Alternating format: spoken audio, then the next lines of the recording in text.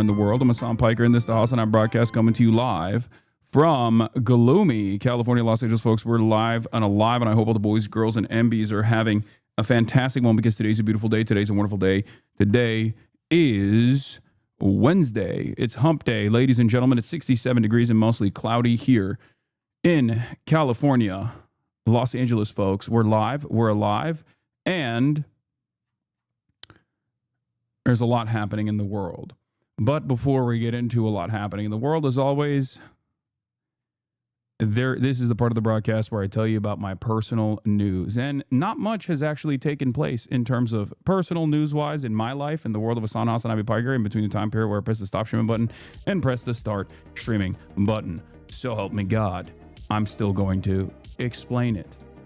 I'm still going to tell you all about it. Have you fixed the jet lag at least?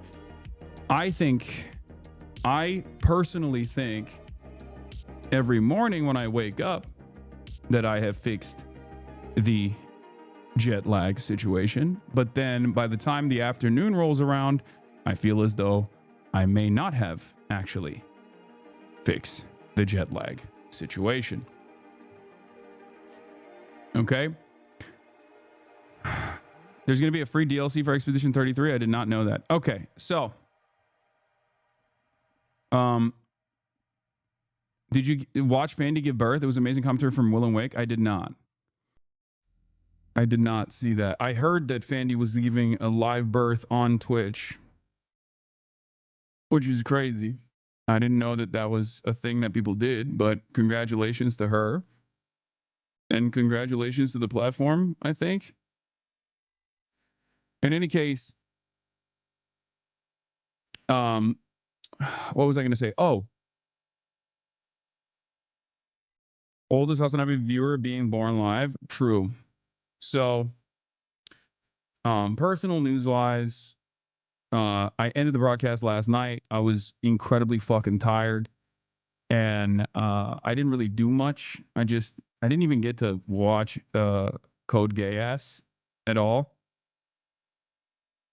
I just basically passed the fuck out around. I went to bed at like 9 and went to sleep by 10. Woke up at 6 a.m. sharp on the dot. Immediately went and worked out, as I always do. And then here's nephew and uncle and dad watching a birth. That's crazy that like this was a live broadcasted, live televised situation. Did they show? Did they actually show? Because like that's crazy. I didn't even know that that's like a thing you can do. I can't believe there was a live birth that took place on stream. Doing it live is I guess it's exactly where we're at. There was no nudity. It was on camera, but not visible. Okay, because I'm worried about seeing it. Anyway, but other than that, personal news wise, scheduling some events and things of that nature. Dan Clancy was in Fandy's chat. That's not surprising. That's like that makes sense for Dan to be there. I mean, it's a big event for Twitch, as crazy as that sounds. To be fair, the only thing that stopped people from doing it before is the platform rules of service. Bitch your ass, someone would have done it ages ago if they could have. Yeah. There were 4 OnlyFans girls in the room. They had a professional operation hiding the nudity. From the COD to the PC, Kaya will be free. Yes, I will be addressing that as well. Don't worry. Imminently, as a matter of fact. There is a lot of, why are people mad about you, Kaya, / what were you doing? There's a clip out there that in the aftermath of me getting my internet getting pooped, I come back live and I'm very frustrated.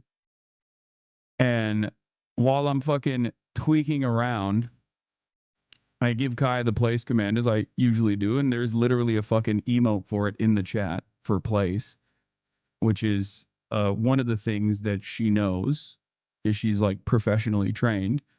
And I think while she was like getting up and down from the bed,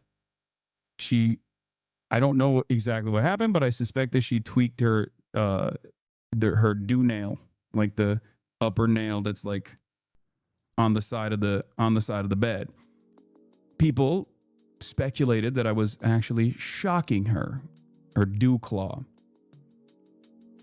People were like, "Oh, you're fucking shocking her." Then I suspect that a bunch of people who have never trained a dog, never had a dog that required training, being completely idiotic. Yeah, I mean, it is basically a perfect shitstorm, because obviously I have a lot of haters. Obviously, a lot of people love dogs, myself included. The clip looks fucking horrible. And people were like speculating because I was like moving around, and they're like, "Oh, he was like hitting a button on his desk." It is what it is. They say you never take her outside too. I know. The worst part about it is that a lot of people, the most insane part about it is that a lot of people were just like automatically under the assumption that I've been like abusing my dog, that I love more than most human beings. You know?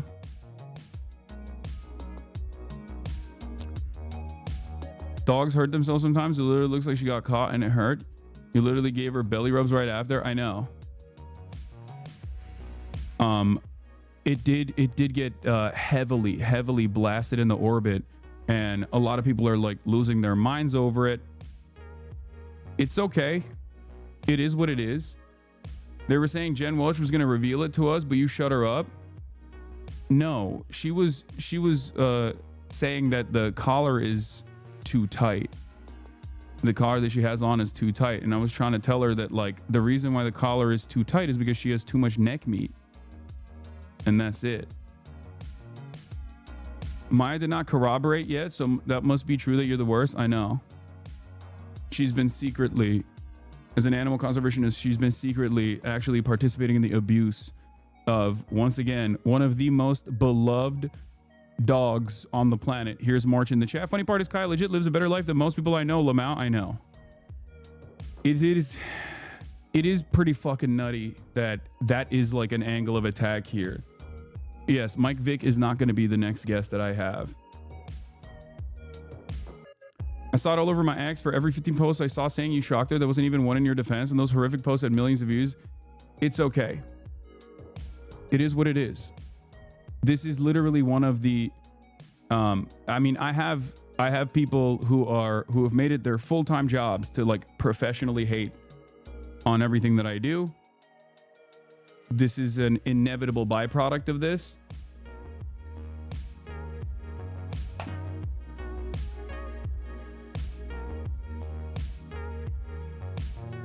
It'll blow by in like a couple days.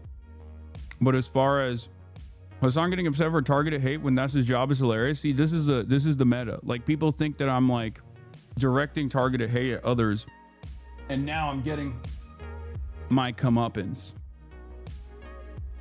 In any case, it is what it is.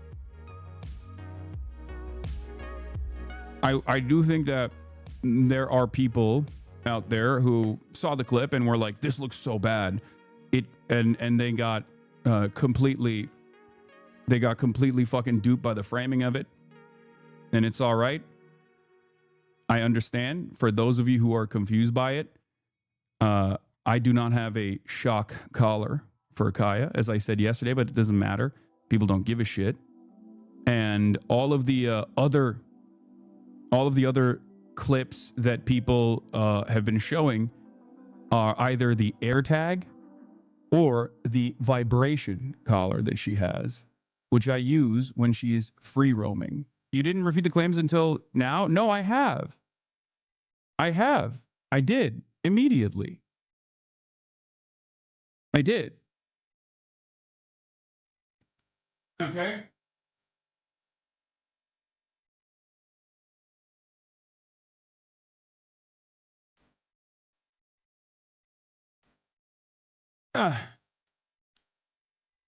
My dog is a vibration collar like that because the shock collar wouldn't stop the barking. Yeah. And the vibration collar for off-leash training doesn't work in the way that you guys think it does.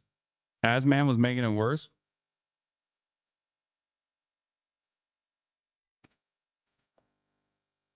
No, but you don't have to refute people who talk regardless.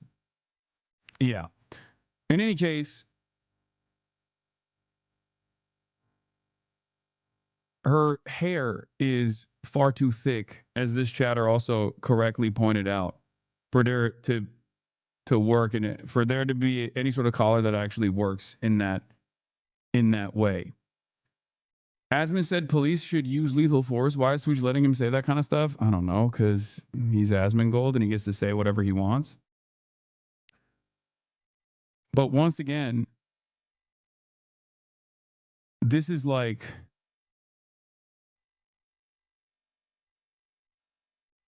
this is one of the most insane sagas that I have participated in so far. You have to be aware that your haters shipped the clip like 30 minutes later, happened on stream. I know. It is what it is. But I had a dream that Elon got you banned over this. Yeah. It is laughable because, once again, I have been around so many other content creators, people that do like literally animal welfare advocacy and things of that nature. This dog is a famous dog. And she is one of the best taken care of dogs of all time. Like straight up. Lives a better existence than I do. Lives a better existence than many of you do. Definitely lives a better life than my haters do. That's for sure. As someone who almost always agrees with you on stuff, the clip where you mentioned buying a shock collar before and the other clip where you talk about Frenchies and your response to the collar being too tight were all disappointing. But yeah, I'm sorry. Everyone is just accusing you of something so awful. Yeah, the clips that they're using are from like 10 years ago when I was talking about not using a shock collar. That's what I mean. That's what's so crazy about it, because like in the clip that they're using from like literally 10 years ago when I had a different dog, my former dog that passed away, I'm straight up in the OG clip being like, someone suggested I get a bark collar because Fish actually barks quite a bit. Fish is my previous dog. Okay. This is the clip that was not manipulated. And I think they like clipped it in a way where here, wanted to use a shock collar. Here, this is what wanted to use. There's a bunch of clips that are going around right now, and people are trying to build this like people are trying to build this narrative, and here it is. Here's the 19-second clip. I'm going to show you what they're using currently. My old roommate wanted to use a shock collar for Fish and his dogs. I have it still. I bought it. That's weird. What is that flash cut in between? Dogs. I have it still. I bought it. They are incredibly effective. Jordan. My old roommate wanted to use a. Here is the original clip. They wanted to use a shock collar for Fish and his dogs. For Fish and his dogs barking. I couldn't do it. I have it still. I bought it. They are incredibly effective. That's literally from like 2018 or some shit.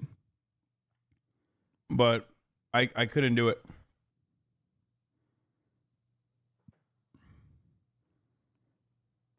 Damn, why'd they cut it like that?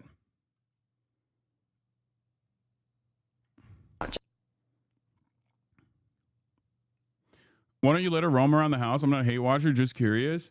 Okay, so let me address a couple things really quickly. First and foremost, I have done this. I have addressed this a million times over. And not only have I addressed this, but I've also shown like, not only have I addressed this, but I've also shown in videos like Kaya's day-to-day experiences and stuff like that. Obviously, she gets out. She has an incredibly active morning. And not only that, but she also has an incredibly active afternoon. She gets 2 hours of playtime every morning at either the gym or at the park that I go to. And then as a big dog, as big dogs oftentimes do, she passes the fuck out for extended periods of time throughout the day. As far as not letting her roam in the room itself, there's a very specific purpose for that. That is because, and this is something that I've described over and over again, the reason why she's not allowed to roam inside of this room, with the exception of like stretching or getting up, getting down, drinking water, things like that, is because she likes to lay on the ground. When she lays on the ground, that's terrible for her fucking joints. Every single thing that I do with this dog is either with a professional dog trainer or with a vet. Okay? Professional dog trainer or a vet. A lot of people don't understand how serious this is to take care of your dog, how important it is to make sure that you have like proper activity, proper socializing, and to make sure that your dog gets out, make sure that your dog is actually active, and more importantly, make sure that your dog has a regimented and very structured life. Okay? Especially when you have a very large dog. I have a very large dog. Okay? Large dogs have a tendency to get hip dysplasia. Okay? Large dogs have a tendency to get hip dysplasia later on in their lives, and they have joint issues. She is 120 pounds. The other reason why it's important that a large dog is very properly trained is because a large dog can accidentally hurt someone.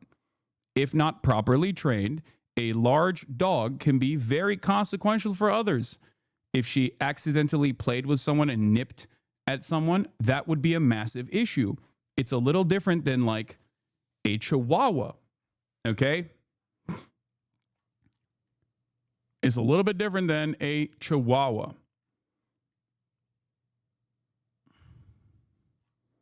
They can also hurt themselves as well. So, that is part of the reason why I take this very, very seriously and have taken this very, very seriously from the start. And there was a lot of like weird fucking comments. There, like, I'll bracket off the criticisms into 3 different categories, okay? The number one is the broadest majority of people who saw that clip and were like, oh my God, this looks terrible. Like, this guy is fucking abusive or whatever, right? Which is hilarious to say about someone like myself, especially considering that, you know, I am very, very careful and very good with Kaya. Like, I spend every waking moment with her. She is the love of my life. She's the most important thing in my life, okay? I love her more than I love most human beings. The notion that I would be abusive to her is obviously ridiculous, but it is what it is.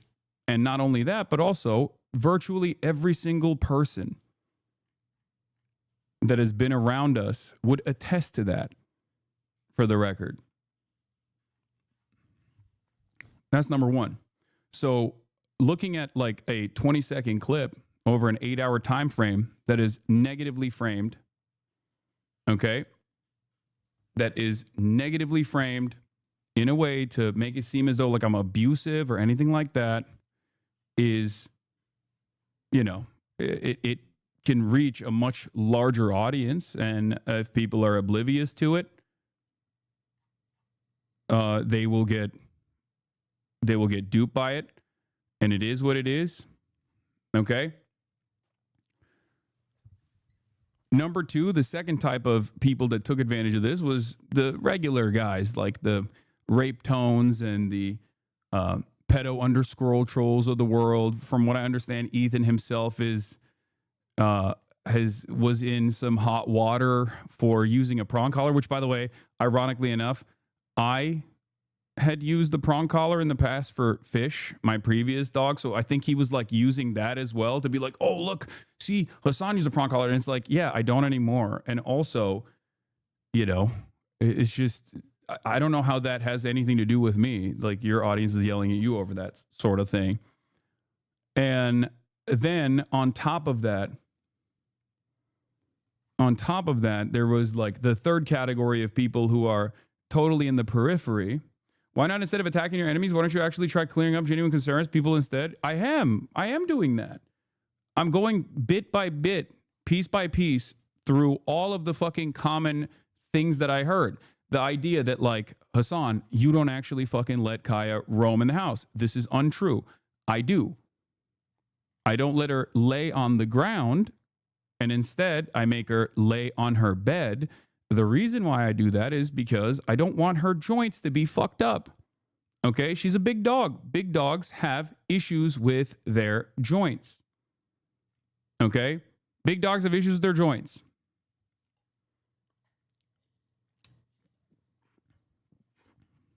Especially if they lay on the hardwood floor for an extended period of time.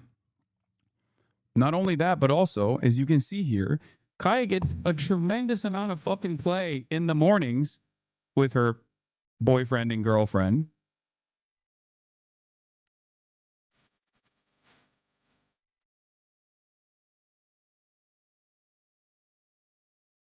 She gets 2 hours of unstructured playtime. And that is the reason why she just fucking passes out. You only go one VOD back and Kaya roams the entire VOD amount. I know, but it doesn't matter, right? Because if you are in here for an extended period of time, you already know this. You already know that Kaya gets to run the show, do whatever the fuck she wants. Okay? But the problem here is we're not invested in, like, the narrative is not being guided by people who are interested in having a reasonable opinion on this. Okay? I've never seen a Malinois with a docked tail before. Did something happen? Yes. Unfortunately, he bit into his tail so much that they had to literally do a medical intervention when he was wearing a Halloween costume. He had a lion's tail and a lion's mane. And when he was a little puppy, he basically chomped on it so much that they literally had to clip it. It's so sad.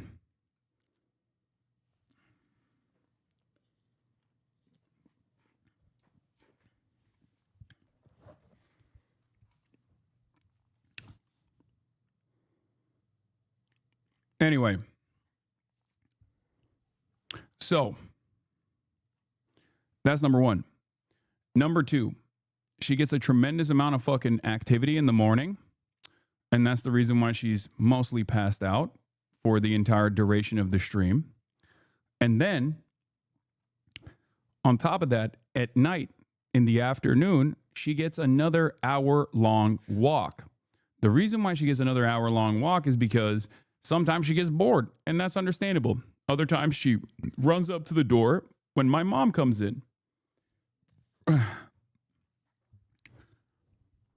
But of course, if you know, if you are in here, if you're in here for an extended duration, you've already seen that. Okay? Crazy to me that you have to give attention to this matter. All your viewers should know better. No, it's okay. It's understandable. Especially because this is like a big deal. I jokingly said dogfighting ? The clips don't show her trying to lay on the hardwood floor. She just stepped off her pad. Please explain. No, that's what I'm saying. That's she steps off the pad to go lay on the hardwood floor.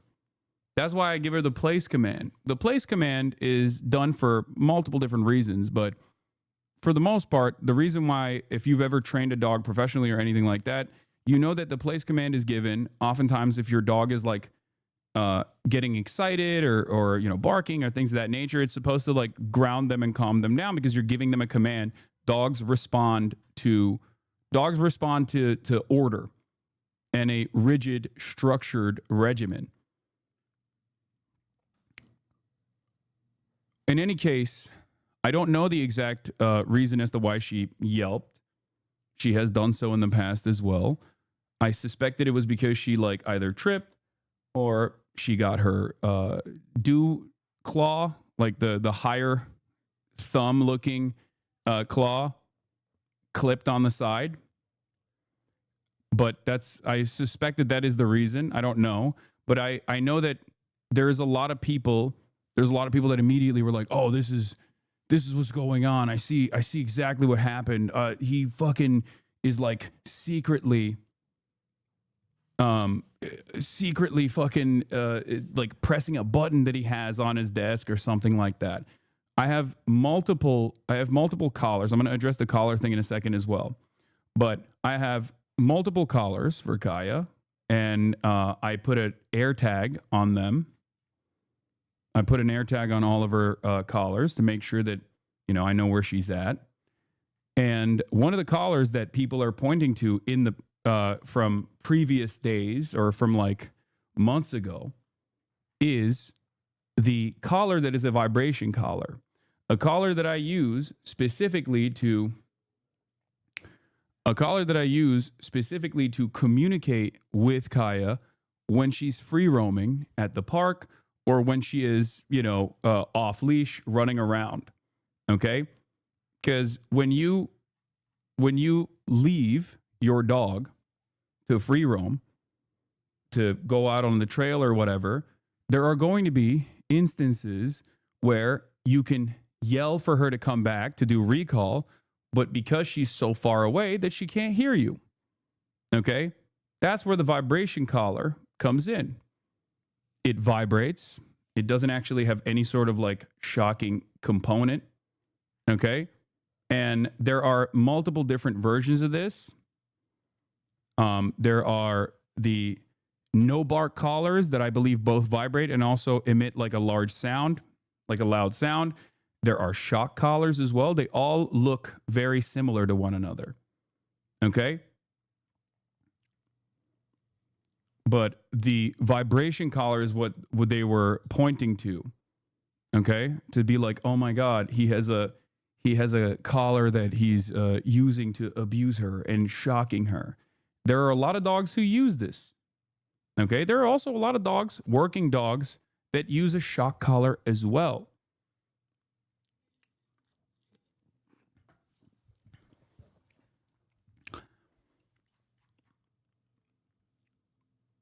Is the vibration collar a positive reinforcement technique? No.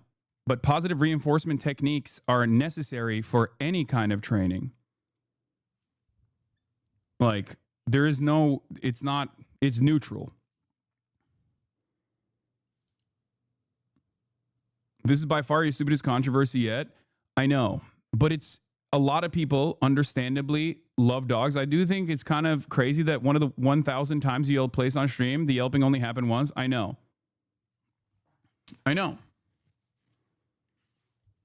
It's such a common thing. It's such a common thing that I do that there's an emote for it.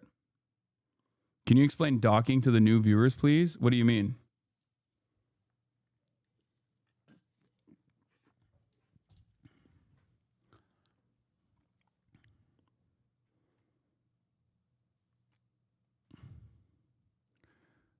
Dude, none of these guys crying about it train their dogs. They know nothing. Yeah.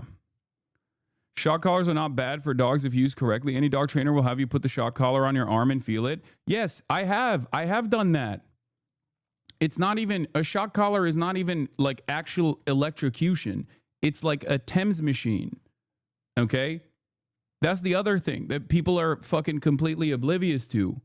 Yes, a shock collar is like, if you've ever used a Thames machine, it feels like ants. It's a Thames machine. That's what the sensation feels like. Okay? But it doesn't even matter because that's not what she was, that's not, like, I don't have that anyway. I think you should wear the collar and bark for chat. Would make everybody happy, including us degens.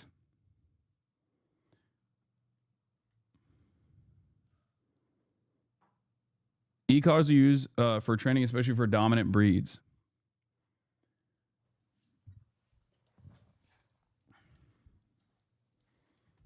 Shock collars are not bad for dogs if used correctly. My friend used to use it around his neck. I'm a vet assistant. It is meant to break them out of a fixation if they're not responding to commands. And yes, it does have to be tighter than a normal collar. No, the reason why her collar is tight is because she just has a lot of neck meat. That's it. That's the only reason. There's no other reason why she has a tight collar.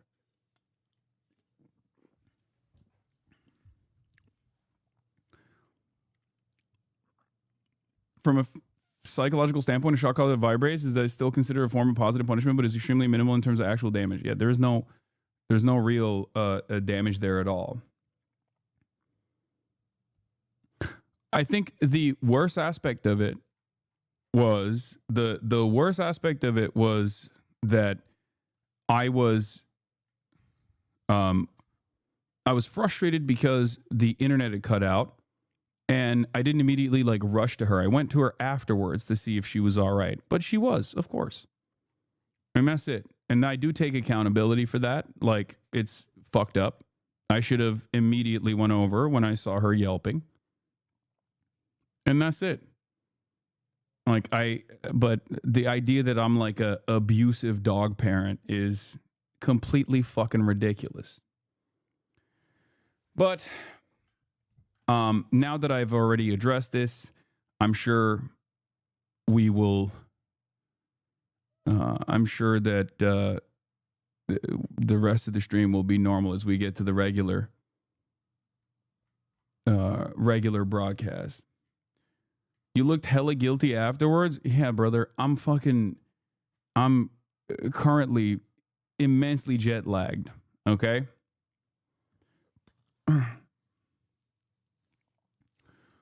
Also, they saw a clip of you teaching her, showing her in the pool, and went there drowning her. Yeah.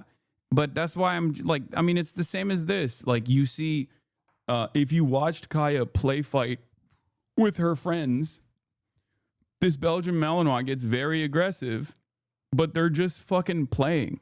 They're not like for the uninitiated, especially if you don't have a dog, and everyone's dog is different. You can look at it from afar and think, oh my God, this person is, this person is like engaging in a dogfight or anything like that.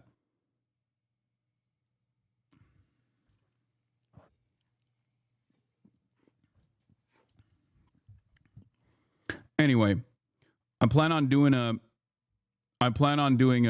video on the different collars that she has eventually, so that I can show you. Maybe do like a dog trainer style video, or like a day in the life of Kaya video where I show you what she does every single day.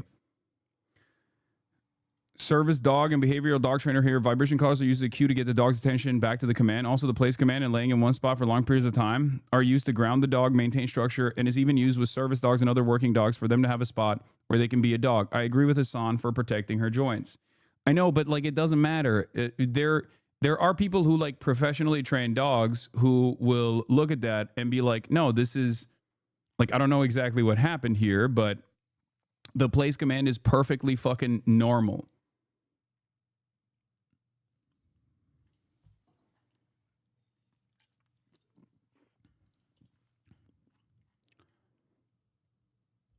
Is this what you have to deal with on a regular? Dumb controversies and desperate attempts to discredit you? Yes.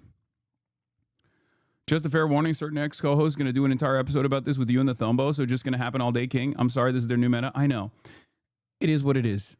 I think it's really funny.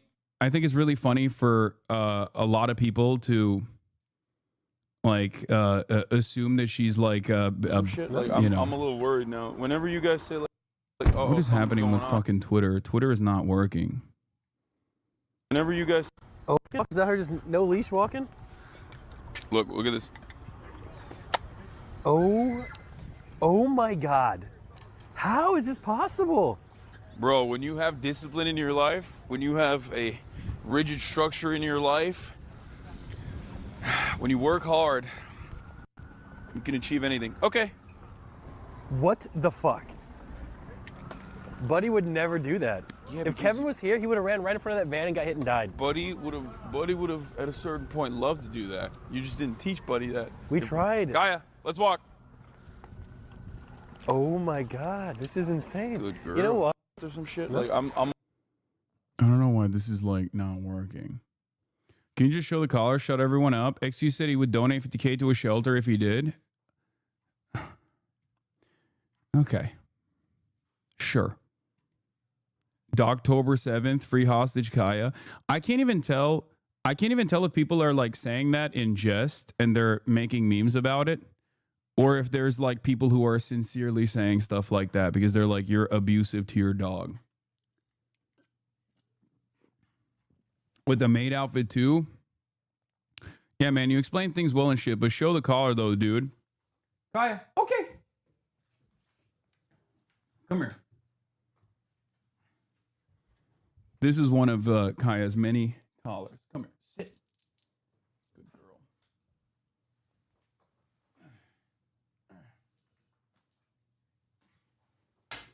This is the one that people are talking about.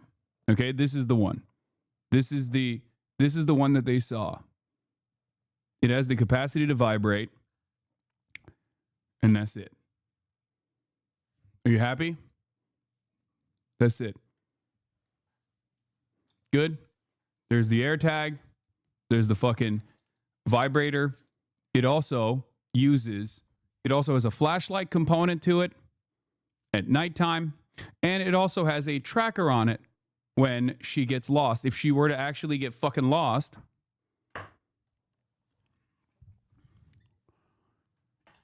you are able to, it emits a sound.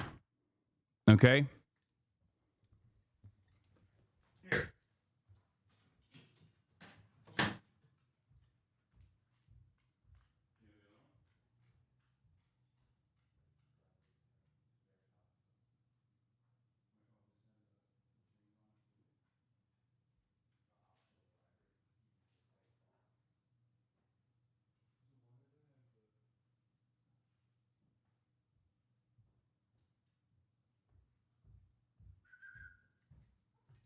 Kaya. Kaya, come. Kaya. Come here, baby. Good girl. Place.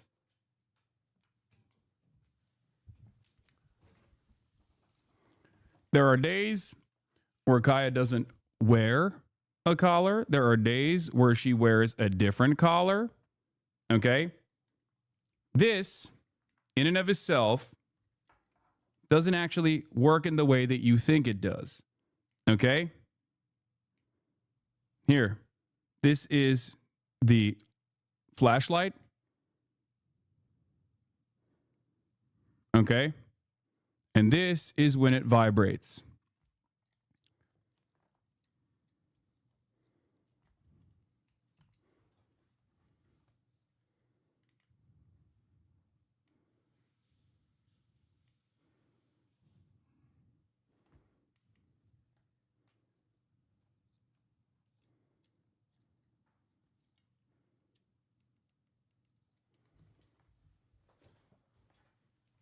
All right, come here.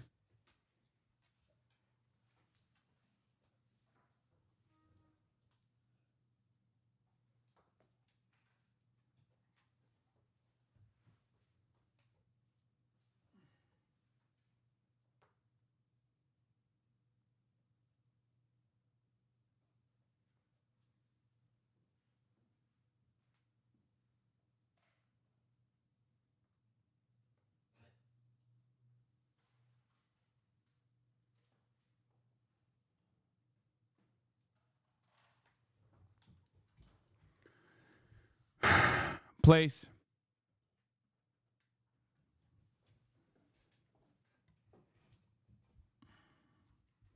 Anyway, it doesn't matter. Okay? I understand. I understand why people are concerned about it. It's okay. It makes sense why people will be like, "Oh my God, this person is being abusive." If they only saw that clip, it doesn't matter. And this will not go away, for the record.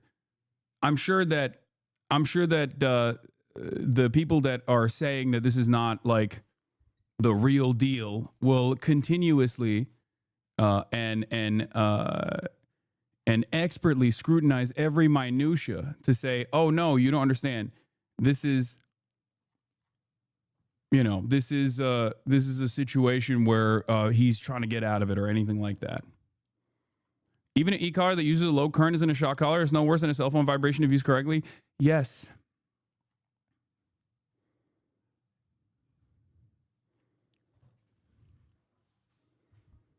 Will all those that slandered you apologize now? No, because it doesn't matter. It doesn't. No, because they've been targeting you before this and they will continue to do so in the future. Exactly. And they will continue saying like, I don't believe it. I don't, it's this or that. I think the greatest counter to this shit would be to basically the greatest counter. Why did you use it then? I didn't. The greatest counter to this would be the 7 million hours of me, 7 million hours of me hanging out with Kaya. And there are already people who are saying this. There are already people who are fucking going crazy in the chat talking about how this is, it doesn't matter. You're still defending shock collars, all this shit. Like, she's been on stream for 10,000 fucking hours at this point. She's grown up on this stream. She's been outside on stream. Why can't you just grab the collar and show us? I just did. It doesn't matter.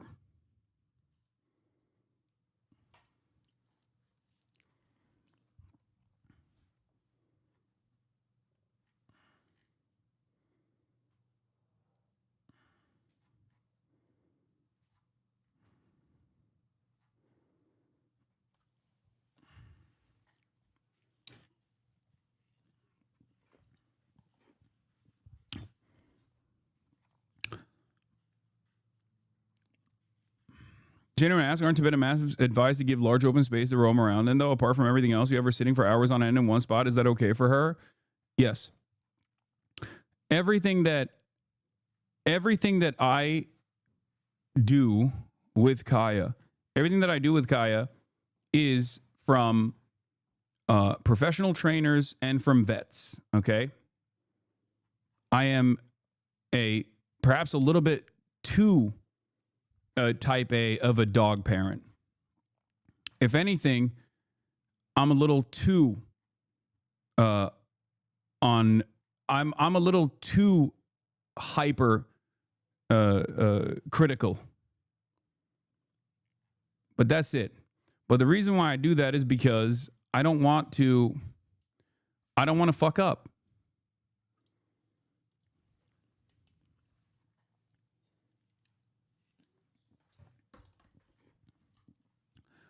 Large dog. What were you reaching for in the clip? What do you think?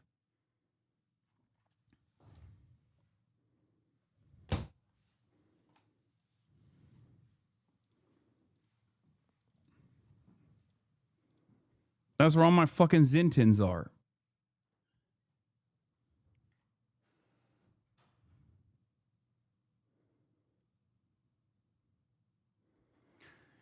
Anyway, it is what it is. But people will continuously hyper scrutinize everything that I do. They will continue to look for anything that they can. It's one of the funniest things that you could yell at me over, though, because like I am very I'm very on it in terms of like reinforcing the training. Okay?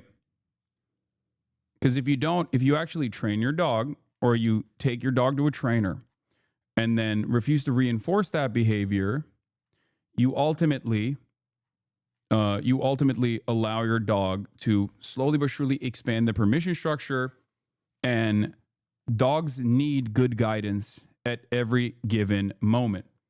Okay?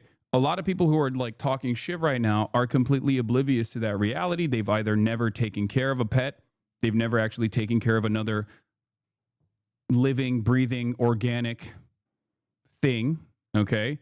Whether it be a fucking hamster or a dog or anything else. And for that reason, they just don't understand it.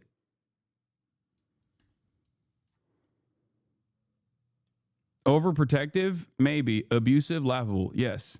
I am very overprotective.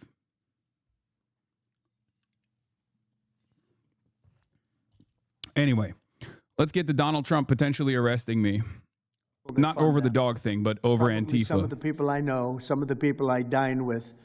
But if they do, they're in deep trouble. So we're going to be looking very strongly at the people that are funding these operations. When you see the signs, and they're all made out of a beautiful, beautiful paper, beautiful, nice, stiff, very expensive paper with beautiful wood handles, all the same color. They come from very expensive printing machines. These are not people that write out their signs in a basement that believe in something. These are paid anarchists. At least 3 of these courageous... I forgot to blast off. Andy Ngo has been repeatedly beaten by Antifa thugs for his work in Andy is a very serious person, too, I have to tell you. I've been watching him for a long time. Is Andy here? That's what I thought. Hello, Andy. I thought that was you. You're looking better than you do out on those streets, huh? You look much better. It's nice to have you. You feel a little safer here, I think, maybe. Well, not that safe, because you have them. You have to worry about that. But thank you very much. Andy Ngo has been repeatedly beaten by Antifa, and including one assault that left him with a brain hemorrhage. Only days ago, Nick Sortor was assaulted in Portland by a flag-burning mob, and we've made it 1-year penalty for inciting riots. We took the freedom of speech away because that's been through the courts, and the court said you have freedom of speech. But what has happened is when they burn a flag, it agitates and irritates crowds. I've never seen anything like it on both sides, and you end up with riots. So we're going on that basis. We're looking at it from not from the freedom of speech, which I always felt strongly about, but never passed the courts. This is what they do, is they incite. When you burn an American flag, you incite tremendous violence. We have many examples of it, many examples of it, and it's actually down on tape, and you see things happen that just don't happen unless it's the flag that's burning. Very recently, Katie Davis Court was hit in the face with a flagpole in Portland by an Antifa radical, leaving her with a very blackened eye. So, Katie, thank you very much. And I'd like to also say that I watched Nick. Where's Nick? Is Nick here? Nick? Hi, Nick. That was a rough time you went through. I hope you got my little note. I wrote you a note. Yeah, I really appreciated that. It helped a lot because it was a difficult situation. It was very stressful, and, and your note helped a lot. I truly appreciate it. I thought it was terrible, actually. I thought it was terrible. So we'll talk about it a little bit. Under the last administration, the Department of Justice targeted faithful Catholics, Christians, and patriotic parents as domestic extremists. They said, oh, they're extreme because they believe in God. They're extreme because they go to Catholic church, or evangelicals, where everybody was under the gun. Unless you are a really bad, sick person, then they left you alone. Under the Trump administration, we're going after Antifa criminals, and all who fund and support their campaigns are in serious trouble. And we have a lot of records already, a lot of surprises, a lot of bad surprises. It's people that you would never think. I want to thank Attorney General Pam Bondi, who, by the way, yesterday was incredible in Congress. It was amazing, and she just did it from the heart and the brain, because she's very smart, in all fairness. But she did it from the heart, and she did it an incredible. Everybody was talking about it. She exposed some of these fake senators, these terrible senators, people like Blumenthal that had a phony war record. For 20 years, he talked about it, what a hero he was, and it turned out he never went to Vietnam. For 20 years, he talked about being a hero in Vietnam. Then it was exposed when he said what platoon he was with, and it was exposed that somebody was watching from that particular platoon. They said he was never with us. And then he went out and he cried, and he was ready to drop out of the election. And disgraceful. And then he looks at people like Pam and he starts criticizing her, and she's a patriot. And they ought to do something with that. You know, we have a young congressman that's right now in jail for lying about where he went to college and other things. It was, you know, frankly not good. It was pretty bad. But it was nothing compared to Blumenthal. I mean, what Blumenthal did, he was for 20 years a hero, a great war hero. And then he sits back and, you know, sanctimonious kind of a guy, looks down, how dare you do this to the American public, you know? What a fake. But I thought Pam was incredible yesterday, as well as Secretary Kristi Noem, who's really out there courageously, and I appreciate it, Kristi, amazing what you're doing. FBI Director Kash Patel, who's really coming up with some great information, Kash. It's great. Keep it coming, because there's plenty of it. Deputy Attorney General, one of the best lawyers you'll ever find, Todd Blanche, who I know personally is a good lawyer because I'm here. Thank you very much, Todd. Good job, Todd. Let me ask Attorney General Bondi to say a few words, and then we'll follow it up with Secretary Noem and Director Patel. And we're going to have some of the people around the table, very courageous people, and they're going to be talking, journalists, almost all, and they're going to be talking, and we'll take some questions from the press at the end. Okay, Pam, please. Thank you, President Trump. And as you made clear, Antifa is a domestic left-wing terrorist organization. We've seen them on video for years because they wanted to be seen and they got away with it. They beat journalists, they attack courthouses, they attack police stations, they dox and assault our law enforcement officers. The Biden administration let them commit these crimes with total impunity for years. So did Democrat leaders like Pritzker and Mayor Brandon Johnson. Last week, independent journalist Nick Sorter was arrested just for protecting himself against Antifa. I saw it online and I called Nick. I couldn't believe what happened. He did all this just trying to save our American flag from being burned. He was pushed down and assaulted, yet the local police arrested Nick, not the Antifa thugs who did this to him. Antifa feels empowered to operate in the open because weak Democrats have turned a blind eye to their actions. Their hatred for President Trump and for law and order agendas fuels their violence. We've seen more than 1,000% increase in attacks against our ICE agents since January 20th. Secretary Noem is out there fighting for you firsthand. Twitch hearing was supposed to be today, but no CEO committed to it. To be clear, this doesn't mean a hearing with Twitch Discord execs isn't happening at all, but it does seem that as of last week, oversight hasn't gotten any CEOs to commit to testify. Congress isn't compelling CEOs to testify as far as I know yet. Staying on this. Update here, which I neglected to mention, this hearing is not happening today. I'm told that oversight is still communicating with Reddit, Steam, Discord, and Twitch on testimony, but also House has canceled this hearing scheduled for this week anyway because of shutdown. Yeah, the shutdown today was supposed to be the congressional hearing. Not like it's just an informational congressional hearing, but because Congress is shut down, they couldn't do that. And from what I understand, they haven't actually gotten any like CEOs to be on board with it anyway. And I don't think they were ever going to get Gabin, for example. It's just not going to happen. But, you know, it is what it is. Deputy Attorney General Blanche were in Chicago yesterday. While Secretary Noem was in Portland, we are around this country fighting against this domestic terrorism. We had Apple and Google take down the ICE block apps. Hope they continue to comply. I'm going to blast off. Hold on. Do we have a blast off meme? Of our federal law enforcement officers. We're not going to stop at just arresting the violent criminals we can see in the streets. Fighting crime is more than just getting the bad guy off the streets. It's breaking down the organization brick by brick.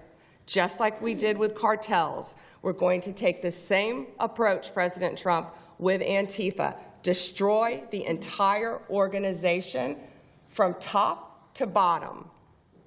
We're going to take them apart. Thanks to your bold leadership and the designation of Antifa as a terrorist organization, which is exactly what they are, Americans will no longer tolerate their unhinged violence. Thank you. Thank you very much, Pam. Christine. Well, thank you, Mr. President, and thank you for hosting today and focusing on Antifa and the terrorists that they are. Let's not make any mistake. These individuals do not just want to threaten our law enforcement officers, threaten our journalists, and the citizens of this country. They want to kill them. Their agenda is to destroy the American people and our way of life, and this president is standing in their way. He is stopping them from bringing their death and their destruction to the individual citizens in this country that just want to raise their kids and their grandkids in peace and in safety. I want to also thank everyone around this table for being so bold and so brave, for standing up and recognizing the threat that Antifa is to our way of life. By recognizing how advanced they are, how sophisticated their networks are, how they've infiltrated our entire country, and we're seeing them play out with their tactics from city to city, and how they have built out their funding mechanisms. And, sir, I also want to thank our Treasury Secretary for his work in getting to the bottom of these funding mechanisms and individuals who are perpetuating this violence on our American cities. I was in Portland yesterday and had the chance to visit with the governor of Oregon and also the mayor. They're in town, and they are absolutely covering up the terrorism that is hitting their streets. While you talked about some of the stories of our ICE agents, our Border Patrol agents, how they have been attacked, how they have been shot at, injured, the damage that they've done, these leaders in these local cities, along with Pritzker and Johnson, ignore what's going on, or, sir, they're helping Antifa cover it up. We have arrested dozens of individuals that are Antifa members or affiliated with them, and I want to thank our Attorney General for prosecuting them and making sure they never see the light of day again. They have been so bold in making sure we're bringing those individuals to justice. One of the individuals we arrested recently in Portland was the girlfriend of one of the founders of Antifa, and that we are hoping that as we go after her, what are we talking about, man? The girlfriend of the founder of Antifa. About the network and how we can root them out and eliminate them from the existence. What is the founder of Antifa? I want to thank the new journalists here today for telling their stories. You're a loser if you just shot your dog. You could be the Secretary of the Department of Homeland Security. It's true. In America. Many times the legacy media has looked the other way, refused to tell the stories. The networks have not really focused on what this is and what damage it is doing to our country, and how this network of Antifa is just as sophisticated as MS-13, as TDA, as ISIS, as Hezbollah, as Hamas, as all of them. They are just as dangerous. They have an agenda to destroy us, just like the other terrorists we've dealt with for many, many years. And today is the day that we have a president that won't tolerate it and will stand up and fight for the American people. So thank you for being here, for being so bold, and for standing in the gap at such a time as this. It will matter. It will make a difference, and your life will be one of significance because of what you've done today. So with that, God bless you, and thank you, Mr. President. Thank you very much. Thank you. Cash, please.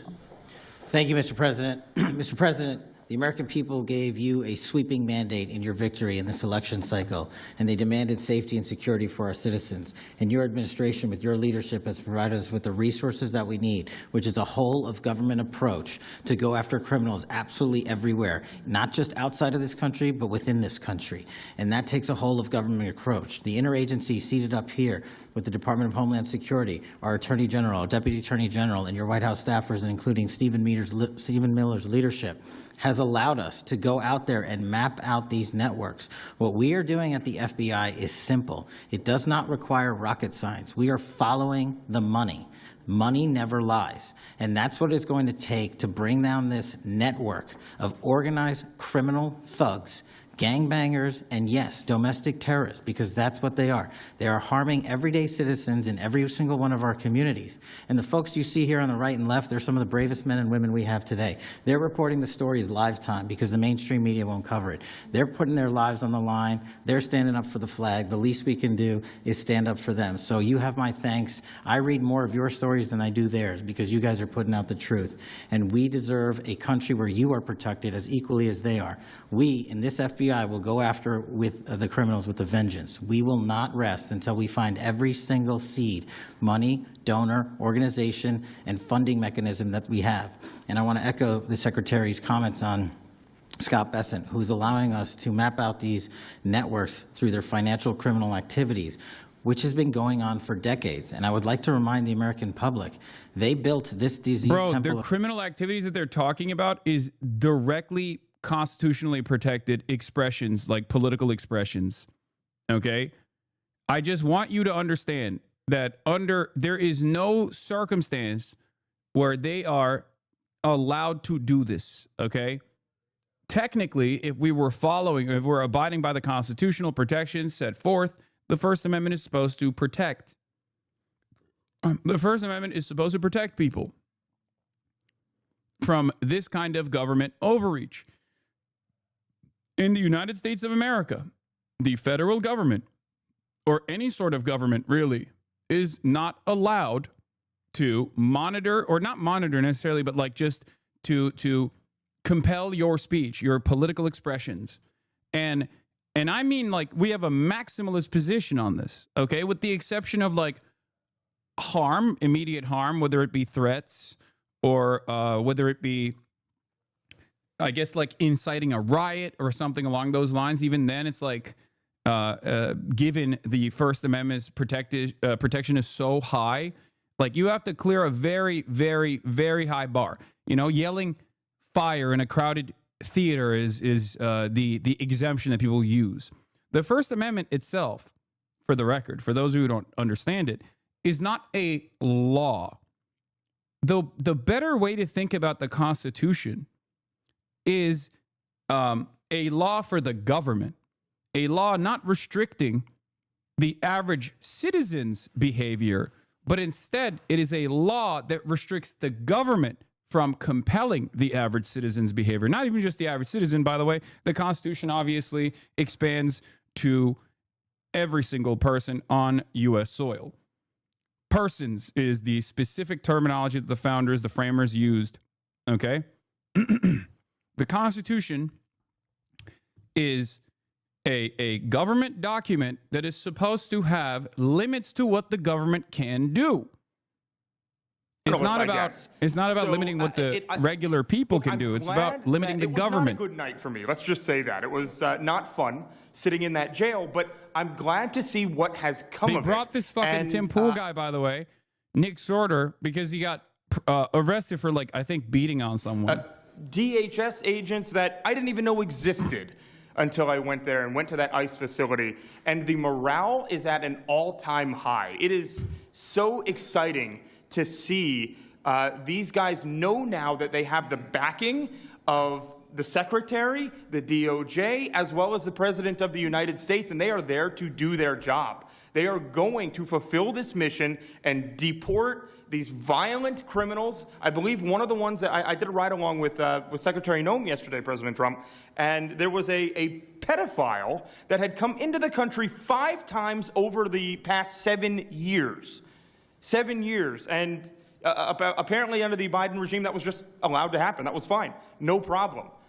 It's concerning to me that you're seeing the Portland Police Department, as well as the governor of Oregon, and the mayor, of course, coming out and running defense for pedophiles that have entered the country illegally 5 times. It's crazy. I'm glad it's taking a front row seat in the media.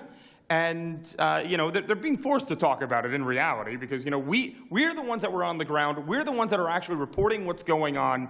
And you know, much of the legacy media has been either ignoring it or covering for Antifa for years now.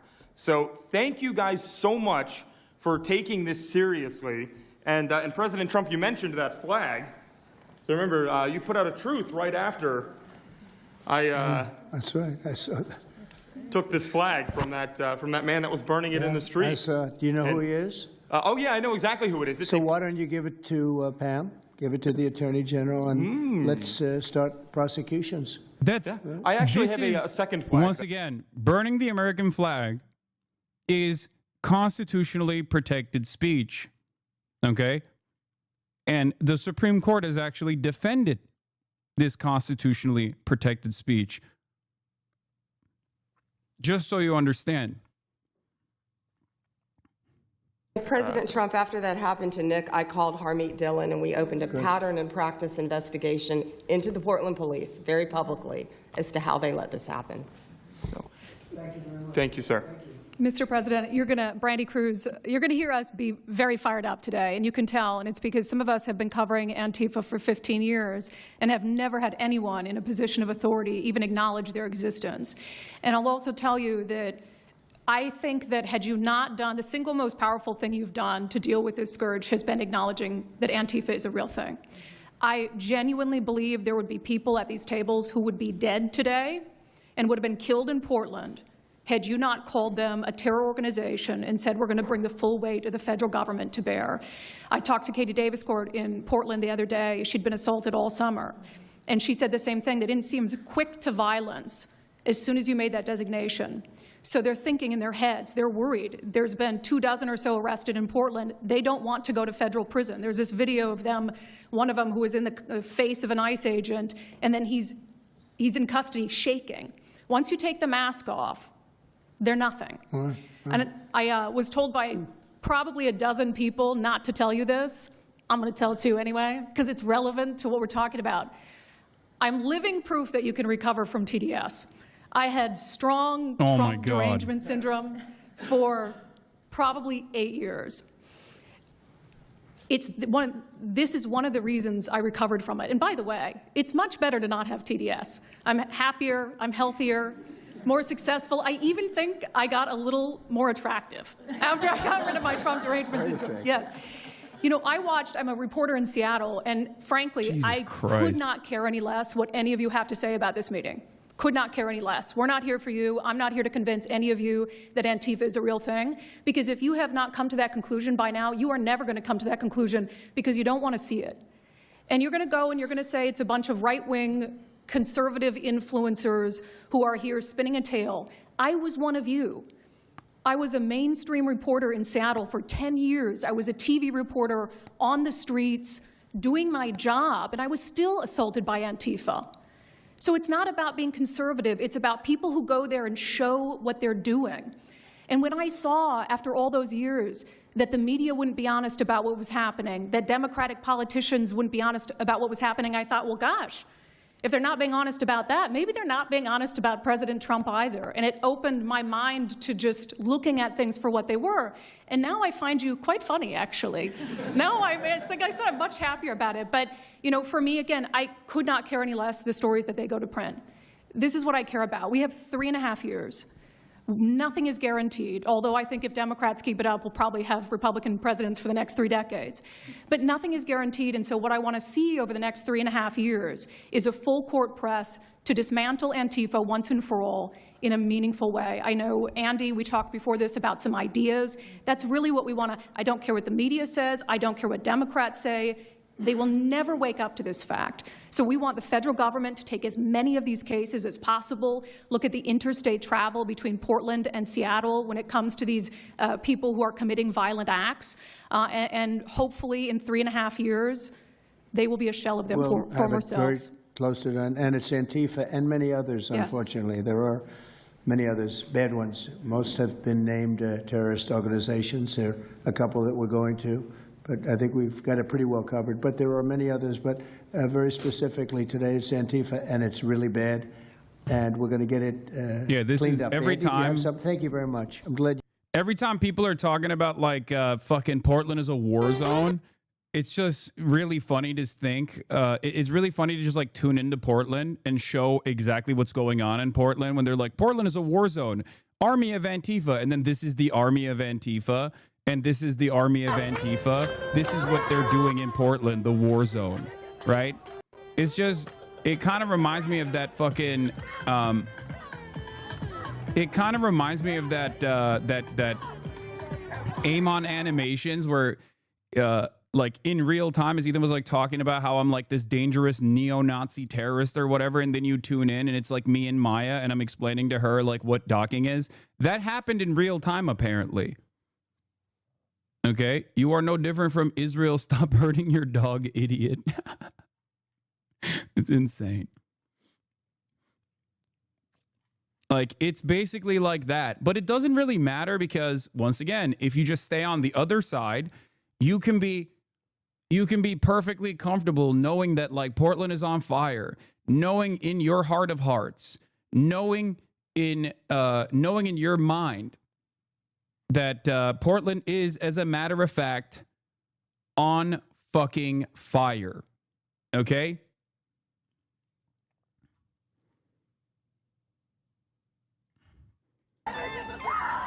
Meanwhile, I mean, it happens all the time. It happens all the time with, like, protests. It happens all the time with protests in general, where you will see people go, the cars are the cars are on fire. The cars are on fire. It's completely it's completely out of control. They're burning the Waymos. And then you like will watch me go to a protest, the exact protest they're talking about, like Los Angeles is on fire. And I walk 3 blocks away and I go get a fucking ice cream at like a Japanese ice cream restaurant. It is so difficult to cut away at these insane narratives because a lot of people don't want to see the other side. They just want to continue being deluded. Now, under different circumstances, that would be fine. That delusion, that level of delusion would be fine. Okay? As long as it's just kept people scared and it's whatever. But now, after the government has expertly crafted this hysterical narrative, manufactured this outrage, they're using this narrative to continue ridiculous political prosecution, illegal political prosecution of people who are exercising their constitutionally protected, for now, constitutionally protected right to exercise their First Amendment rights, to protest against police, to protest against whoever the fuck they want to protest against. That is the most fundamental American value. It is more fundamental an American value than racism is, okay? That is the most important, most fundamental American value, okay? There's a reason why it's the First Amendment. Now, on top of that,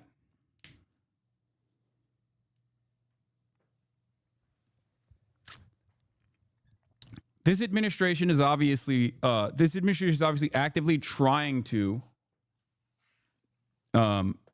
create an alternative. This administration is actively trying to erode that constitutional protection. And this is going to hurt everybody. Okay? A lot of people don't understand. They think, oh, those guys are simply radicals. They're Marxists. They're this, they're that. Not realizing that it's not just the radical Marxists or whatever that these guys want to prosecute, even though that shouldn't be prosecutable regardless, right? Those guys actually want to stamp out any matter of political dissent. That's what they want to do. They want to go after all dissent. They recognize that they are unpopular. They recognize that they don't have the broad popular mandate that they thought that they had, or that they deluded themselves into believing that they had. So now, the only alternative at a time when there is like an unprecedented wave of unpopularity, the only thing that they can do is basically force the issue.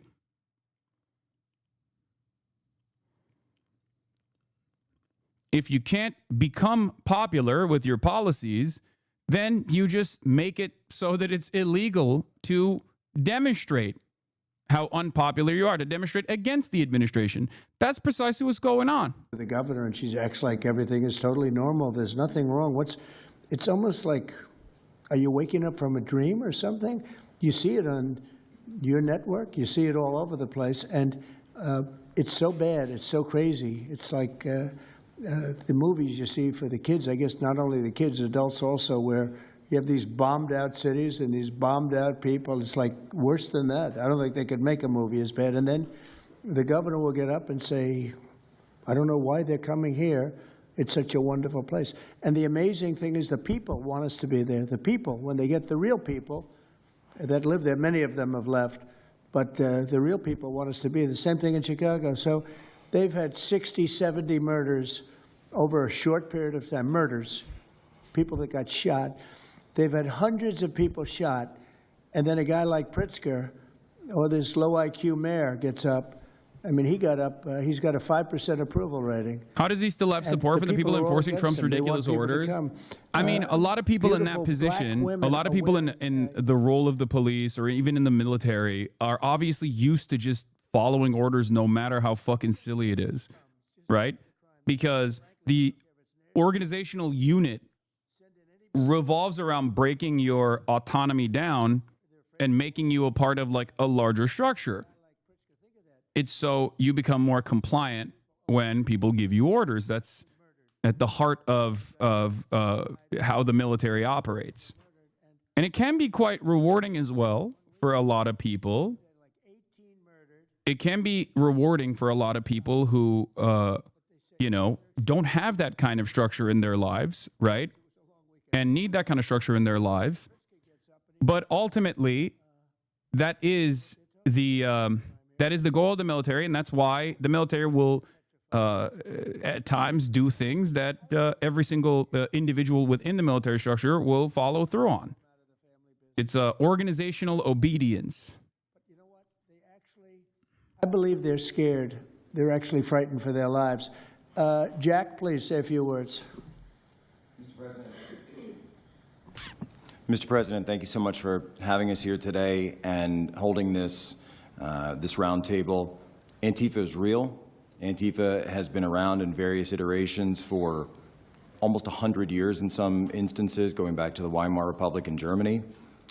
And it's now been just under 1 month since we saw a far leftist murder Charlie Kirk, and we saw thousands upon thousands of people, other far leftists and people in positions of authority, people like nurses and pilots and doctors and HR departments celebrating the death and the murder of Charlie Kirk. This sickness that's out there is absolutely real. And Mr. President, thank you for mentioning the fact that one of the bullet casings read, "Hey fascist, catch" on it. One of the other bullet casings right next to that had Bella Ciao written on it. Now, Bella Ciao is a song that is known in Antifa circles as the international anthem of Antifa. And all of us around this room that have studied Antifa, we're very familiar with these symbols. And Mr. President, I think the situation is getting worse. When you look at people like Luigi Maggioni in his 20s, Thomas Matthew Crooks, of course, who took a shot at you, sir, the ICE shooter in Dallas, and now this Tyler Robinson, we're starting to see a pattern of more and more murderous violence. And this same violence is not just random. It is targeted assassinations, which are getting worse. And every single one of us in this room that goes out there, and obviously you as well, sir, and all the staff, we are now under that threat every single day. And working there at Turning Point USA, and I've spent just about the last month out there in Phoenix with Erica, with the family, with the team. And I will tell you this, Mr. President, even though going through something like that, which is an absolute nightmare, and people say, how can you watch this like for so long is nauseating? I have to. This is the future of the country. It was horrible. But we're not going to quit. And it's like specifically impacting continuing the tour that Charlie was people, on. not just like myself, but just like people like yourselves as well. 5,000 people last night in Montana, if you can believe that. We are continuing to organize on campus. None of these are journalists, by the way, and they're not asking questions. They're here to just like chirp. This threat, knowing what happened to Charlie. But Mr. President, we need to do something about this, because I fear that the next one who could be killed could be sitting at this table right now. And we're not going to stop, but they need to stop, and they will not stop until they are stopped.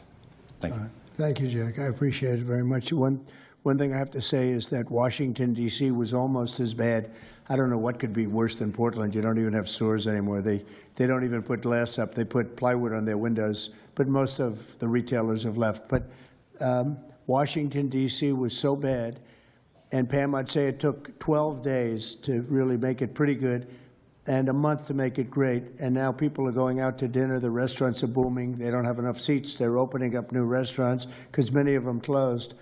And people are walking down the street totally safe. A reporter, I'm not sure if she's there. I can't see somebody reported there. She is. She was violently assaulted. And I don't know, she tends to be somewhat liberal, but she wasn't liberal on this one. I appreciated your honesty, but that won't happen again. It won't happen again. You're lucky you're alive, frankly, with what happened. I know exactly what took place. So Washington, D.C., our capital, we thought we'd start there appropriately, and it's safe, and people are so happy. They're so happy. And now it's a couple of months. I went to dinner there. I felt totally safe. I gave a press conference right in the middle of the street, which I don't think Secret Service was thrilled about. But, you know, I'll tell you what, I wouldn't have wanted to do it 6 months ago. It's incredible what happened. Now we're in Memphis. As you know, we're having a great impact in Memphis. It's been only a week, but it's, Cash, I hear it's been amazing what's happening there just very early. But you take a look at D.C. and you take a look at some of the other. We've had a big impact there. What we haven't said, because Pritzker said, well, crime is going down in Chicago. Well, 5 months ago, Cash went to Chicago with a lot of FBI agents just to prepare it so that we went in with, I guess you could call it a surge, call it whatever you want, but would be even more effective. And we're going to be doing that, and very, very strongly doing that, because Chicago is a very unsafe city. It's a great city. The head of the Union Pacific Railroad said, sir, please save Chicago. It's a great city. It can be saved. Other cities are gone. I mean, they're lost. They can get better, but they're just totally. Really, they've been so They're decimated. lost. But I'm so proud of what they've done so quickly in D.C., and it's taking place quickly in Memphis, where we were asked to go by the mayor and by the governor. And it's really incredible what we can do and how fast we can do it. Let's go for two more. Would you like to go? And then, Katie, you'll go. Okay, please. Yeah, thank you, Mr. President, for having us here. And not to sound like a broken record, but it needs to be said that Antifa is real. Yeah. It's real. It's a threat. I just saw them last weekend over in Portland while they're causing mayhem over there. And the reason why they're such a big problem is because we have Democrats and a lot of people in the mainstream media refusing to acknowledge that they even exist, right? So how can we as a country begin to address it if we have large swaths of, these people who are supposedly decision makers and people who are supposed to inform, they don't want to say that it exists. Because the common argument is like, well, they're not a real organization because there's no national leadership, they don't have national headquarters, so how can law enforcement go after a group that doesn't exist like that? Well, law enforcement goes after criminal groups that organize to rob banks or do smash and grabs. They don't have a registered LLC. They don't have official membership cards. They don't have, a business address. But law enforcement still goes after them because they're working as a group. These people don't just show up, randomly at the same time. It's because anti-fascism is not an organization. It is an action. Okay? You missed when Jack Posobiec said Antifa has been doing terrorism since the Weimar Republic when they were fighting actual Nazis. These people think opposing Hitler was terrorism. I know, because they're fucking Nazis. And that's the only reason why you would criminalize anti-fascist protests. The only reason why you would ever turn around and criminalize anti-fascist protests is if you are a fascist. Antifa is not an organized unit, okay? Anti-fascism is an action. Anti-fascism is a principled action, okay? If you call out someone being racist, you can consider that anti-fascist action in that moment. If you go out and you counter-protest against fascist protesting, that's anti-fascist action, okay? There is no, like, Antifa headquarters. There is no getting together and rounding up the troops and then deciding that we are going to operate in an organized capacity to go and do anti-fascist mobilization. It doesn't work that way. And not only does it not work that way, but even if it did, even if there was an Antifa organization, okay, even if there was a centralized anti-fascist organization, it would still be constitutionally protected, okay? The American Constitution as it stands currently does not have any domestic terrorism tools that they can use to prosecute people who are individuals who are getting together and gathering together and doing acts of political expression. Okay. Yet the Trump administration is trying to change that. Now, this is such a maximalist position that you can literally have the Patriot Prayer and the 3%ers and the Oath Keepers and things of that nature actually participate in mass demonstrations around the country. Okay? That is the reason, because the First Amendment makes it so that as long as you are not directly engaging in some kind of like violent or some kind of criminal action, then you can't prosecute them. He said the government goes after orgs that rob banks. I guess that means all banks are safe now. There's a difference, right? There's a difference there. That is a criminal element getting together to do a crime. It is, as of now, not a crime to protest. Thank you. That's the point, right? It is a crime to try and rob a bank. It is a crime to successfully rob a bank. It's even a crime to attempt to rob a bank.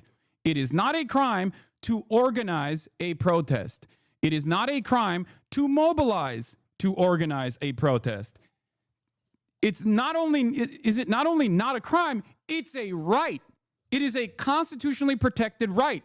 There is no constitutionally protected right to robbing a bank. There is, however, a constitutionally protected right to organize a fucking protest. Okay? It is ridiculous. Do it because it's an important topic, it's an important issue. The American people deserve to know what's happening in these chaotic situations, and we're more than happy to do it. So thank you, sir. Great job. Thank you very much. Katie, please. Hi, Mr. President. It is an honor being here today, and I first wanted to start by thanking you guys for designating Antifa a terrorist group. It's exactly what this group is. It's a long time coming. I'm an investigative journalist from Seattle. I work for the Post Millennial alongside Andy No and Jack Posobiec. I have been infiltrating Antifa cells in Seattle and Portland for the past decade. I know their inner workings, and Antifa uses extreme political violence to crush the civil rights of their political enemies and believes that violence is justified by any means necessary. But today, I want to focus on what is happening in Portland at the ICE facility. I've been covering this for the past 4 months, and this is a call out to corporate media who has completely ignored this story or has falsely reported on it. This is nothing short other than a sustained attack on the United States, which is being supported by Democratic elected officials. The Portland Police Bureau has completely abandoned several blocks outside the ICE facility, giving away their jurisdiction to a terrorist group who has spent the past 4 months harassing, assaulting, and intimidating anyone they perceive to be against their cause. Not only have federal agents been relentlessly assaulted for more than 100 consecutive days, black-clad anarchist militants concealing their identities behind black facial coverings have been assaulting reporters just for trying to cover their crimes. Today, I am sitting here with a black eye and a concussion after being violently hit in the face with a metal pole while reporting outside the ICE facility just this past week. After the attack, I immediately went to three Portland police officers who refused to detain the suspect. I took the time to chase down the suspect in the streets, had her held for 35 minutes. I was waiting for Portland police to come, and they never came. Then that's what opened my eyes to what this group is actually doing. I watched 20 Antifa militants help my assault suspect escape into an Antifa safe house that is 1 block away from the ICE facility.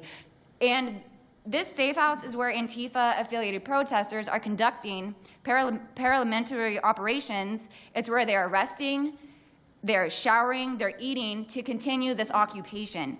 I have staked out this safe house and have observed shift changes. This group is highly organized. It is being funded through mutual aid groups, and they have no plans of stopping. Residents living across the ICE facility have been held hostage by Antifa. They're begging for federal intervention. The city, and they want you, President Trump, to come in and restore law and order. I want to stress the importance of taking this situation seriously, because when I first started reporting on this occupation, I went undercover in Black Bloc. I talked to these Antifa militants. I lasted for about a month. They believe that ICE agents are the Nazi Gestapo who need to be killed. They told me that directly, and I think that if this situation is not taken as seriously as it is, it's just a matter of time before someone gets killed. And thank you for having me. Thank you, Katie. That's pretty incredible. The only question nobody can answer is why. Why are they doing this? They're like insurrectionists. They're terrible people. But you really wonder why. Why are they doing it? What are they gaining other than they're obviously paid? They're paid a lot of money. Go ahead, please. Mr. President, if I can answer that question, the reason why they're doing it is because the same media that's sitting in this room with us has declared all of us at this table Nazis and fascists, and they've been doing this for years. This is why Antifa feels emboldened to attack us. Now, almost every single person at this table has been threatened with a steel bat. We've been assaulted, we've been harassed, we've been threatened, and that is in huge part due to the media. So my message right now is for you guys, because 2 years ago, back in 2020, by the way, I was censored for my reporting on Antifa here in Washington, D.C. You were talking about how safe it is now, Mr. President. It wasn't so safe back then.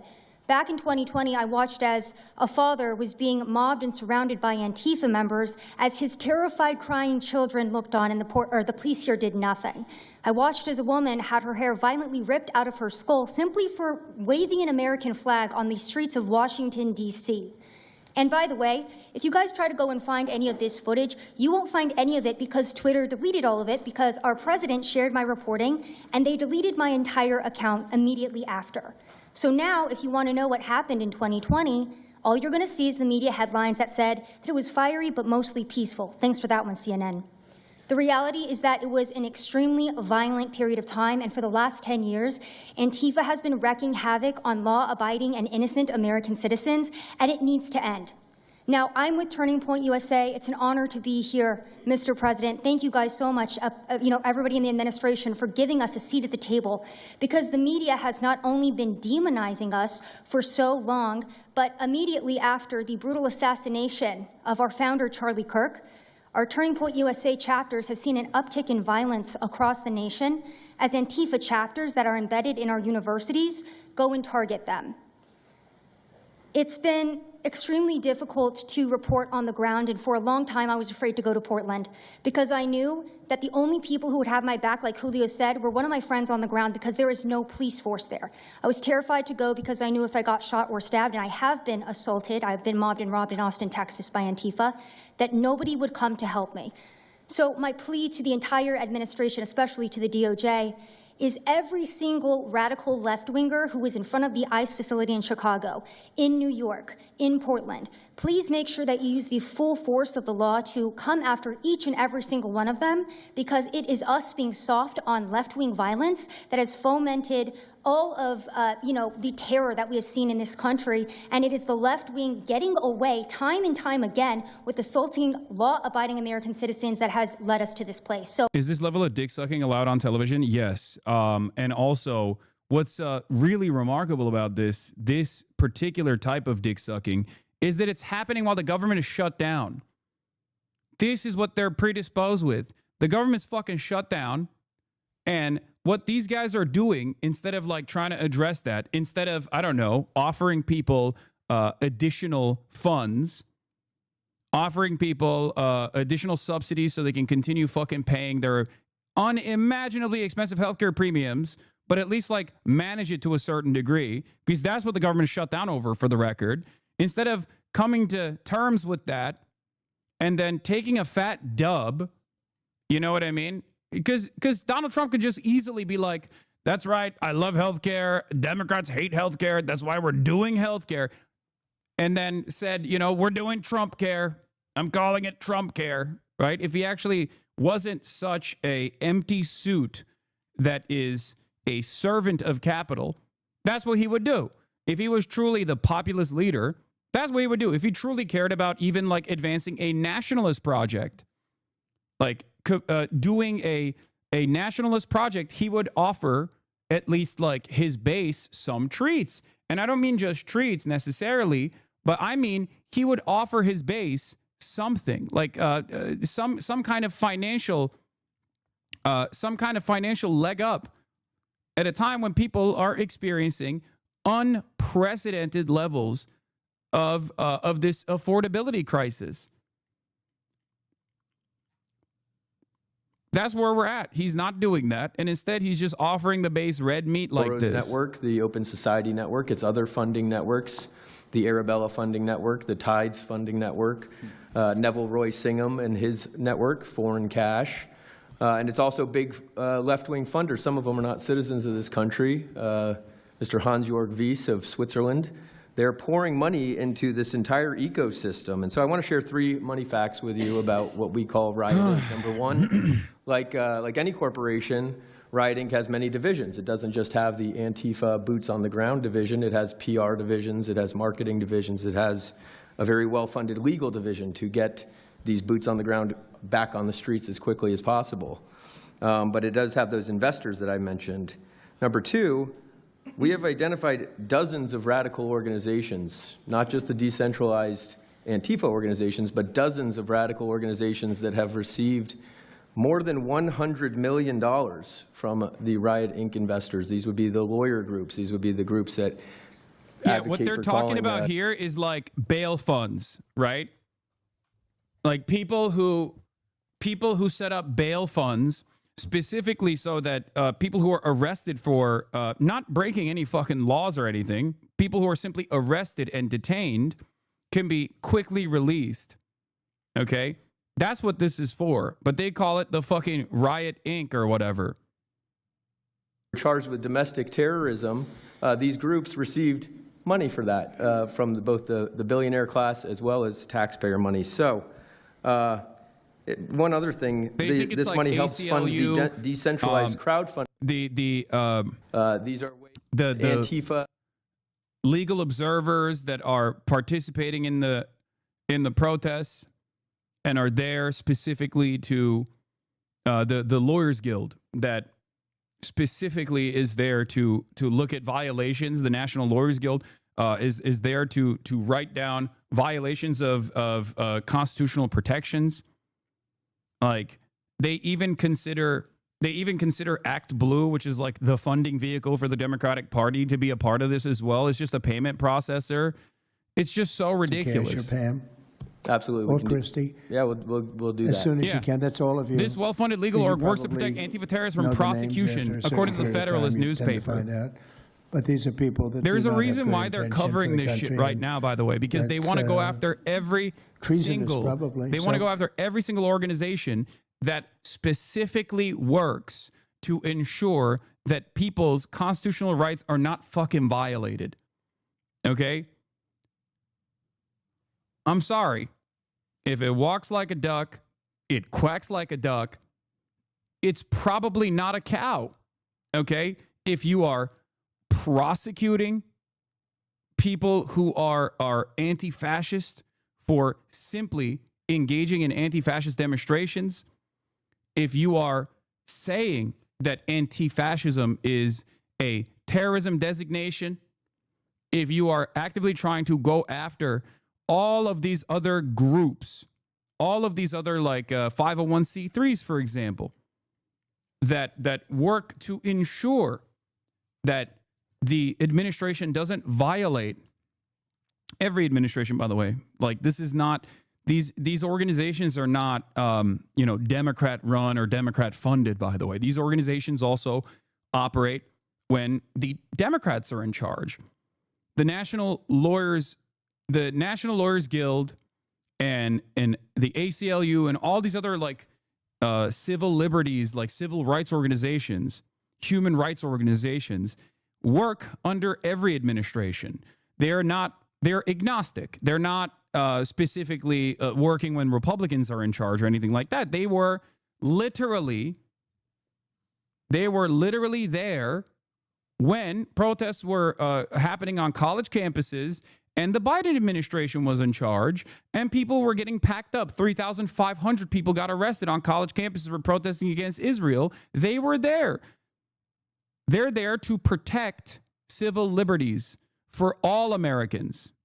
Okay? That's what they're there for. Dangerous, and I thank you, Mr. President, and your administration as well for acknowledging that. Thank you very much. It's too bad you have to go through it. I know, it's a little crazy, right, Mr. President? Well, you're going to get to the bottom of it, so it's a very important thing you're doing. Thank you very much. Please, Cam. Yeah, I've just got something very short. I'm attacked every time I do my job. I do find it Leave pretty my house crazy to go- though that like they're basically looking at the situation, right? They're looking at the situation and they're like, they did January 6th. A lot of these groups that participated in January 6th were responsible for other criminal acts as well, not just protests, but like straightforward incidents of like domestic terror, right? And these guys are looking at that and saying January 6ers are actually good. And that is not like a real insurrection. They were just simply visiting the halls of Congress, but maybe were a little too aggressive in their visitation. Okay, maybe they expanded on their visitation rights. Okay, and they must be freed. And Donald Trump actually got them free. He pardoned every single person, and some of those guys literally had to go back to jail because they were pedophiles. Okay, but what's crazy is, on the one hand, those guys are good as long as you are doing an insurrection, like a legitimate insurrection at the behest of the president, the current president, then that's fine. If you're a brown shirt, that's fine. That's really good. On the other hand, however, if you are protesting against the administration, then you're bad. Then you're bad, and you should be prosecuted to the full extent of the law. You should be treated like a terrorist. You should be black-bagged, and you should be arrested. It's ridiculous. Also, just the stories that they publish about what's the ICE enforcement operations that are so heavily slanted that it's no longer, as I was saying, no longer just Antifa, but Americans that are becoming radicalized. So they've been very irresponsible with how they've been reporting Who on is it. that? MSNBC, for example, they're Would you rate them the worst? probably. And who ran would a you story, rate second? Well, they ran a story about an operation in Southern California about how a father of 3 Marines was arrested, and they made it seem like they just did it because he's brown. But there's video of that same man charging at the agents with a weed whacker. Now, I've worked with weed whackers back in the day, and you don't want to be on the receiving end of one of those. So that's why he was arrested, but the story was presented as if it's a brown guy just simply being arrested. And I've been around ICE agents, and I'm a citizen, so I feel fine.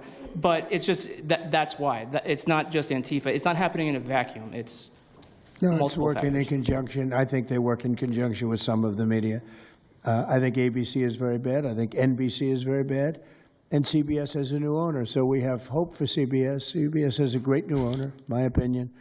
But as I will tell you, ABC is terrible. NBC is terrible. NBC's MSNBC too. They changed it. They moved it over legally so they couldn't be tainted by the words MSNBC. But they are absolutely terrible. There are a lot of them. What about independents?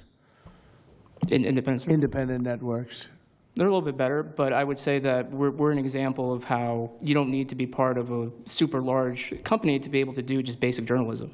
All you got to do is sit and record, and you'll let the story play out. And that's why they hate us. That's why Antifa targets us. Well, I watched a level of dishonesty that's incredible, where answers are changed. Like just before the election, an answer was changed by Kamala. She gave a horrible, death-defying, election-defying answer. And they took the answer out and they replaced it with another answer that she gave 5 minutes later, having to do with a different subject, but at least it wasn't election-defying.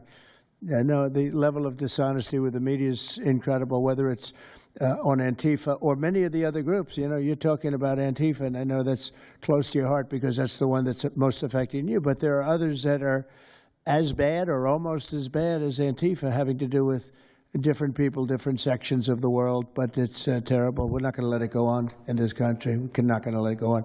And a big problem is not all of them, but some of the networks out there. And you do wonder why. You really do. Okay, please.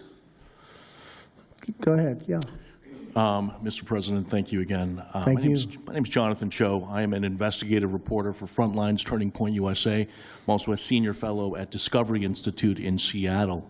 And I cover far-left extremism as well as the homeless drug crisis in America. And I find it oftentimes those worlds intersect. And hot off the presses, what I wanted to bring to your attention today is a report from a Capital Research Center here in D.C. in conjunction with Discovery Institute. They just put out this study right now. And what it shows is that Antifa is heavily embedded in the homeless and housing nonprofit sector. In many cases, the homeless industrial complex is running cover for this is a real who's who for literally all of the worst scumbags. and they're essentially It's being like, used this as the is, muscle. if you've Let ever me been give you on an a, example. what's the There's a group guy's called name? Stop the Sweeps What's that fucking in guy that New York like, cities right now. They get in front Asmongold of, watches all the time? What they're doing The guy who goes to quietly is like, they're bringing what was his in name? I'm Antifa forgetting now. militants Tyler? Was it to Tyler or something? manufacture a crisis to make the police look bad. The fuck was that guy's name? group right Jesus now Christ. that is Tyler behind Oliveira, huh? Antifa Yes. And working with Antifa It's very basically, closely based it's on the basically research a that we real have right who's now that we're who. gonna give to If you you've and ever your appeared team. on a Tyler Oliveira They are the video, Democratic if you've ever set up a Socialists grift of America, specifically to also talk known about the as dangers of DSA. Again, Antifa, these you far have been left invited to this progressive panel. groups It's tend to fucking be insane. aligning Even themselves this with guy, Antifa. who is like a relatively newcomer In closing, what I wanted to thank to you this again, Mr. President, is that a few months ago, reactionary earlier this content year, we slop industry was invited. This guy, I've dunked on before. He's just like too stupid to make a coherent argument. industrial complex on the It's crazy. run. The needle and change the game.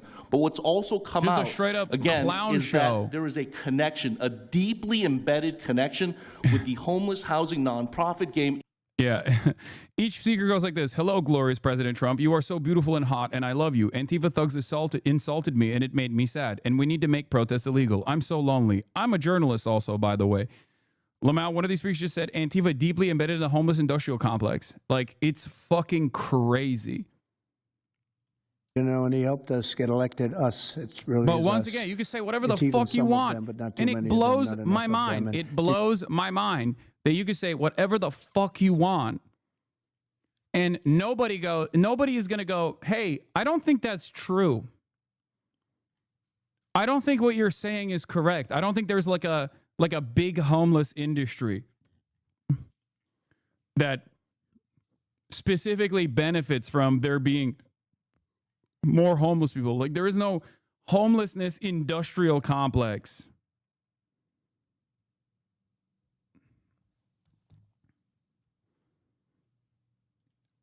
Handful of those other outlets that have been lying about, I mean, various things, but especially what ICE, the brave men and women over at ICE have been doing.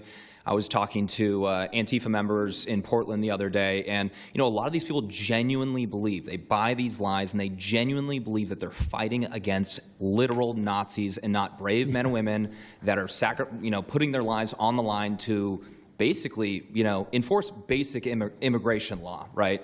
That everyone seemed to agree with up until maybe a few years ago, a handful of years ago. So once again, thank you so much for having me. My name is James Klug. While my primary job is traveling around the country, having conversations with Americans about various political topics and issues, I have had a lot of run-ins with Antifa over the last 5 years. And I do think that Antifa is a primary reason why many conservatives are afraid to go out and protest and make their voices heard and maybe bring friends and family to a demonstration and exercise their First Amendment right, because they are literally deathly afraid. And I talk to these people all the time. They're afraid of militants showing up in black bloc and hurting them and their families. And, I've personally witnessed Antifa assaulting hundreds of police officers. I've witnessed them firebombing police departments and federal property. I've witnessed them making death threats against federal agents, police officers, journalists. I think I've witnessed every single person here, maybe not personally, but I've seen them get, hunted down and attacked. And so, that's an incredible this is a group claim. that is responsible for a good percentage, if not a majority, of the violent riots in 2021 and 2020, when Democrat mayors had a kind of a hands-off approach with these left-wing militants. Just as a quick reminder for everybody, we're talking about dozens of murders that happened. We probably in watched those a video riots. with We're all of talking these about guys. Billions of dollars of damage to property and is a real communities. who's who of some of the worst motherfuckers out there. Injuries. So this isn't just like some little thing that they're, they punch a journalist here and there. No, they're responsible for a lot of damage and a lot of people that have, unfortunately died and basically suppressing people's voices, And so what I did want to talk about is, to get this footage, almost every single person in the room here, to get this footage, you have to go undercover because you are at risk of being beaten or worse. You have to go undercover. You have to film low-key to capture them committing crimes. This is stuff that the mainstream media was not doing and has not been doing. They'll show when Antifa is maybe it's a little bit more peaceful, and they'll show when it's more mellow, but they'll remove the cameras when things get violent and it's actually dangerous to be here. And I have personally witnessed legacy media vans showing up at a riot 300 yards away, getting out of the vehicle, filming for 30 seconds, saying something like, you know, fiery but mostly peaceful, packing up, and to add insult to injury, you have Democrat politicians that are saying it's just an idea, right? That's all this is. So it's just an idea. After all of this chaos, it's just an idea. Well, that idea has threatened to kill me and many of my friends that are here today. So, Mr. President, thank you so much for bringing this to the forefront, and it's definitely making a big change. The Really guy talking appreciate it. about, right, the guy talking right now, James Klug, is a YouTuber whose most popular video is not all Black Lives Matter. They have Asmold and the Twitch's hentai guy in the White House before long. Oh, for sure. The White House is bringing on straight up Nazi slop tubers. That is where we're at already. Like, there's one step removed from like having literal VTubers beaming in.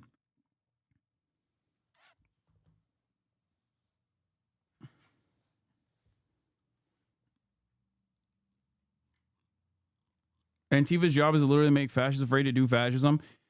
Antifa is not a organization, as we already talked about, but it's like anyone and everyone that takes it upon themselves to say, fuck Nazis. It can be something as simple as that. And that's precisely the reason why everyone is technically liable for prosecution. Thing is Antifa, or someone has a patch that says Antifa. It doesn't matter. You know, did they assault someone? Did they assault a federal agent? Were they engaged in rioting? What is it? And so they're always using that, oh, well, they don't call themselves Antifa, even though some of them literally do. It's called Rose City Antifa. How long has it been around in Portland, Andy? Since 2007. They call themselves Antifa. In Seattle, I was outside the federal building, and they were yelling, there's no police here, this is Antifa land. And then at the same time, Democrats, like our governor, oh, Antifa is an idea. But yeah, It's I think true. Antifa can overlap with a lot of other entities and organizations. Okay, very good. Thank you. You know, President Trump, I just wanted to add this real quick, because you were asking which mainstream media outlet is the worst. What I think, it's any of them that decided to call Kilmar Abrego Garcia Maryland Dad. Because when I'm out there on the street talking to these people, There it is. They call it Maryland Dad. This is not about like addressing a serious threat. This is about forcing this administration down your fucking throat to say anyone and everyone that has ever criticized the administration or saw like the humanity of a random migrant that the admin decided was actually a scary MS-13 terrorist, you're fucking going to get prosecuted. It's because these guys can't cope with the reality that they're like their narratives are not working. Their narratives, in spite of no adequate counter messaging operation coming from the Democrats, is still not reaching a broad enough base of support. So they just have to turn around and say, all right, well, if you don't fuck with us, then you're going to jail. That's what Trump it is is. gonna come and This help us. is straight up prosecuting discontent. Oh, you don't think I'm cool? Fuck you. You're going to jail. It's simultaneously fascist, but it's also childish, you know? It's also fucking childish, if that makes sense.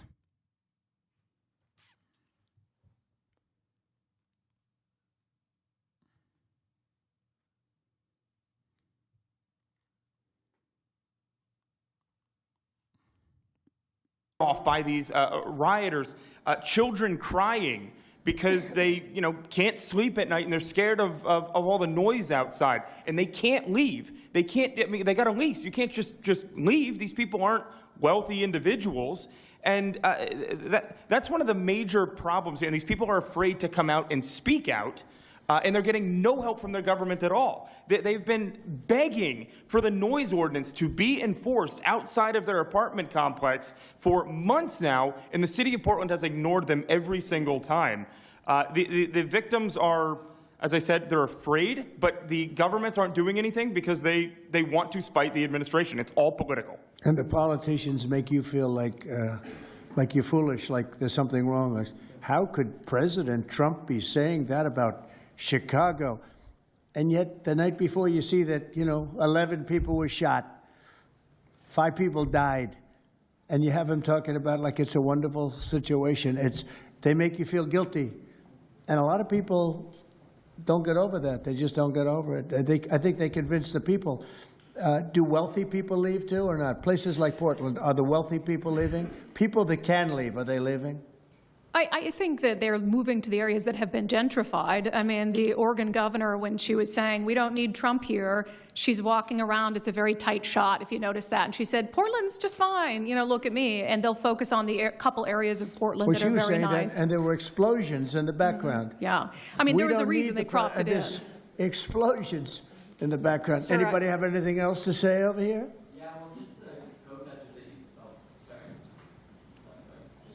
And then we'll get, should we be taking questions, or is it just a waste of time? Because they can ask questions, but, well, there's Brian, he's good. But you know what? In a way, it's a waste of time, because if you give a great answer, they don't put it on. If you give a horrendous answer, or even if you give a great answer, they make it sound like it's not a great answer. They're very dishonest. Go ahead, Nick. Yeah, and I think part of that dishonesty comes from what they see. For instance, I've never been asked to go on any other show besides Fox News. My clips go viral everywhere, but they've never even asked, like CNN's never asked, MSNBC's never asked. And a lot of times when I go to hotels, I'll stay and I'll watch like MSNBC. Fortunately, their ratings Dude. Do you see? No, this is literally, I'm not popular. Why am I not popular? Please arrest these people. They've made me feel bad, and they don't use my clips. Job. Yeah, and it's not hard to show what's going on these days. You literally have an iPhone and you can post it on X. They don't believe in the star system, It's just one of those things, right? Mm-hmm. Okay, Nick, you finished, Nick? Yeah, Are you very finished, much. Nick? Oh my Good God! Job. Thank you very much. Even well, he you've been said, through hell. even he's like, all right, enough, Nick. Really incredible patriots, incredible people. Go ahead, please, Brian. Brian, go ahead. I'm so thankful for each and every one of you here right now, and I'm very grateful that my network, Real American Voice, has partnered up with many of you. Jack Silvan, you have a show on a network. Many of you, Savannah, have appeared on a network as well, so thank you for being here. My question is this: in terms of following the money, I would just notify that the city of Austin is cleared to vote tomorrow to basically waive a $120,000 fee so that a No Kings, basically an anti-Trump rally, can occur in their city. They're bypassing the fees, rolling it to the taxpayers. So my question is to you: what can the people of Austin, Texas do right now to make sure that their tax dollars don't fund a No Kings anti-Trump rally coming up? Well, you just tell me. I would love to do something about that. Bring a lawsuit, do something. The best thing you can do is have honest elections, because the elections are totally rigged in so many of these places. You take a look. The people, they're all loving you. They can't breathe. They love so much, every one of them. You don't see one negative. Then all of a sudden you lose the election by 20 points. The elections are so rigged, and we proved that in 2020 more than any other time. But even the last election, there were areas that I won by much more. We won in a landslide, but I actually won in more of a landslide than we thought. I said, you got to get out, make it too big to rig. And fortunately, the people made it too big to rig. They tried. But the biggest thing you can do is have honest elections. If you don't have, and you need great media. You need borders. Wait. You need borders. You need honest media. You need honest elections, and you have a great country, and you need all three of them. Yeah, go ahead. Lieutenant had ties to all these radical groups that you talked about inside here, so thank you for removing I would like you to make a big deal, though, if they're waiving a fee, but I guarantee they wouldn't waive it if it was it's not Trump. If it were a conservative rally, they wouldn't be waiving it. So maybe you can look into that, Pam. Todd? Mr. President. That sounds like one for Todd, Pam. Go ahead, Todd. Good luck.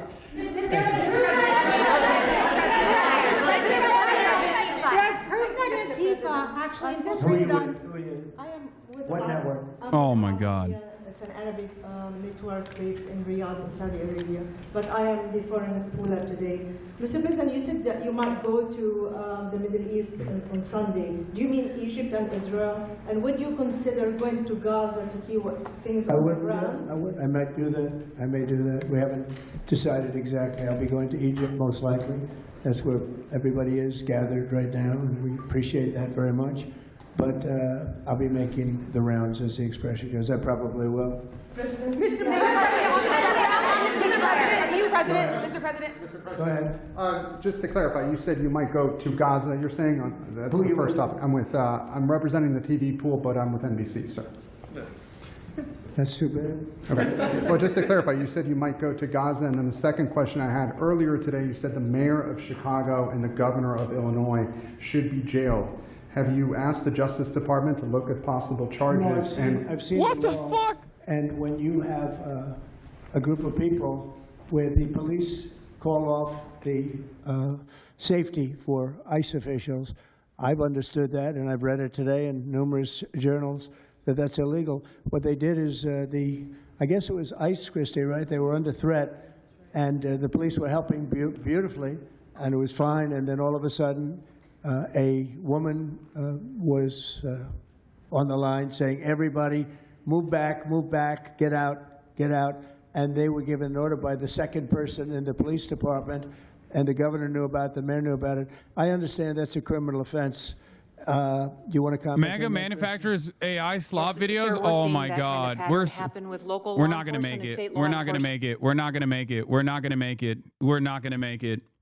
These are the fucking things that your parents, who have no capacity to understand AI from like real videos, are watching all over fucking Facebook. This was one of the major problems.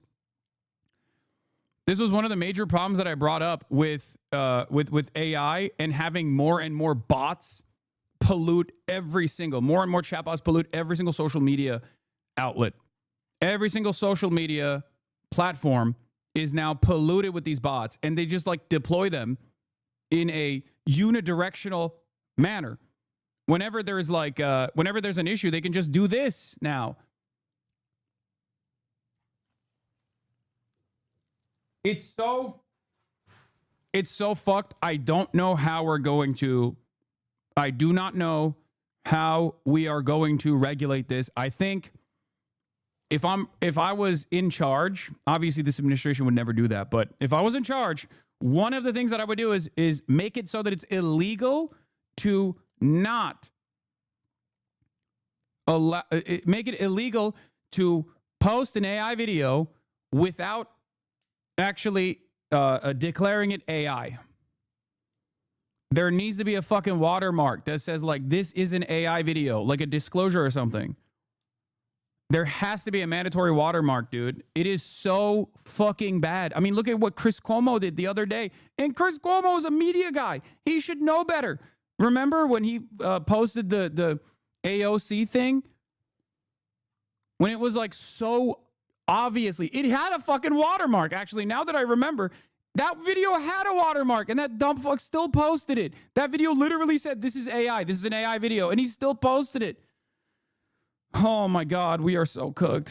I don't see this going anywhere good, man. I don't see this going anywhere good. They've emphasized that Antifa, it's not necessarily this big organized thing. It's a bit ambiguous. It's deorganized. I think that's one of the words that Andy used. What is the challenges of going after a group that makes it intentionally difficult to go after and find? That could be for you, the Attorney General, anyone up there. Well, they're smart people, and they deceive.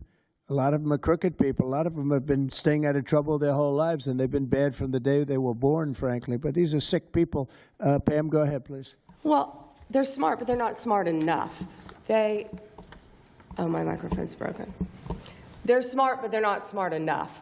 They have been covered by these liberal cities for so many years. And that's why we're all working with Treasury, with all these different departments, to find the criminal conspiracy. Okay. I'm just giving. Yeah, I was just given a note by the Secretary of State saying that we're very close to a deal in the Middle East, and they're going to need me pretty quickly. So I will take a couple of more questions. please. Thank you, sir. I also have two questions for you, if I may. Have you given any more thought to possibly suspending habeas corpus to not only deal with these insurrectionists across the nation, but also to continue rapidly deporting illegal aliens? Yeah, it's suspending who? Habeas corpus, sir. Oh, I don't know. I'd rather leave that to Christie. What do you think? No, Due sir, I process. haven't been a part of any discussions on that. Chat. They are talking about suspending due process. Oh my Lord! This is CNN speaking, by the way. Okay, it's awesome that Trump doesn't know what habeas corpus is, by the way. It's very clear he did not know what it is, and I don't even think fucking Kirsty Noem knows what it is either. How will you decide which workers get back pay? Habeas corpus is due process. Well, we're going to see. Most of them are going to get back pay, and we're going to try and make sure of that. But some of them are being hurt very badly by the Democrats, and they therefore won't qualify. Go ahead, please. What will the administration do to foreign Antifa organizers and funders who are located overseas? Go ahead. In the yellow, please. So the Nobel Peace Prize will be announced on Friday. You've been nominated by many world By many, many countries. That's many right. countries, as well as the hostage families. Do you think you will win?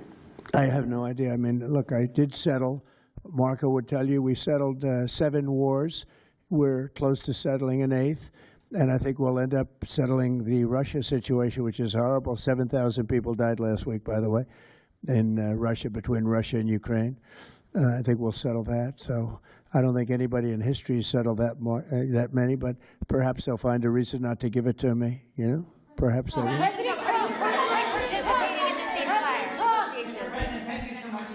Thank you. Going to the shutdown quickly, what is your position on the extension of health care subsidies, which is what Democrats are asking for? Well, all I want to do is very simple. I want to get the country open, and then we're going to discuss that. And we'd like to, Obamacare is a horrible mess, and it has been from the beginning. We want to make it better, stronger, even if it costs more money, we want to make it better. The Democrats want to make it worse. The Democrats want to approve health care for illegals coming into our country, many of them coming in from prisons and mental institutions and drug dealers. They want to give them health care. We don't want that for our people because that's going to destroy the health care that we already have. We'd like to make Obamacare better for people, less expensive and better health care. Yes, ma'am. Mr. President, I'm wondering if you've been briefed on the organization and funding of Antifa, and if so, what have you learned? I have been, and they have pretty good knowledge, but they're going to have a very good knowledge. And I really ask these very brave patriots that we're surrounded with today to let us know, because I think you probably have some pretty good ideas. And even if you're not sure, let us know and we'll figure it out, okay? If you could do that.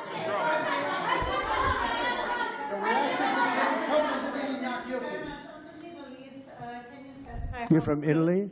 No, I'm from France. Can you specify how close we are to the deal? Would that be announced today, tomorrow? And do you want to see the hostages released before you travel to the region? No, I think I'll probably go maybe before the hostages are released or shortly thereafter, pretty much shortly thereafter. Yeah, please.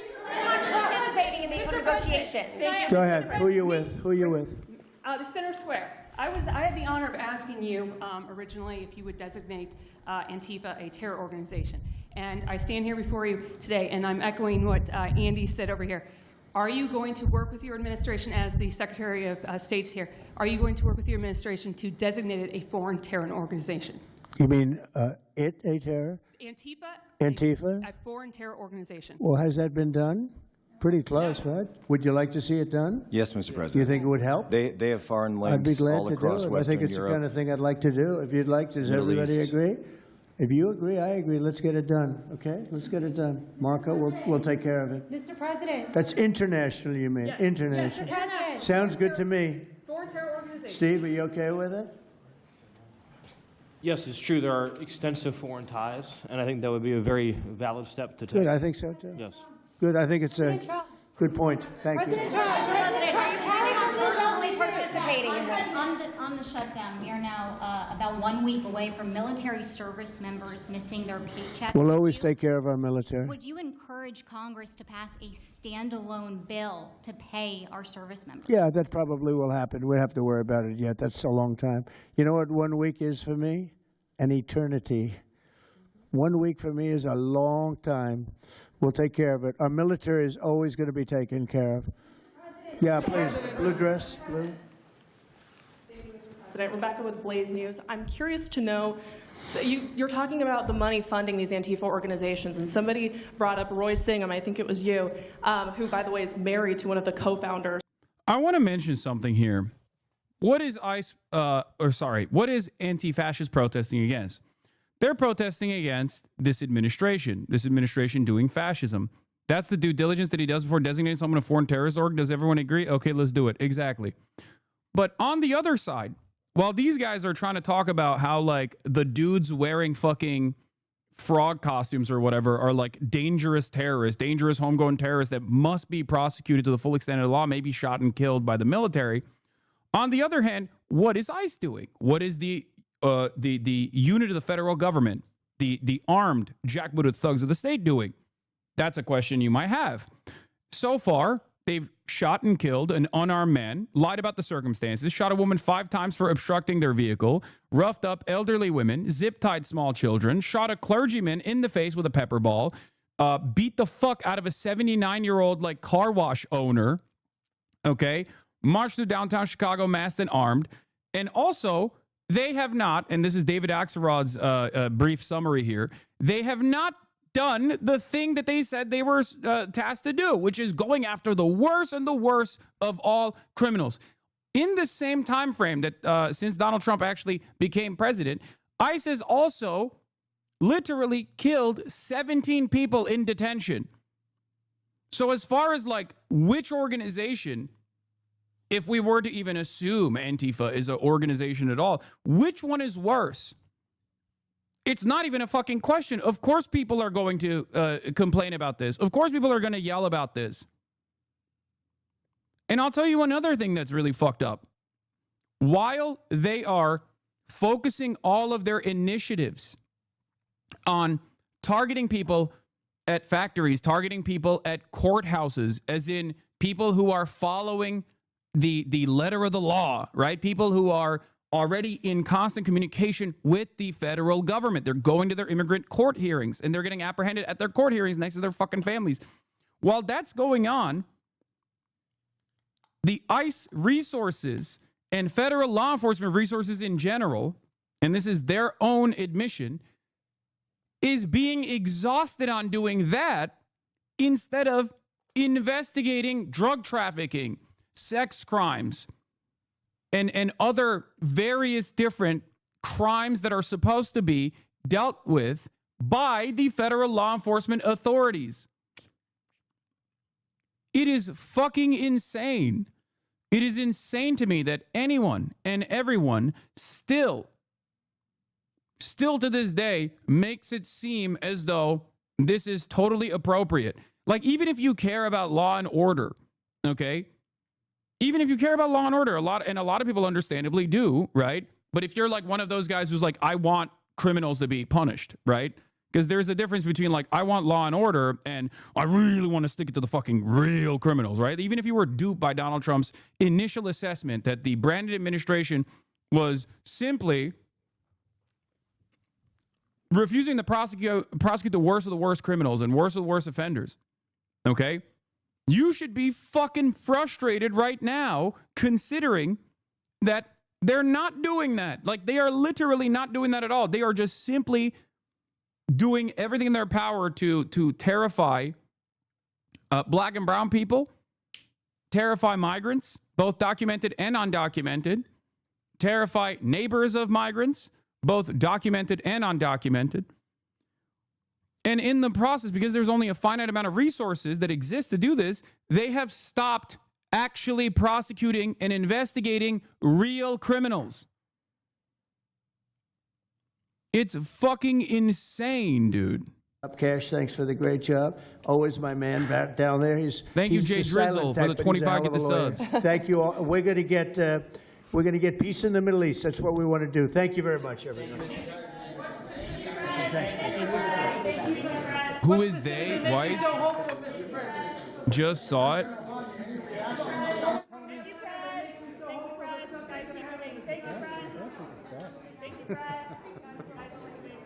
Thank you, press.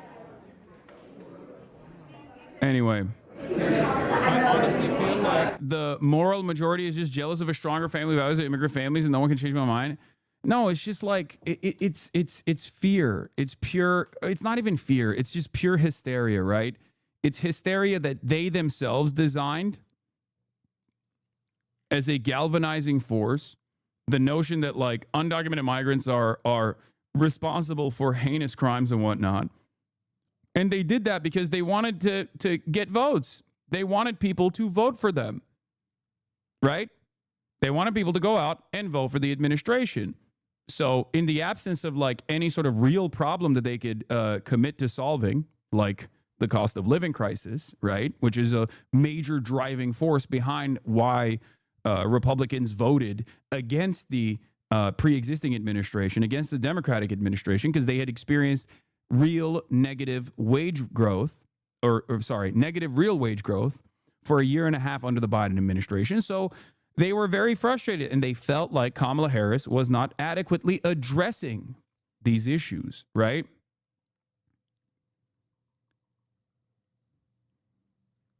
They felt as though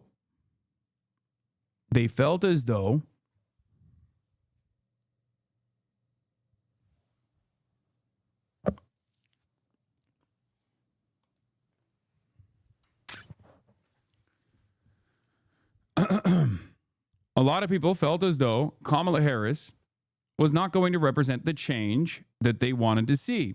And they foolishly thought perhaps the Republicans would represent said change. Now, of course, for some people, they do care about this like racist shit, right? They do care about, prosecuting migrants because they're scared. They feel bad. They're worried. For others, perhaps they believed Donald Trump's false presentation that migrants were responsible for unimaginable shares of crimes, when in fact it was the exact opposite, right? When you look at the data, when you look at the actual data, it shows that undocumented migrants are responsible for a lower percentage of crime per capita than natural-born U.S. citizens are. Significantly lower, especially if you factor in documented and undocumented migrants together, because these guys are also, remember, going after documented migrants as well. They're not just going after undocumented migrants. It is magnitudes lower, as a matter of fact. So they pay, the undocumented migrants and documented migrants alike pay taxes.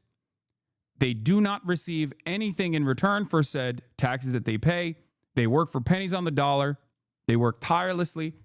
And then instead of getting their documentation cleared, because that's simply what this is. These people are not committing heinous crimes. They are simply not getting the proper documentation. They're not getting the proper paperwork cleared. Instead of expeditiously offering them the proper paperwork that they deserve to have to work freely on U.S. soil, right?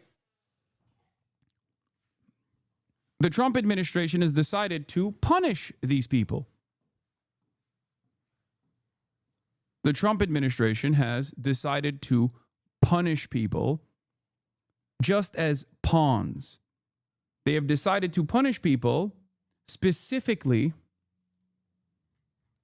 What is this? Oh, the Stephen Miller sparked suspicion after glitch on CNN when he mentioned plenary authority. So what was that? What the fuck was that? Because that clip was very weird.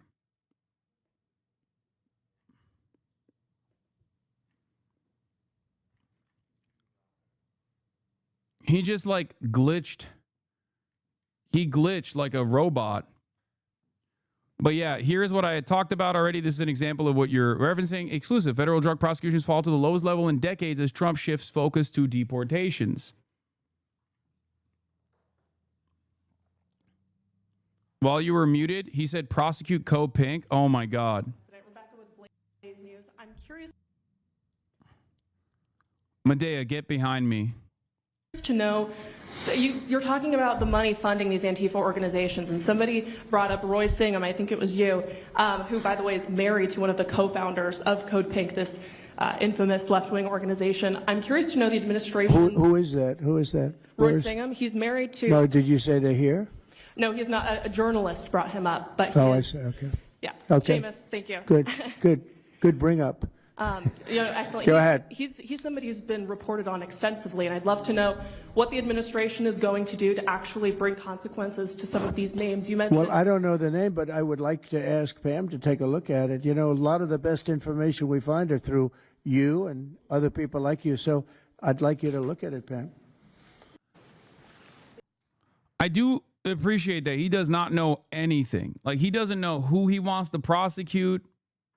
He doesn't know any of these people. Here's a TikTok explaining it. Oh, he just came out and said it. Of the California National Guard.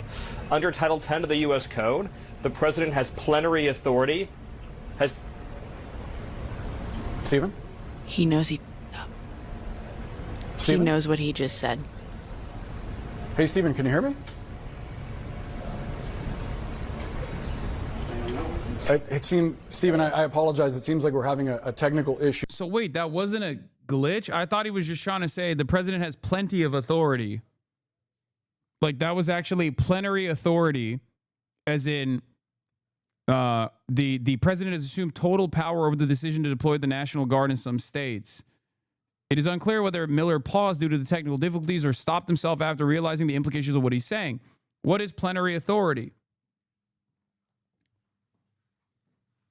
The plenary authority, check your ears. Wait, no, he did say plenary authority. They also cut it out of the CNN. Okay. They cut him saying that directly out of the CNN interview. We saw it after the fact.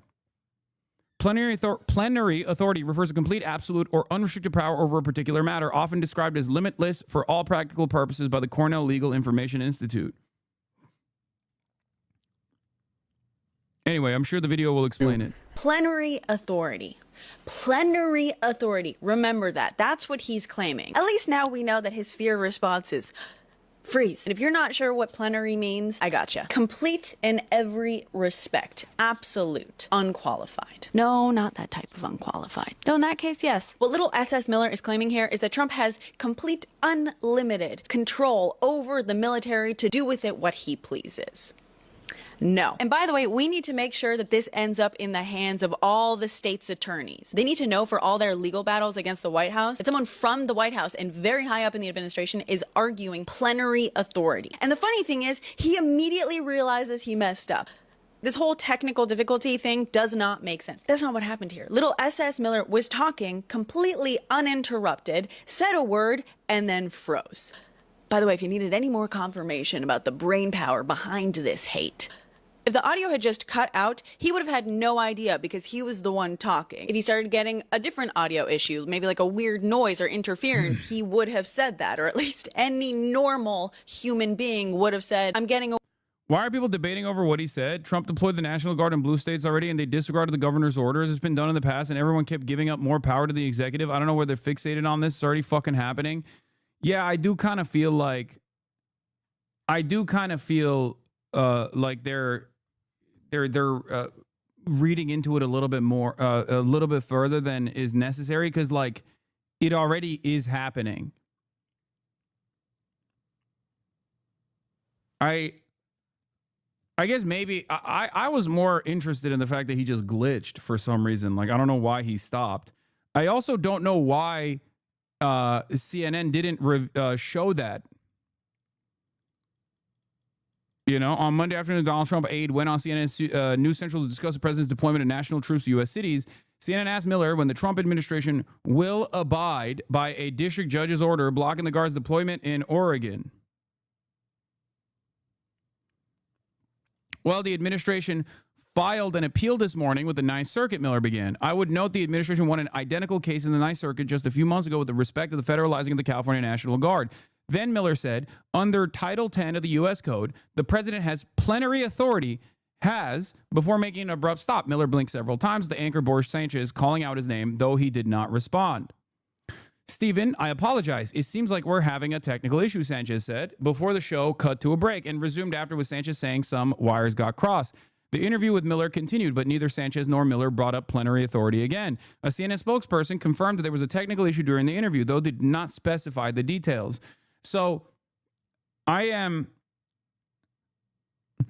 I guess, like, for me, either this is a grand conspiracy where, like, CNN is actually covering up the footsteps of the administration, actively revealing the ways in which they're going to enact ultimate authority on this subject, especially as it pertains to the National Guard deployments, like the military being deployed. Or there was actually a technical difficulty, and Stephen Miller was going to say that anyway, and the technical difficulty stopped it from, yeah, here. Because we watched the edited video upload, and I didn't see it. Yeah, Stephen Miller said the quiet part out loud. Trump has plenary authority, and then suddenly went silent. The plan wasn't made to be public. Clearly, someone hit the panic button in his earpiece.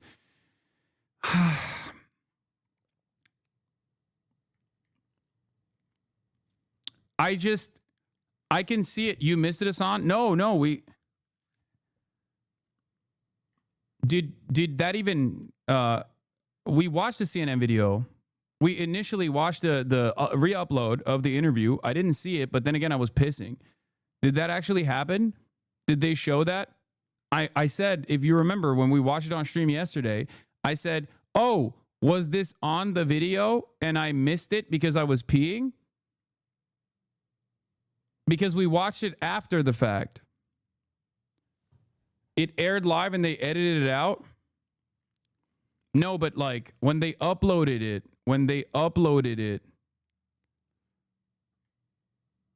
where's the YouTube video? Send me the YouTube video and we'll rewatch it right now and see if the pause is there. Because we did watch CNN after, like we did watch the uploaded part. Because I don't remember. Insufficient. I don't remember the Stephen Miller part being there when he talks about plenary authority. We did, however, watch it after the fact. And this video doesn't have it. Anyway. They reshot that whole segment for the upload. This was it. This was the video we watched. Illinois and the city of Chicago are filing a lawsuit against the Trump administration. No, they are. No, guys, in my video, at 1930, I'm watching him say plenary authority, but that's after the fact. I watched the original YouTube video. I'm trying to figure out if they had it in the original YouTube video.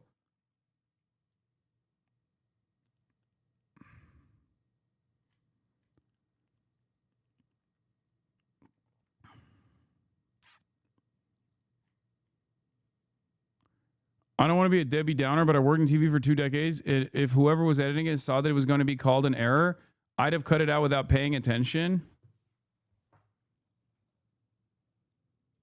Oh, it's at zero. My question was whether the administration comment.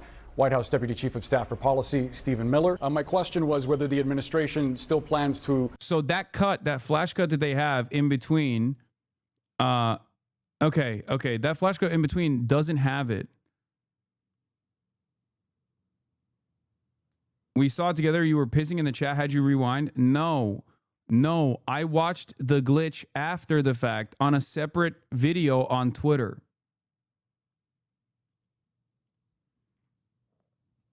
The stitching of 2 separate videos as 010 leaves out critical footage regarding plenary authority.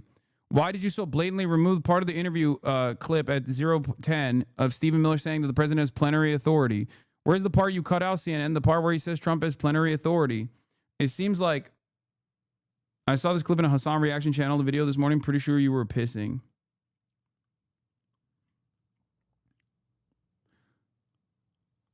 No, you did watch the glitch. I know I watched the glitch. I watched the glitch after the fact. I watched the glitch on Twitter. I did not watch the glitch on the OG YouTube video. Okay? I watched the glitch after someone said, hey, did you notice? Did you notice that this happened in the interview? And I looked at it and I was like, did this happen in the interview while I was pissing? What the fuck? It was not in the uploaded CNN video. And it's clear that it's no longer, even if it was in the uploaded CNN video when it was immediately uploaded, it's no longer in the uploaded videos. So they edited it after the fact, potentially.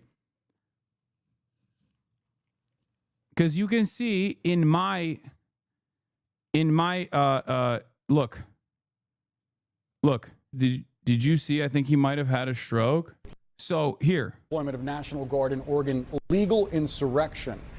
Does the administration still plan to abide by that ruling? Well, notice how it was a clip that someone sent. Notice how it was a clip that someone sent. And it wasn't actually in the original YouTube video.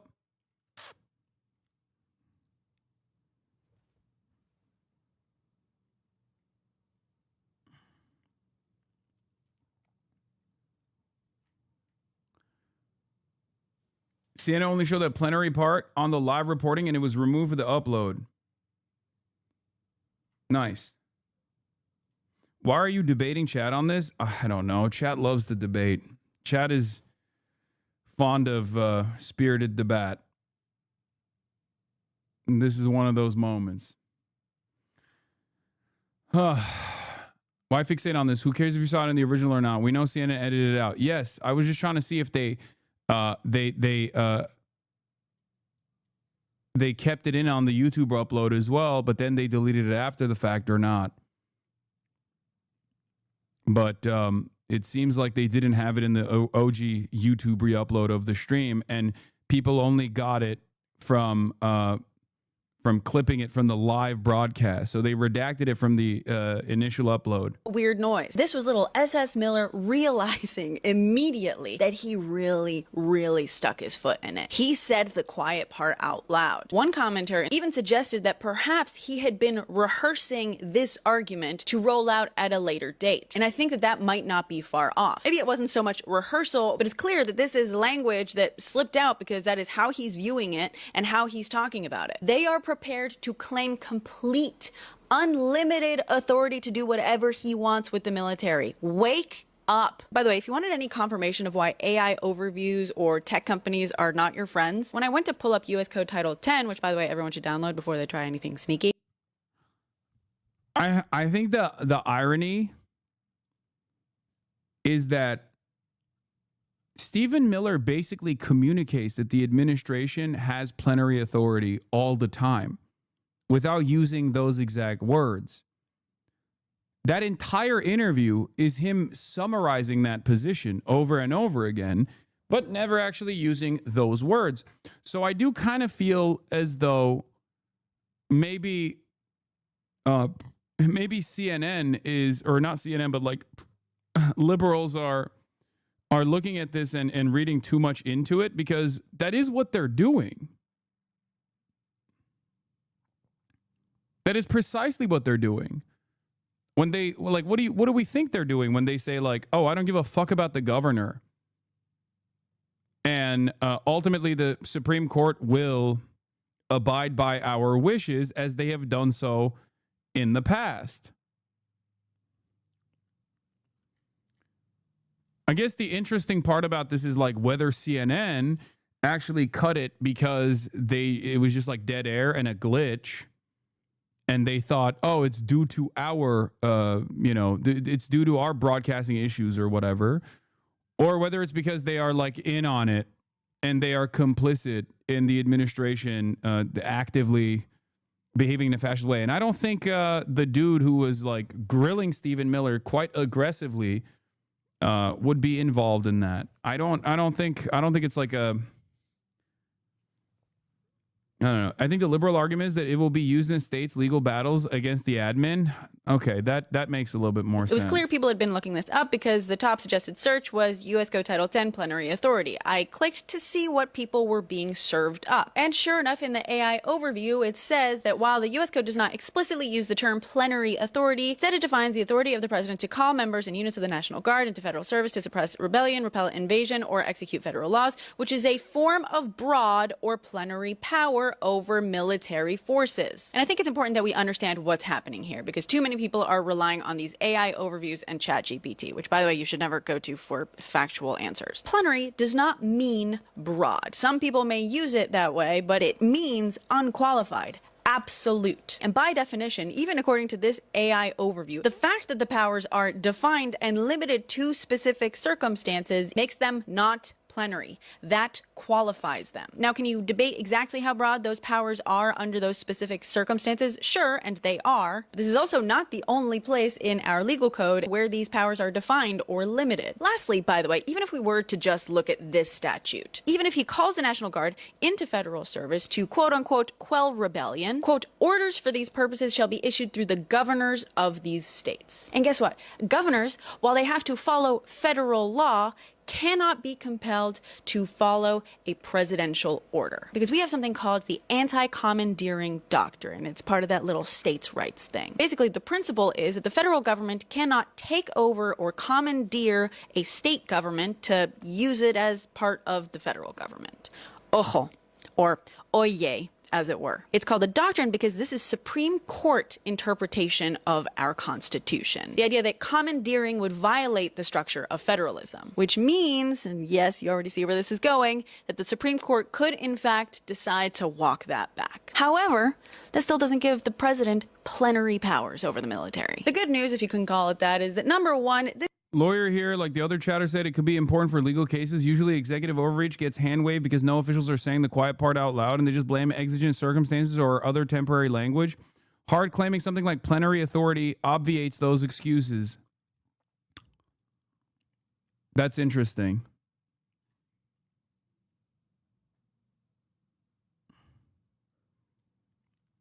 I mean, are they? I feel like this admin, unlike any other, does say the quiet part out loud quite frequently. You're right about exigent circumstances. That's the reason why they have to say immigrants constitute a serious threat, and the previous administration didn't actually prosecute immigrants, and then didn't actually arrest and detain and deport immigrants expeditiously, which is why we have to violate due process. Stuff like that, right? Like they'll try to build a reason for it. Like they'll try to really heighten the tension, right? In this situation, I guess like he's basically saying we have absolute authority over this. We have absolute authority over like sending the National Guard, but even if he uses like plenary authority as a term instead of talking about how like they do have the absolute authority as the Supreme Court has given them this authority before. I don't know. I don't understand like what the distinction is there, you know? This isn't surprising that this is their goal. Number two, if attorneys are made aware of this, at least they can start preparing their arguments against this language that's obviously going to start being rolled out as part of some argument or another very soon. The third bit of good news is I figured out what Stephen Miller sounds like. First, what you gotta understand is that because he's trying to come off as tough and he's a widow baby, he's in a perpetual pout when he talks like this. Number two, you gotta understand that he's a California boy, so you gotta place that pout on one of the characters from SNL's The Californians. I'm totally taller than 4'10". Oh, and the last bit of good news is I'm fairly certain he had to go change his pants after that interview.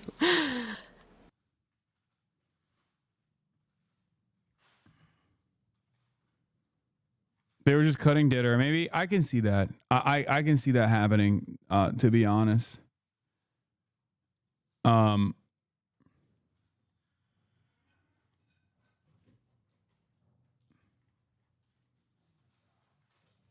Anyway. President Donald John Trump says Johnson and Pritzker should be in jail. Breaking right now, within the past hour, President Donald Trump took to his social media platform, Truth Social. Trump wants to investigate if Antifa dressed up like Trump supporters on January 6th. Oh my God, I love this argument.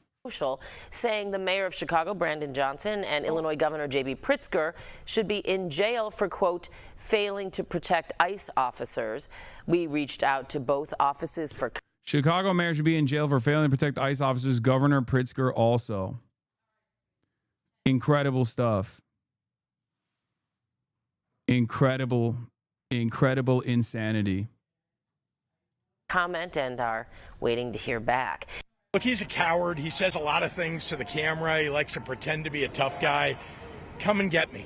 Come and get me. What kind of a country are we living in where the president... Yeah. MAGA man brandishes spoils of petty theft in the White House. President promises to prosecute victim of said theft. That's a funny way to approach this, but that is kind of what happened here. Sorter, I took this flag from the man who was burning it in the street. Do you know who he is? Oh, yeah. You should prosecute him. That is literally what happened. It is quite literally legal to burn a flag. It is constitutionally protected speech. The United States of America is one of the few unique countries that allows this to happen. Okay? You might not like it, but that's tough titties for you. You are allowed to do it. Okay? There's a tremendous amount of precedent for this. Okay? The Supreme Court has protected it. The Supreme Court has protected it as a legal, a legally recognized form of demonstrating your First Amendment rights. Now, what is illegal, however, is to steal, technically. If we're going to get into the technicalities, it is illegal for someone to steal the flag that you are burning. That would be theft. So Andrew Egger is correct when he says, MAGA man brandishes spoils of petty theft in White House. President promises to prosecute victim of said theft.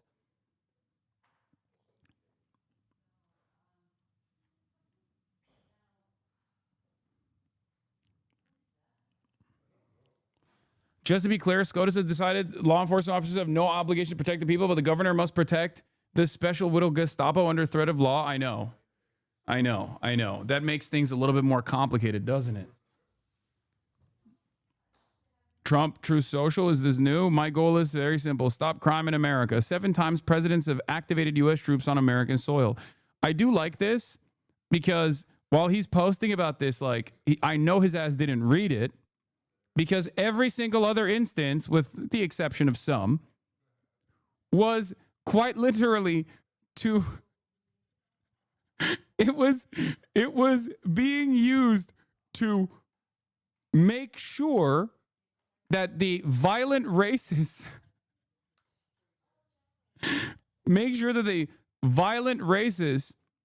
cannot directly stop desegregation from happening, for example.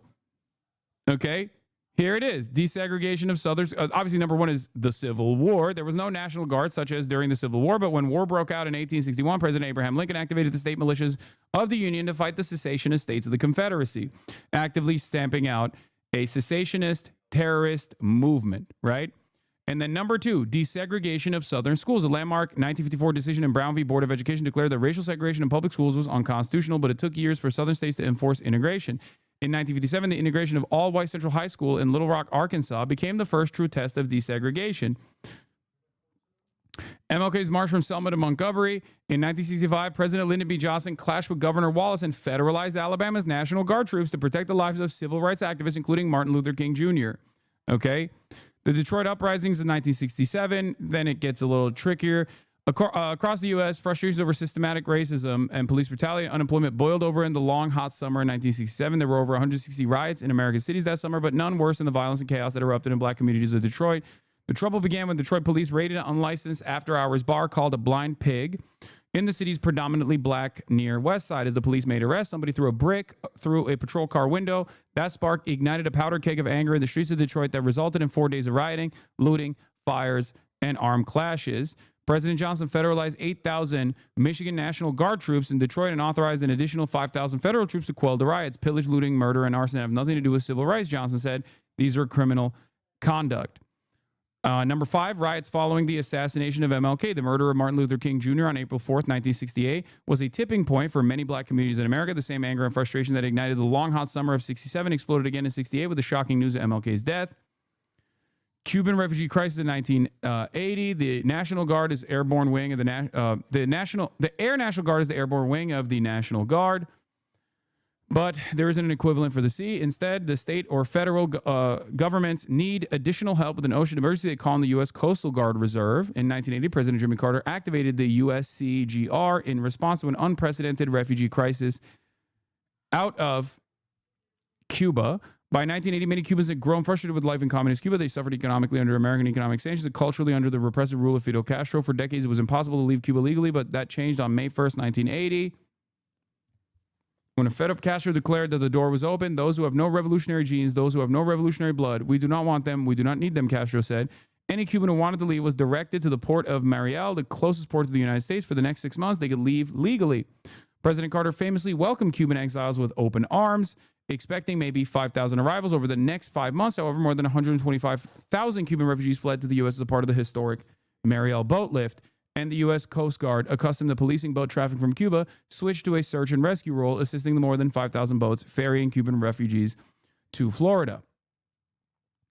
1992 L.A. riots. Obviously, you had the Rodney King, the police officers in Los Angeles Police Department beating unarmed black motorist Rodney King on the side of the road.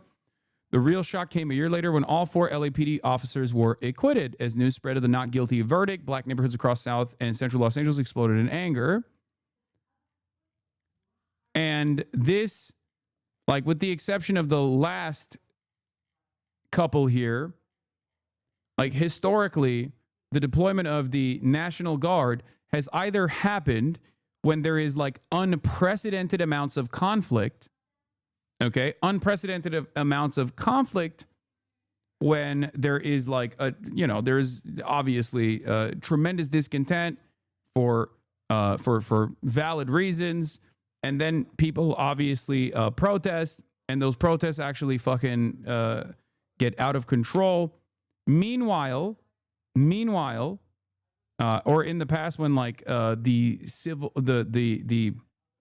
National Guard was ever like federalized or deployed, it has oftentimes been deployed to in civil proceedings, right? In proceedings that don't require like the heavy-handed government intervention. It's usually civil rights or civil liberties related. Okay. Now there are some other instances where they've like that they've not mentioned because it's not just 7 times that U.S. presidents activated U.S. troops on American soil. But what's unique about this particular instance is that the Trump administration, and you're talking about governors deploying the National Guard of their individual states. That's different. Governors have deployed National Guards. That's not the case here. This is not the governor deploying the National Guard. This is the president not abiding by the wishes of the governor in deploying the National Guard. Okay? So if you have the governor that says, we don't actually want the National Guard to be deployed right now, we're fine, we can actually deal with this with our local law enforcement, and the federal government says, nope, we're stepping in, and we are, as the federal government, we are federalizing the National Guard. That is an important distinction. Okay? But it has never happened. It has never happened in a moment where it's never happened in a moment where there's like no discontent whatsoever or marginal discontent, right? The notion that like Portland is on fire and this requires the administration to take this like unprecedented action is fucking ridiculous. I love that people are like, where is your dog? Free your dog. My mom is here. So Kaya is hanging out with my mom. It's like, do you want... Get your fucking narrative straight, chatters. What is it? Am I constantly arresting and refusing to allow my dog to fucking roam, or am I letting her roam too much? Like, get your fucking narrative straight. It is ridiculous. It almost feels as though if you get duped by a fucking 10-second clip by absolute psychopaths and you assume that, like, my dog is never allowed to roam in the house or anything like that, and you just come in and you're like, protect Maya, not even knowing the name of the fucking dog to begin with, yeah, you're not gonna be able to figure it out. You're not gonna be able to figure out what's going on at all.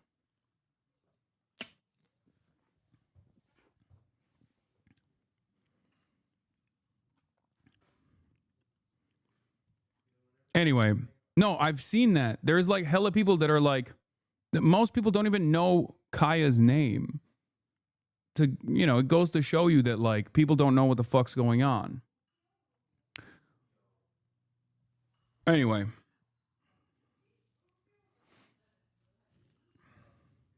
Just stop with the dog shit. They won't let it go if you keep talking about it. It's true.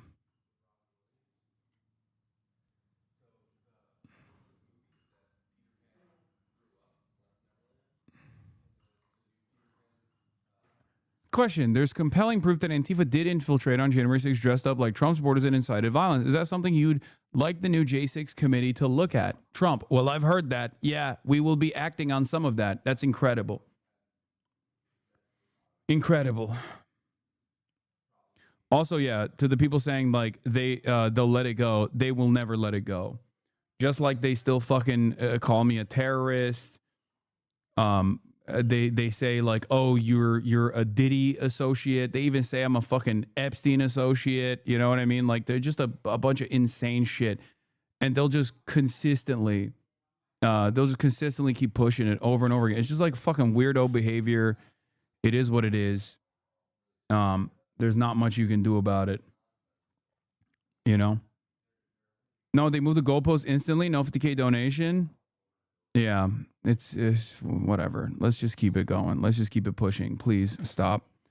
It's the same. Like, dude, I'm Hamas. I own a house. I fucking bought a Gucci shirt. Just all of these things.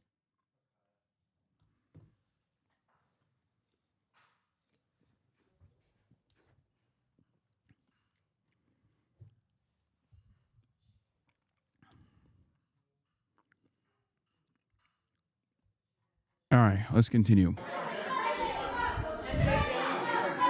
In the back, please.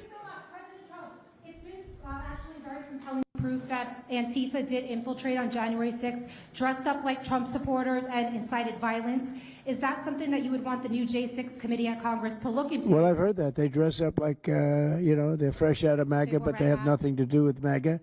And they make trouble and they try and blame it. And yeah, we know some of that and we will be acting on some of that. We've seen it. So I think you could stay a little longer, but the problem is, although you have some very honest journalists in here, you also have some largely dishonest journalists like MSDNC and CNN. So this never really made sense to me. Because, like, I thought January 6th was good. So this narrative never actually made sense. Because, like, if January 6th is good and totally legal, right, then is Antifa totally good and totally legal? Like, that actually, like, does that mean you pardoned Antifa members? Like, does that mean that the FBI, which is also supposed to be, like, defending Antifa, for example, the FBI that's supposed to be defending Antifa actually unironically was prosecuting Antifa, and then you, as the brave, beautiful, bold president, ended up pardoning Antifa? Like, how does that work? It just doesn't make any logical sense whatsoever. Okay. But here's Governor Pritzker. Big boy Pritzker says Pritzker hits back after Trump says he should be jailed. He says, come and get me. The United States is targeting his political opponents. I mean, that is the world that we're living in now, where he is calling out. He said he was going to jail Gavin Newsom. He says he's going to jail me. He says he's going to jail the mayor of the city of Chicago. These are people who stand against him, disagree with him, speak out about it, but literally have done nothing wrong. Catch the latest on this story at I want to go to Illinois now, where the governor is standing by with Jacob Soboroff, a governor who has been fighting against having federal troops come into his cities and the environs, and as a result has heard it said by the President of the United States that he should be jailed. Jacob, let me throw it over to you and the governor. Chris, thank you so much. Governor J.B. Pritzker, thanks for joining us live on MSNBC. How are you, Jake? We're good to see you. It's good to see you as well. You know as well as I do, the President of the United States in the last 24 hours called for you to be imprisoned. I want to give you an opportunity. We've seen your reaction on social media, but I want to hear what you have to say back to the President of the United States. Well, let's start with the idea that this is a convicted felon. I mean, think about that, who is threatening to jail me. I got to say, this guy's unhinged. He's insecure. He's a wannabe dictator. And there's one thing I really want to say to Donald Trump. If you come for my people, you come through me. So come and get me. He has the perfect size and stature for this.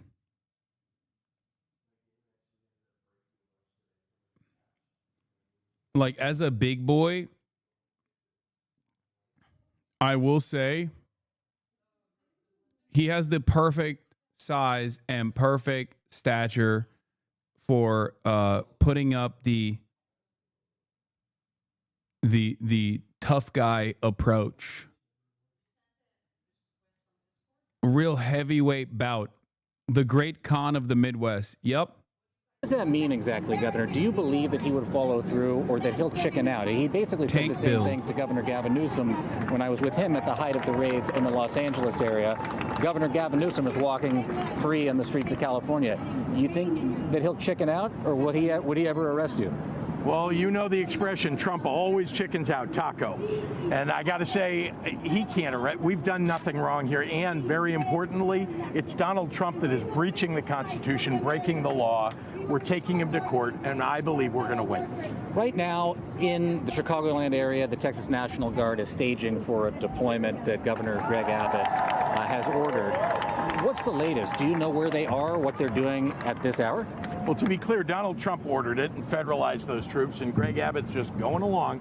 This is the same guy, by the way, Greg Abbott, who last year complained when Joe Biden tried to call up his National Guard and actually wrote a letter, signed a letter, opposing that. Now he's okay with it because why? He's a lackey of Donald Trump. So we know that the Texas National Guard has been staging in Illinois. They're not yet, as far as I understand, on the streets, but I want you to know the federal government is not communicating with our state. They're not talking to you about where these troops are going. It's unconscionable. This has never happened before. They're calling out troops onto the streets of a state that doesn't want them, and they're not even telling us where they're going to go, what they're going to do. This hasn't happened, I don't think, since the Civil War. Let me ask you about the lawsuit. You have sued to stop their deployment. You didn't sue to stop National Guard on a nationwide level. You sued to, correct me if I'm wrong, just the Texas National Guard. Actually, no. We sued to stop him from calling out the Illinois National Guard, the Texas National Guard. You once said you didn't care that felons are allowed to run for office because it's not like they're going to make crime legal. I'm wondering whether you would retract your statement or you think this is just a Trump issue. Yes.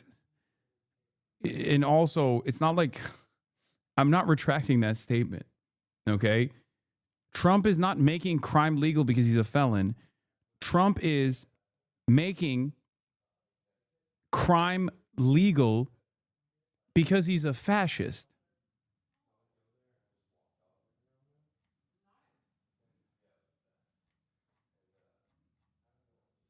And all other National Guards, because it is unconstitutional. On the streets, even before the National Guard has made it to the streets of Illinois, you've got the Border Patrol. I was in Cicero yesterday, a 90% Latino population, and I watched as they not only pick people off the streets, but family members would come up to me and ask me where their family members were. I watched you with Rachel the other night here on MSNBC, and you were talking about how CBP has basically used the justification of the 100-mile border rule to allow the deployment here, and they're saying the border of Lake Michigan, the coast of Lake Michigan is the border. Lake Michigan, many people reached out to me and said Lake Michigan doesn't even touch Canada. Are you thinking about suing to stop the deployment of the Border Patrol here as well? Look, I think it's important to recognize that the Trump administration doesn't seem to respect any laws in the United States. They just do what they want to do, and they'll keep doing it unless someone stops them. Here in Illinois, we're stopping it. We're doing everything that we can to push back. And yeah, they've got armed, we're talking about automatic weapons and camouflaged, and they're not soldiers, right? These are ICE and Customs and Border Patrol agents that are roaming the streets of Chicago, in downtown Chicago. Why?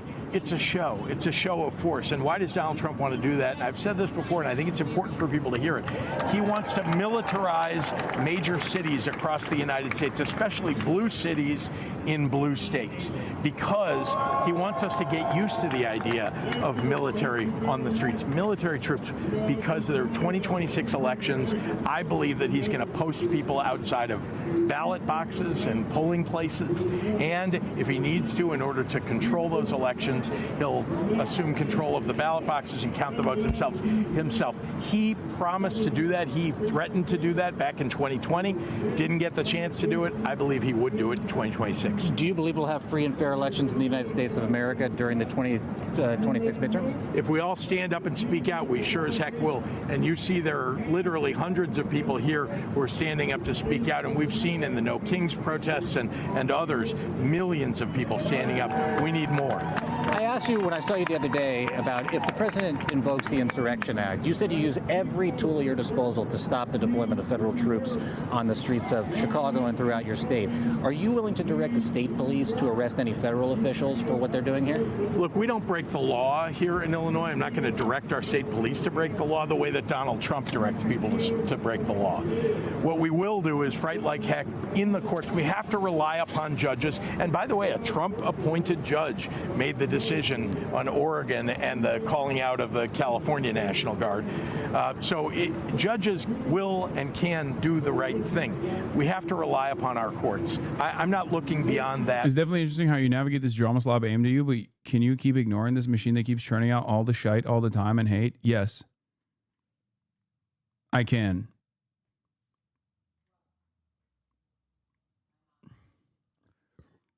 Because there are more pressing matters.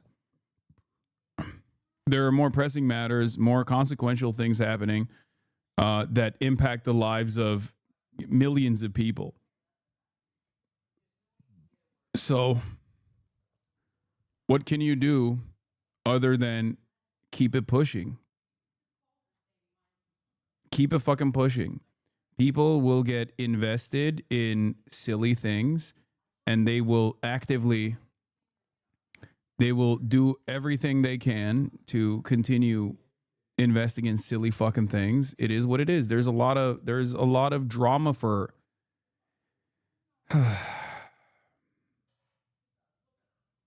there is a lot of interest in taking out someone like myself. Yeah. Phil put this thing as a top story before the Chicago invasion. People got their priorities straight. Exactly. What are you going to do? I don't know. Maybe I'm not normal. Maybe I'm not normal for being used to it. I don't think anyone should be used to it, but it is what it is. We have to make sure that happens. But the other thing we have to make sure that happens is we elect good people to the Congress. Because in the end, if Congress is not asking questions, holding hearings, and holding the president accountable, he will just run roughshod across our states. What's your message, final question, to the people here of the state of Illinois, the people of the city of Chicago, as this incursion by the federal government, these troops are on the streets of your state, of this city. What do you want them to do? There's a big protest scheduled for 5:30 p.m. tonight. Well, first, we've made sure that people know their rights and they know how to find out what their rights are, because we don't want them picked up off the streets just because they're brown or black, just because they happen to be undocumented and have committed no crimes. Remember, he said he was going after the worst of the worst. It's not going after the worst of the worst when you're just literally stopping children who happen to be brown and asking them for papers as if, you know, they're going to have proof that they're a U.S. citizen. So first, no, you're right. Second, we want everybody to pull out their phones, an Android, an iPhone, whatever you've got, and film everything you see, because we take that to court. We also show it to the public. And it's one of the reasons that so many people are speaking up and acting up in order to fight Donald Trump, because they're seeing this is not the country that we grew up in. This is not the country that we want. And so that's very important. And then lastly, again, we got to take them to court. We got to win. It looks like we're going to do that. For someone who has been threatened with arrest by the President of the United States in the last 24 hours, it's nice to see you out here on the street with all these people, and I'm grateful for your time. Appreciate you, people want to talk to you. Okay, Good to thank see you. you. Governor J.B. Pritzker, I appreciate it. Thank you. Chris, the governor of the great state of Illinois, obviously a lot of people want to speak to him out here. This is a critical, crucial moment in this battle with the federal government over the deployment of not only troops, but these masked and armed federal agents here on the streets of Illinois. And I'm going to throw it back to you. Well, if I can, Jacob, I want to ask you about a couple things.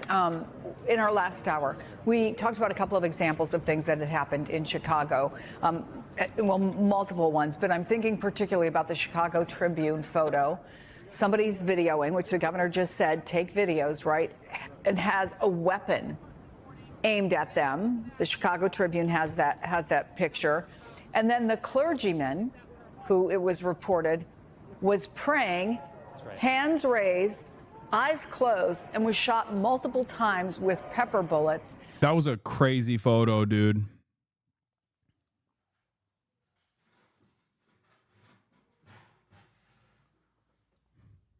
That was a crazy video and a crazy photo. Straight up. Real villain shit. Does anyone have the photo? Yeah. I feel like this photo of masked armed men pepper spraying a pastor protecting his community is going to be a defining picture of this moment in America for a long, long time.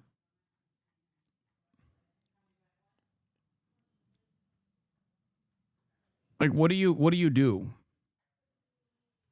What do you do in that situation? The video of this incident is just as bad as it sounds. The priest is standing there, not doing anything remotely illegal, and without warning, a masked DHS agent on the roof shoots him on the top of the head with a pepper ball.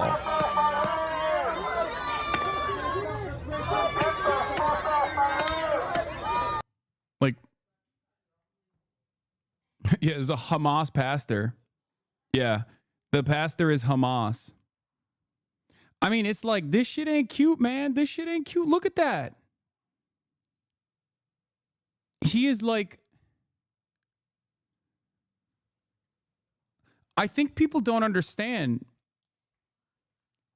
I think people don't recognize that, like, that is, you could kill someone like that. You could take an eye out. You know what I mean? You could just, like, those things are not supposed to be direct impact. Like, all these munitions are supposed to be, like, shot in the vicinity. You're not supposed to be shooting it from an elevated position like this.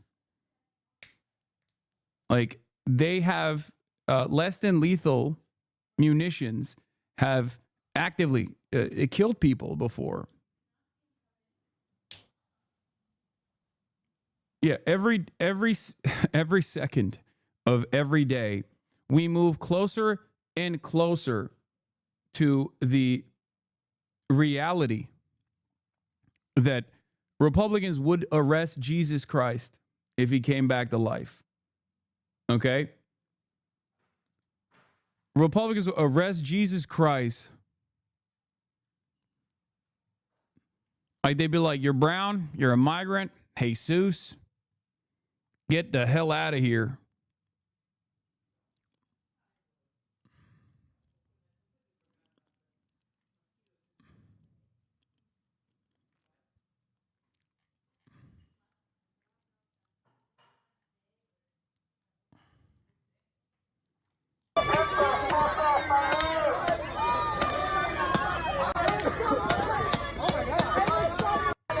And then they keep shooting at the people. They keep shooting at the people that are trying to render aid to the priest that's on the ground.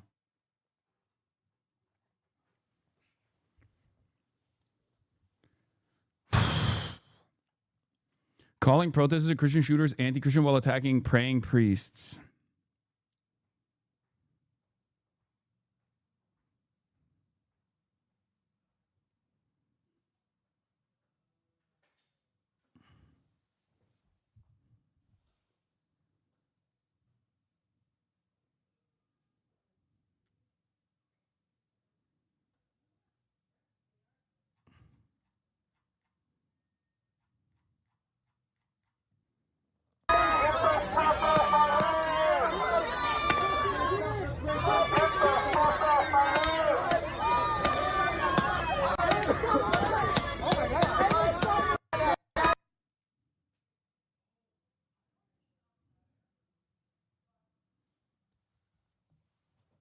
Bass Pro Shop hat wearing child shares unfiltered thoughts on Trump. Tide is turning.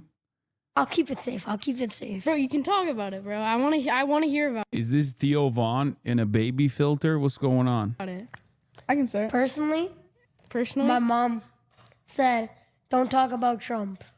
I don't care. Please tell me. Tell. Is this AI? What Mom? the fuck is? What am I looking at, dude?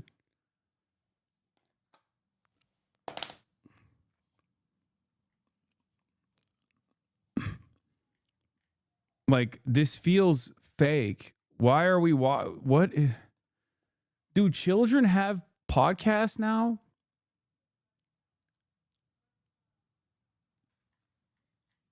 Is that what's going on? It's definitely AI. Is it? Don't get mad at me. I don't know. I don't even know what to say about Trump. I just think he's a low life Interesting scumbag No, I don't think this is AI, man. This doesn't look like AI. dick that is terrible and shouldn't be president. I Yeah. don't think he's. I think that he's somebody that only God is. Because if it was AI, the logos would be like ass, Smiley World, Bass Pro Shops. Like, the AI still is bad at doing logos like that, right? Feeling threatened. Yeah, this is the first time. This is the first time I felt the threat of someone taking over and taking my job.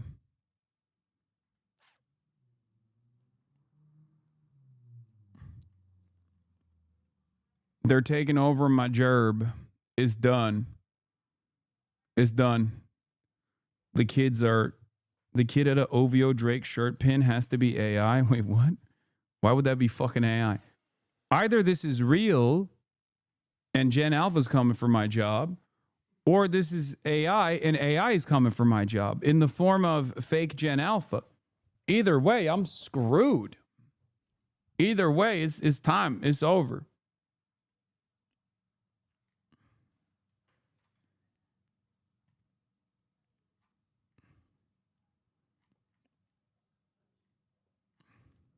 Power from backstabbing others and stepping on people, and it's not actually valid power. Gen Alpha is like 2 years ago, bruh. Wait, what? We moved on from Gen Alpha? There's a new gen? What's the new gen? We moved past Gen Alpha? What the fuck are we doing? Gen Beta now? What the hell? Secretary of State Marco Rubio whispers in the ear of President Donald Trump after handing him a note about the Middle East deal, saying, "Very close. We need you to approve a Truth Social post soon so you can announce the deal first." Oh my God, the fucking priorities that we have. The goddamn priorities that we have, bro. What the fuck?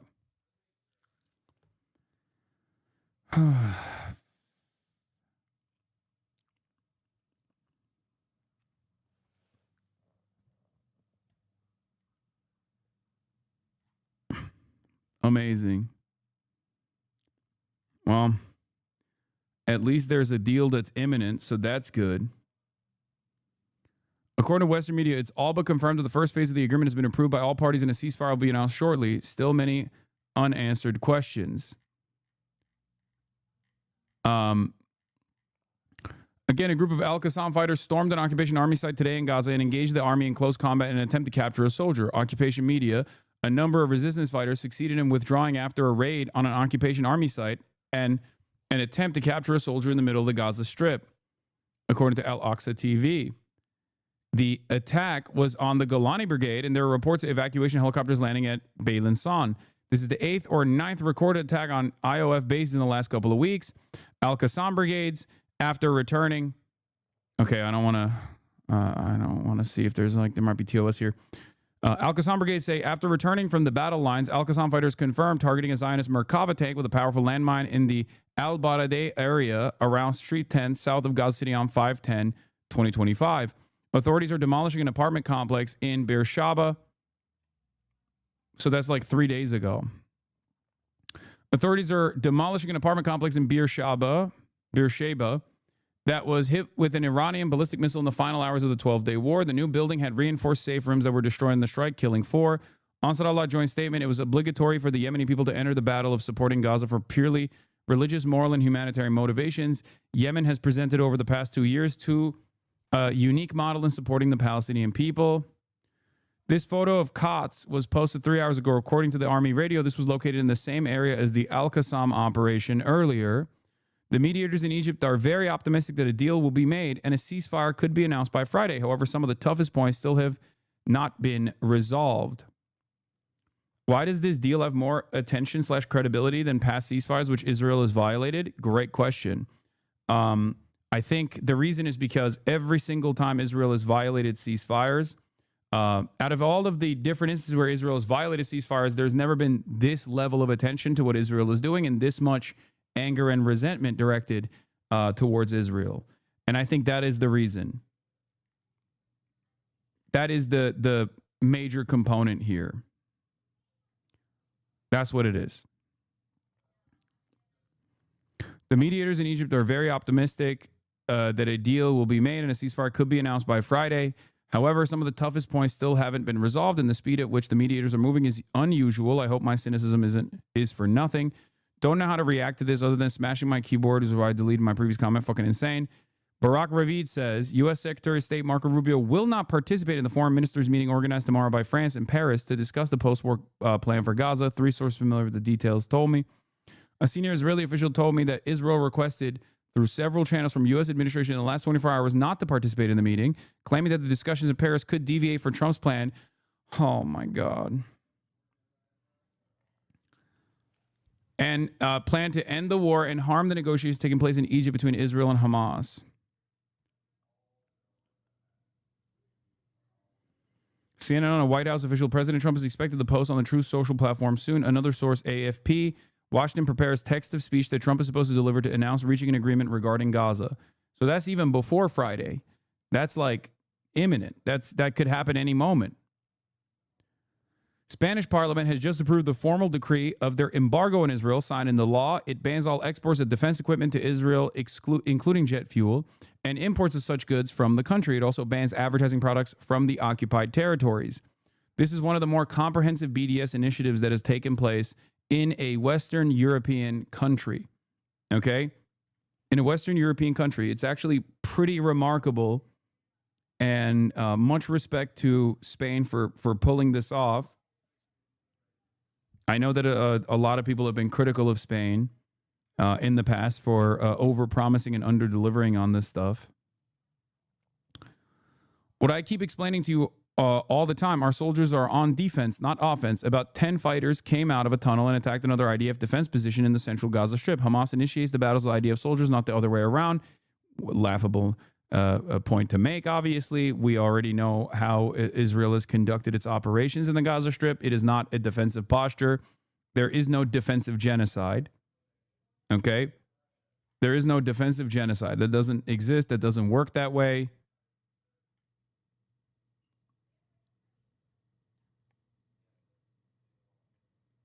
It's fucking ridiculous.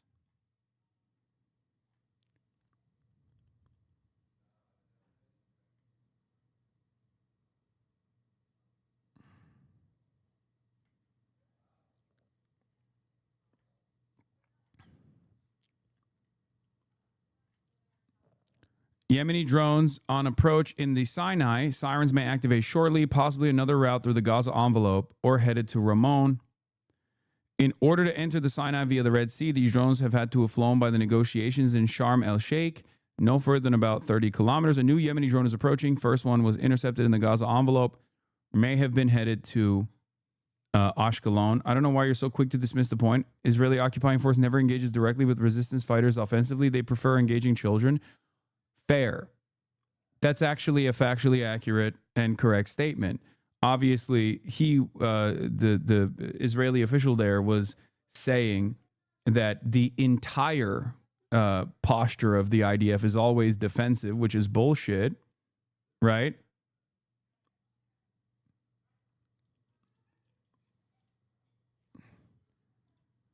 And but you're right. Overall, they do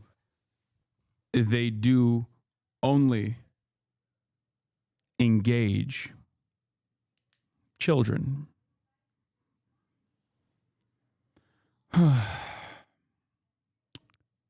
More wounded occupation soldiers being transferred to Beilissan via helicopters 52 minutes ago. According to the Western media, it's all but confirmed that the first phase of the agreement has been approved by all parties and a ceasefire will be announced shortly. Still many unanswered questions. So it's not true. Spain's law has caveats, so the government can do whatever it wants at any moment, alleging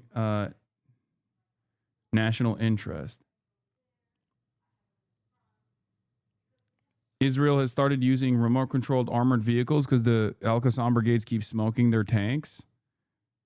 That's crazy. Israel's military has escalated destruction in Gaza City with remote-controlled armored personnel carriers packed with explosives, which residents say are flattening up to 300 residential units a day. Channel 4 reports several detonations in the Sabra area left homes reduced to rubble, kitchens and bedrooms blasted apart. The IDF calls the operations military necessity and says the precautions are taken, but the report notes there are civilian neighborhoods where families once lived, leaving the city now unrecognizable.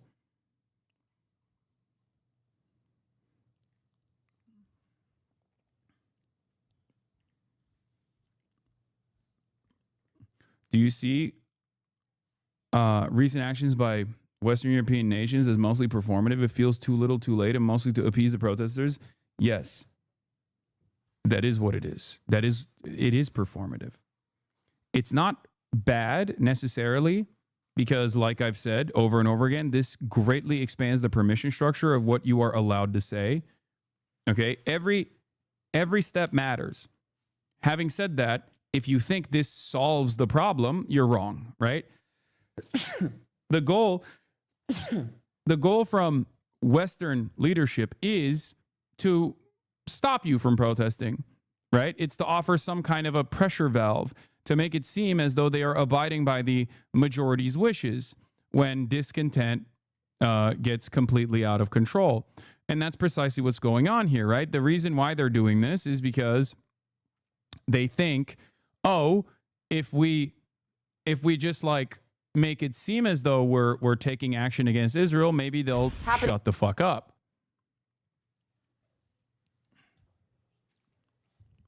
Maybe they'll stop protesting. But I think what actually ends up happening is that when they do offer even a crumb in the appropriate direction, even when they offer like a little bit of a pressure valve, right? That ends up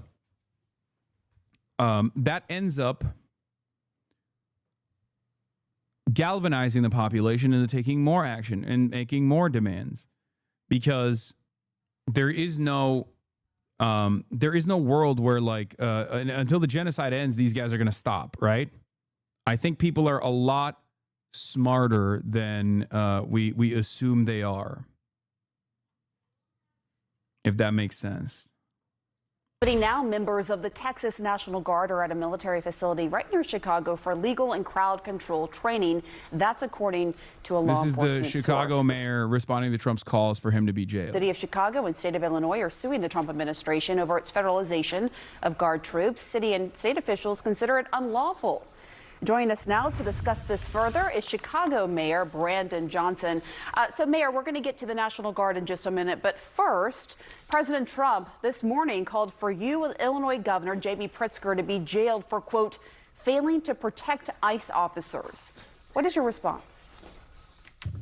Well, first of all, this president is unstable, unhinged, a double-minded individual that, quite frankly, is a threat to our democracy. And it's certainly not the first time that Donald Trump has called for the arresting of a black man unjustly.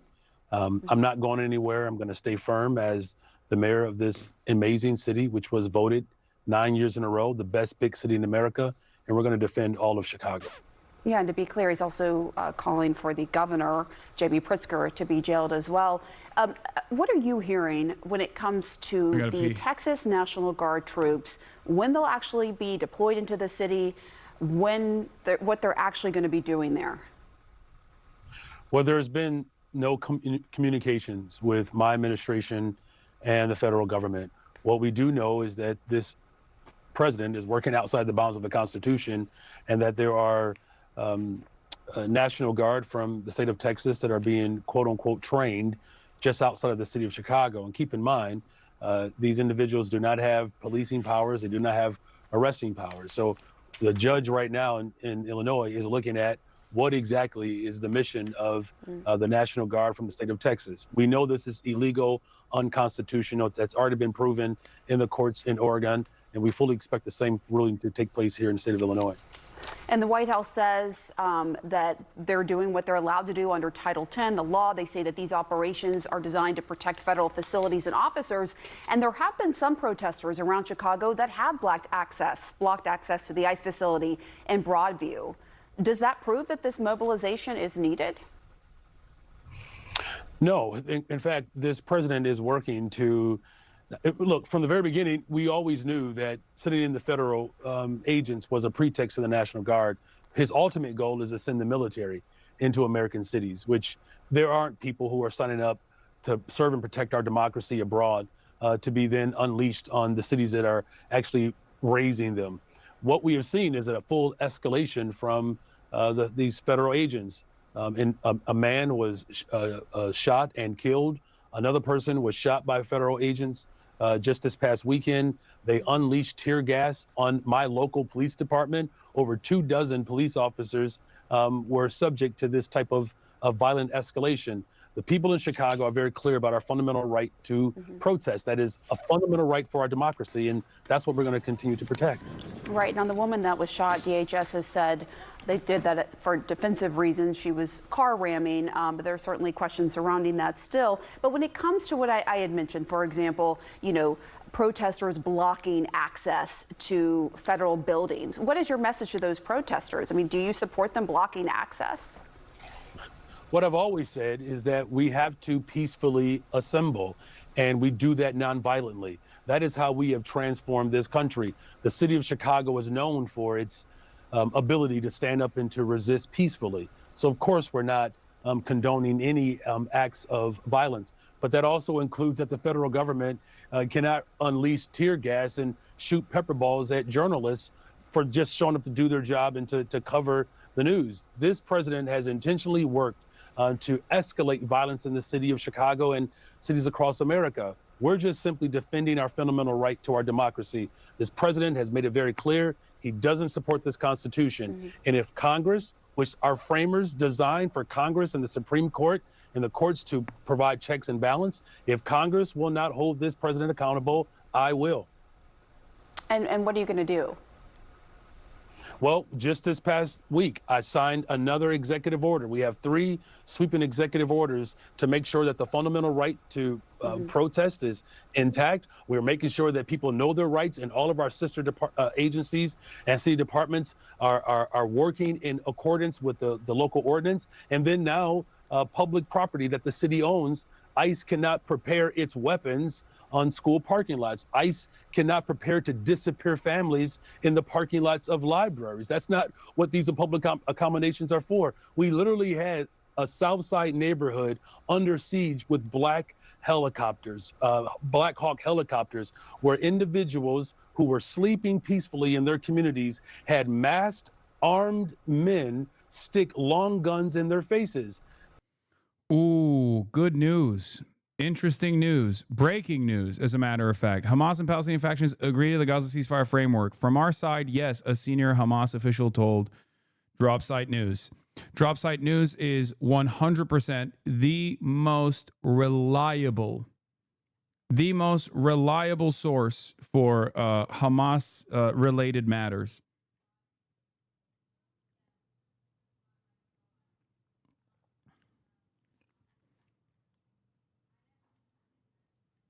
We'll see.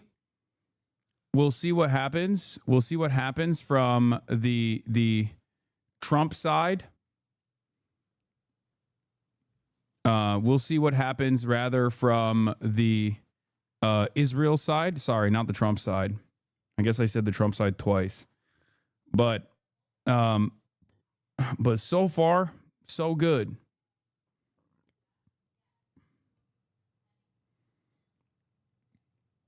If the Nobel Peace Prize is the primary motivator for Donald Trump to actually move on this, then I'll take it. An Israeli official said a Gaza deal could be reached as soon as tonight, local time. So the deal in the initial framework that they designed had a lot of components that Hamas and the Palestinian resistance movement had conceded to, right? There were a lot of things that they had said yes to, right? Technocratic National Committee being in charge of the Gaza Strip and things of that nature, a full withdrawal of Israeli troops from the Strip, things like that. However, my suspicion is that there were a lot of additional things that Israel had slapped onto it, and the Americans had slapped onto it because Israel had, redesigned the negotiation after Trump had a multilateral coalition of like Arab states and Middle Eastern states that, and even including like the French input alongside Saudi Arabia to put together this Gaza peace plan. But then Israel came in and added additional qualifiers to it. Trump actually also said, like, I'm going to be in charge of it. I don't know why he added his own name onto it somehow. And then they said, Tony Blair is obviously going to be a part of it as well. So there were parts about this deal that not just Hamas, but like no Palestinian resistance member would ever agree to, which is complete disarmament without, complete disarmament in general.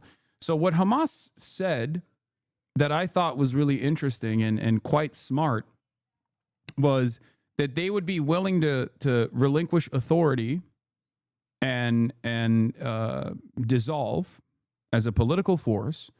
And on top of that, they would be willing to give their weapons, hand off their arms to whichever unit the Palestinian National Committee, this technocratic committee comprised of Palestinians that are democratically assigned, right?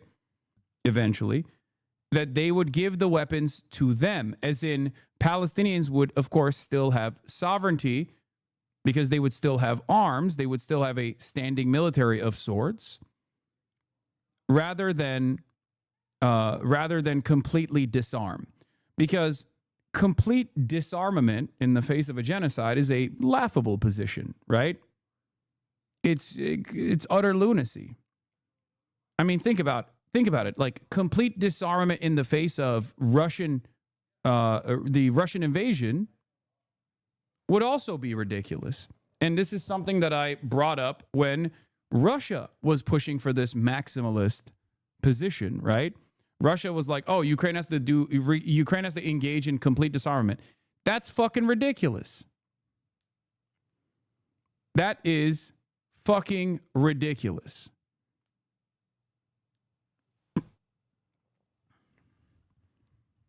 So the only reason why I'm not like fully skeptical over this is because like I assume that if I personally am not the first person to trust the United States of America or trust Israel, then I suspect that Hamas also is skeptical as well. So we shall see. It could be because, there is a level of genocide that where they just say enough is enough. Like, we can't take it anymore. We don't want more people to die. And they consider this to be the only way to end it. But as far as the genocide ending, without significant assurances that Israel will not immediately start bombing the Strip once again as soon as the prisoners of war have been released, without significant assurances, this deal is dead in the fucking water.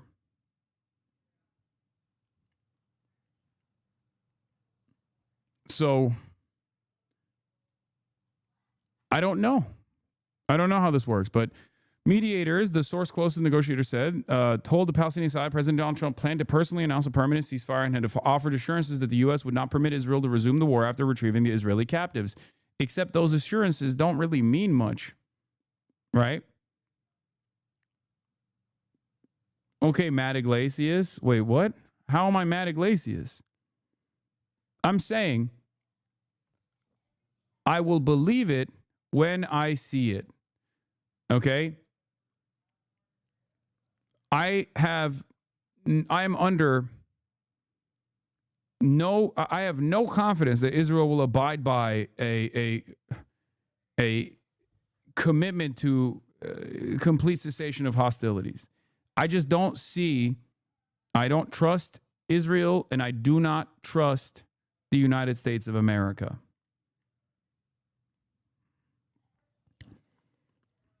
We have a great team over there, great negotiations, and there are unfortunately great negotiators on their side also, said Trump Wednesday.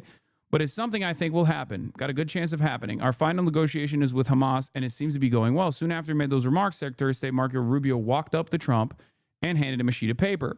I was just given a note by the Secretary of State saying that we are very close to a deal in the Middle East, and they're going to need me pretty quickly, he said. Multiple sources from Hamas and other Palestinian factions have told DropSite that their central concern in these negotiations was that handing over all Israeli captives would remove nearly all of their leverage if it did not include a complete Israeli withdrawal. Israel has, as a matter of policy, systematically violated its ceasefire agreements with Hamas and also with Lebanon.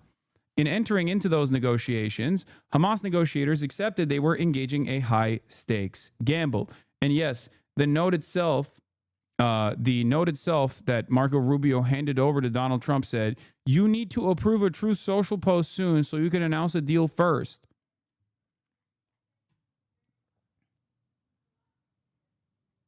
Our priorities are so fucking cooked, man. Like, this is, if true, this is like world-changing events taking place. And the priorities of this administration are to make sure Trump is first to market with the announcement on his own personal social media platform that he had to create because he got banned off of Twitter after he did an insurrection. This is the country that we live in. I need you all to understand these are the circumstances. This is the country that we live in. So next time you see somebody that comes across as like really fucking stupid, okay, remember that like a fuck ton of people voted for this guy. A fuck ton of people openly say they voted for this. Okay? That's what they say.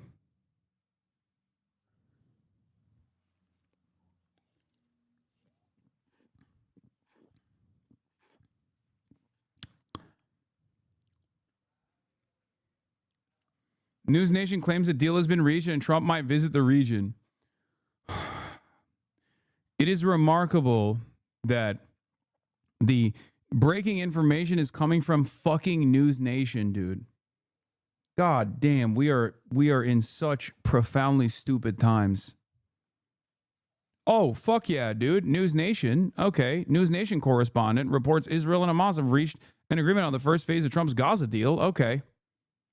I'm glad that News Nation correspondent is reporting that Israel and Hamas have reached an agreement on the first phase of the Trump Gaza deal, citing a source with direct knowledge of the negotiations.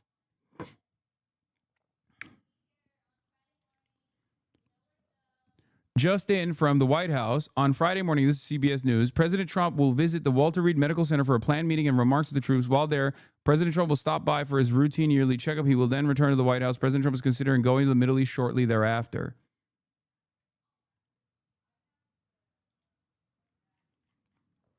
Yeah, we already covered the Israeli military escalating his death and destruction campaign and also utilizing like drones, like or automated armored personnel carriers equipped with bombs, so they can fucking turn around and because they're getting smoked in the APCs so hard that they're using little RC car style APCs.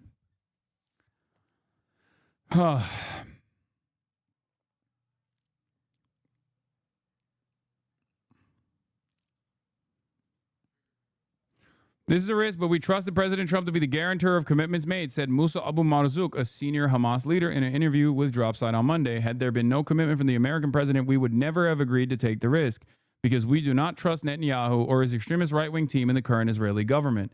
Meanwhile, I'm pretty sure they know. I'm pretty sure they fucking know that America is also untrustworthy. But I guess for them, they just don't really have any other options, you know? I guess America is the top dog in this process, and therefore they have to abide by America's demands. The USA, Qatar, Turkey, and Egypt have provided guarantees that the genocide will end with this agreement as long as the terms are abided by. That means we can expect to see Israel desperately try to convince Trump that Hamas has violated the deal daily. Yeah. They are being smart by inflating Trump's role since they know he wants that peace prize. I mean, I think they're inflating Trump's... They're not even inflating Trump's role necessarily. Trump does have this power. Every American president has had this power. The only difference here is that they're inflating Trump's ego. They're not inflating Trump's role. They're inflating his ego. Because, I mean, they've run out of options, right? They don't have anything else. So if that's what it takes, then great. If that's what it actually takes to get to a permanent cessation of hostilities, to end this genocide, it is what it is.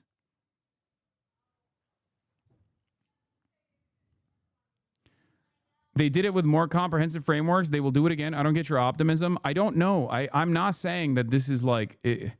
I am not saying that this is over. Okay?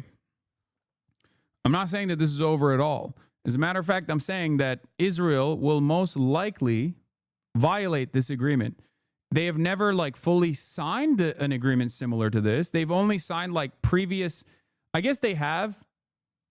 They have signed like a previous cessation of hostilities. Israeli officials say the agreement to end the war with Hamas will be signed Thursday, and the first group of hostages will be released on either Saturday or Sunday, according to N12. But a genocide can't just be tied off with it is what it is. No, I know. But at some point, you have to stop the hemorrhaging, right?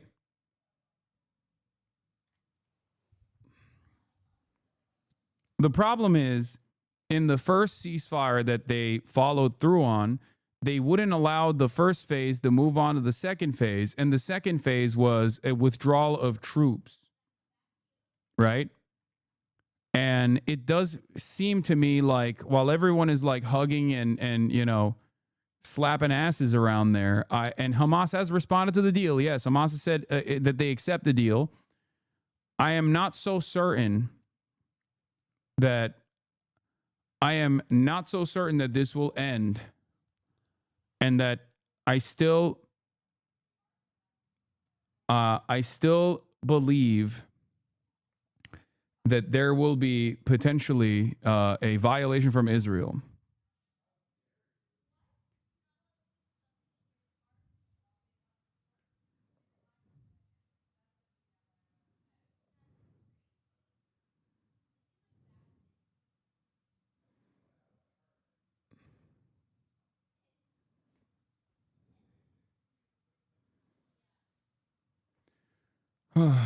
Now we know why they try to kill the negotiators. I mean, I don't know. I want to be hopeful.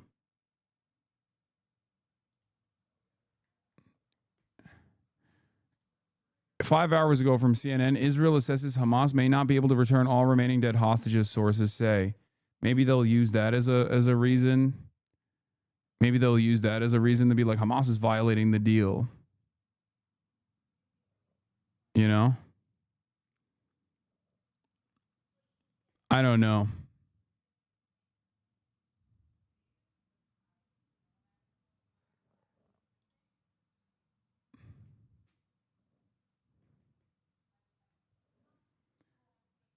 If they do violate it, they're pushing themselves into a corner of being the ultimate pariah. I mean, have they stopped? Has that stopped them in the past? The only way this stops is if America forces Israel to stop. Ball is in Netanyahu's court, says Trita Parsi from the Quincy Institute. Trump wants a deal. Israel's numbers are plummeting within MAGA. It risks hurting Trump if the war and the U.S. support for it continues endlessly. Yet Netanyahu is very talented at destroying deals and getting the U.S. to blame the Palestinians. Well, he used to be much more talented at blaming the Palestinians. I don't think he's as talented at blaming the Palestinians now. And if this ceasefire deal falls apart once more, I suspect that a lot of people will, even more people will recognize that it's Israel violating it, no matter how they fucking try to posture as Hamas being the spoiler. I don't think that the United States will ever turn around and say, this is good, we believe Hamas, we trust Hamas, and if Israel violates the deal, they'll say, oh yeah, it was Israel that violated the deal, and we have to fucking, we have to stop Israel. That just won't happen. That has never happened historically, despite the fact that Israel has violated numerous deals with Democratic administrations, with Republican administrations. They have always blamed the Palestinians, and America has always also falsely blamed the Palestinians. Okay? That is the case. They always do that. Okay? So we shall see.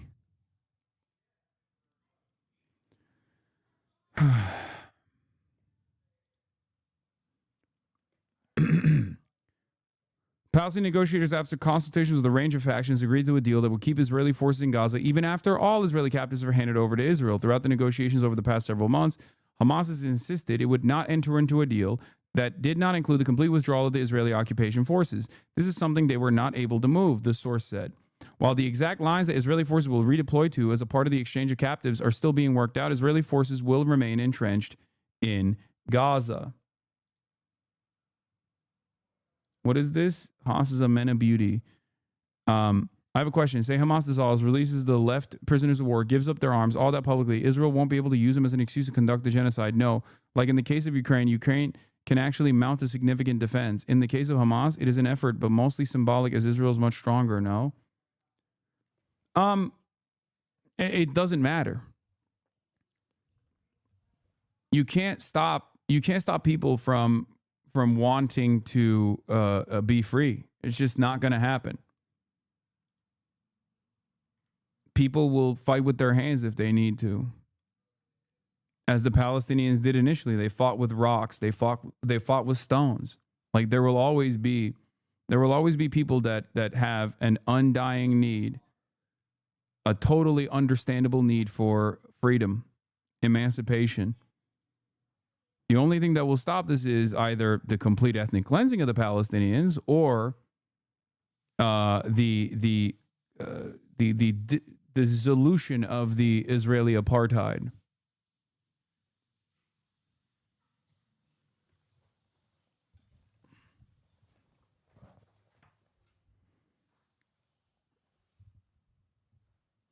So, a senior Hamas official told Dropsite that the Palestinian negotiators have faced an unprecedented pressure from Arab and Islamic mediators over the past 48 hours to make significant concessions and to quickly reach an agreement on the aspects of Trump's plan that address the exchange of captives, a ceasefire, and the resumption of aid.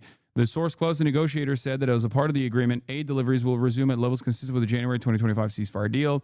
Israel unilaterally abandoned that agreement in March when it imposed a full-spectrum blockade on Gaza, resumed its campaign of terror bombings, and subsequently unleashed a ground invasion of Gaza City in August. The source said 600 trucks of aid per day would enter Gaza under the new agreement. What the United Nations has said in the past is the minimum amount needed in Gaza. Israel released roughly 2,000 Palestinians it is holding captive in its prisons and military camps. The bulk of these will consist of Palestinians taken from Gaza after October 7 and will include all women and children. In Trump's original plan presented on September 29th, Israel would also free 250 Palestinians sentenced to life terms. There are ongoing negotiations over the exact number of Palestinians to be released and which, if any, of the most high-profile Palestinian resistance figures serving life sentences in Israel might be freed. Hamas has consistently demanded freedom for Marwan Barghouti, what a lot of people refer to as like the Palestinian Nelson Mandela. However, he is the single most popular Palestinian political leader whom Israel has sentenced to 5 life terms in 2004. And Marwan Barghouti is a more popular figure in the eyes of all Palestinians, both in the West Bank and in Gaza, than Hamas ever could be, for the record. So that's something to consider here, especially when looking at, especially looking at this from the perspective of Hamas just simply wants to remain in power. Hamas simply wants to remain in power. If they wanted to, they would never demand the release of Marwan Barghouti. They would just never do that, because someone like Marwan Barghouti actually threatens their grip of power, right?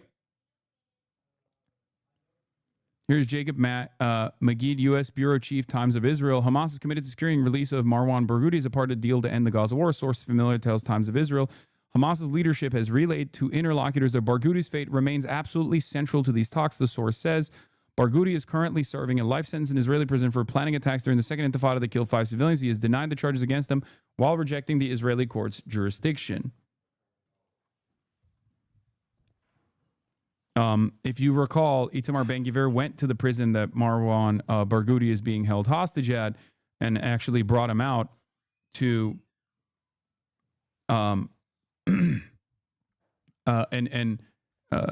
humiliated him, or tried to humiliate him.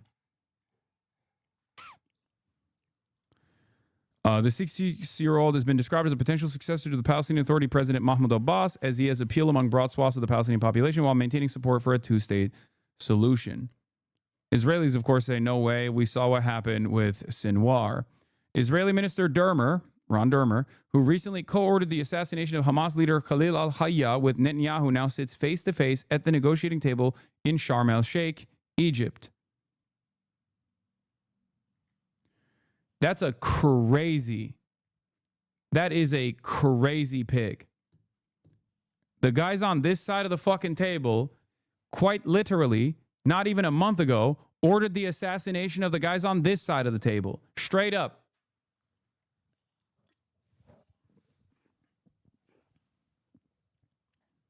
And what's really shocking, or what's really remarkable about this, is that the guys on that side of the table used to be different guys. Israel killed the other guys. So now these are the guys. Well, some of them were supposed to be at the table regardless, but isn't that fucking nuts?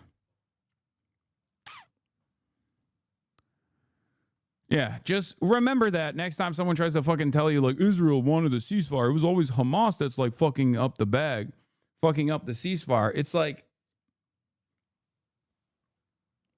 they have killed, they've killed the immediate relatives of the people on that side of the table, too, by the way. Like, straight up, annihilated their entire families.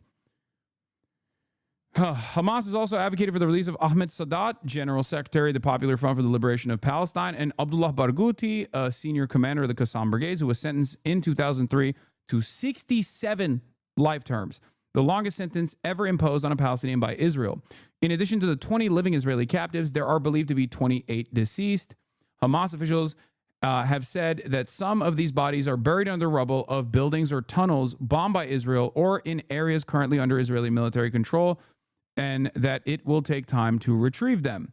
Hamas official told DropSite that an agreement will be made that would provide more time to recover the bodies of deceased Israeli captives. Now, this is one of the reasons why you logistically have to stop the bombing.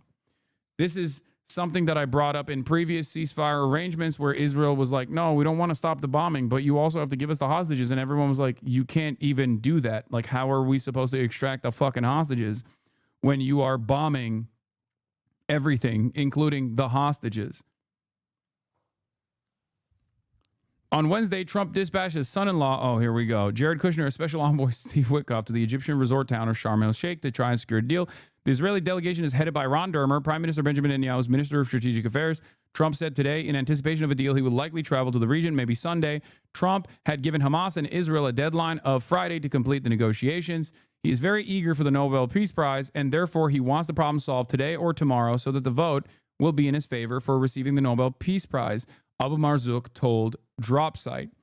Hamas leader Khalil al-Hayya, who survived an Israeli assassination attempt in Doha, Qatar on September 9th, literally 1 month ago, is heading Hamas's negotiation team, sitting across from the guys who ordered his assassination. The top political negotiator for the Palestinian Islamic Jihad, Mohammed al-Hindi, is also directly participating in the talks, as is a representative of the left-wing Party for the Liberation of Palestine.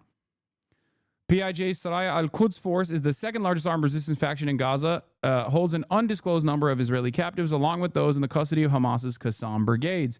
Earlier on Wednesday, Ziad al-Nakale, the Secretary General of PIJ, appeared in a rare video address. The resistance is engaged in fierce negotiating battle under what is called the Trump Plan, which also carries within it the declaration that the Palestinians should completely surrender to the enemy. Even so, the resistance has shown its willingness to negotiate on the basis that there are clauses that can be dealt with positively, first among them the prisoner exchange clause, which could be completed in the coming few days, al-Nakale said. But we must be prepared to confront the enemy's possible attempts to turn the negotiations into an entry point for the surrender of our people and our resistance. The enemy and its allies must know that we cannot submit to their terms and dictates after all the price and sacrifices that our heroic people have paid.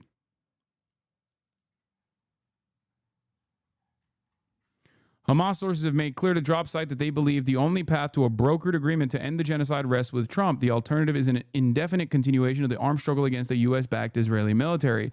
There is no other deal to be taken. Either this or return to fight with full American support coupled with Arab and Islamic passivity and letdown, said the source close to the negotiators. He said that while the deal is problematic, it contains some terms that Hamas and other Palestinian factions pushed for in their response to Trump, including deferring major issues that would alter the future of Gaza and Palestine itself. No surrender, no disarming, no mass exile, but most of all, a permanent end to the war to be announced by Trump. When Hamas offered its official response to Trump's 20-point plan last Friday, the movement's leadership took the position that it only had a mandate to enter into a deal on issues directly related to the Gaza war, but it asserted that negotiations on the bulk of Trump's proposal, which contains sweeping terms that will impact the future governance of Gaza, including demilitarizing and disarming Gaza and the deployment of foreign troops, would require the involvement of all Palestinian factions, not just Hamas. All of these issues, including Israel's demand that Hamas and other Palestinian resistance groups surrender their weapons in Gaza, will be fully demilitarized, will be deferred to future negotiations. So that is... it seems like Hamas is saying yes to the first phase, which is just the complete release of all of the prisoners of war and perhaps not just the prisoners of war, but also the killed Israelis as well. What makes you think that Trump is the actual person pushing Israel to the table? I don't trust Trump and I don't trust Israel. I do trust the resistance forces in terms of like knowing what's knowing what's best for them, right? And therefore, I assume that they're seeing something different in the way that this has in the way that this has been conducted. And that is the reason why they're conceding to the first phase without getting assurances, or maybe they did get assurances for the second phase, if we are to use the terminology that was utilized in the previous negotiations, right?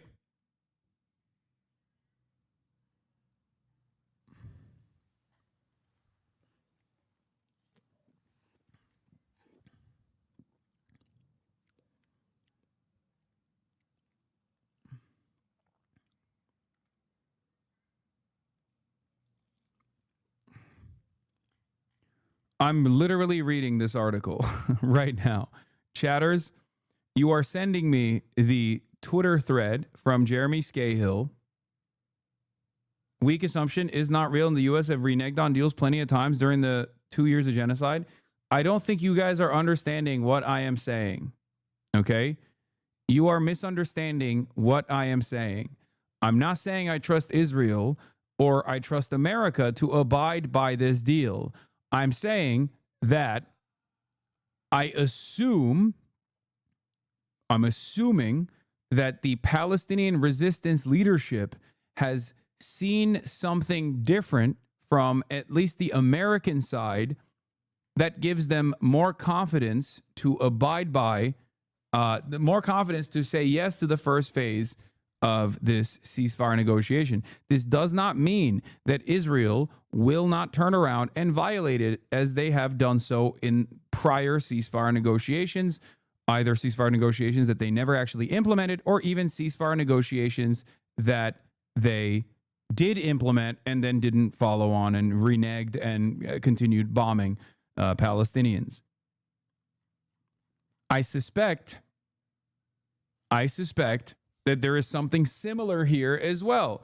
I suspect, judging by what Israel has done in the past, that this is how they will operate, that they will, somehow find a way to fucking turn around and blame this on Hamas again and then continue bombing once they extract all the hostages, because the hostages were seen as like a political hurdle that they must clear, right?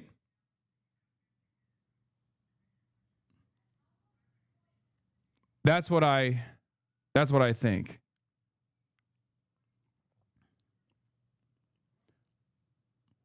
Has Hamas been in direct contact with Trump for the latest negotiations? I seems so, yeah.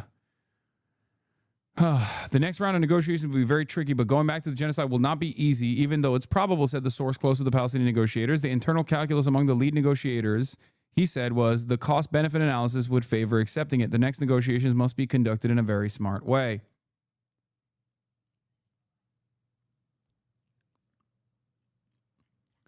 Perhaps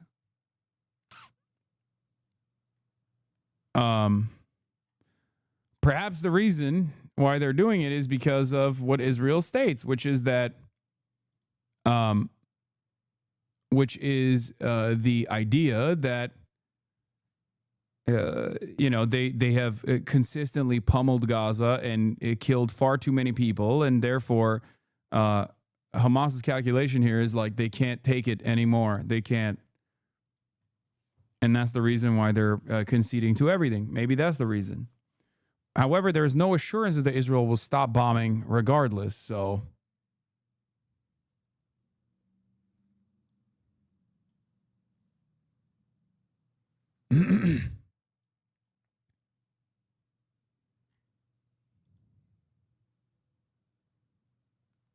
anyway,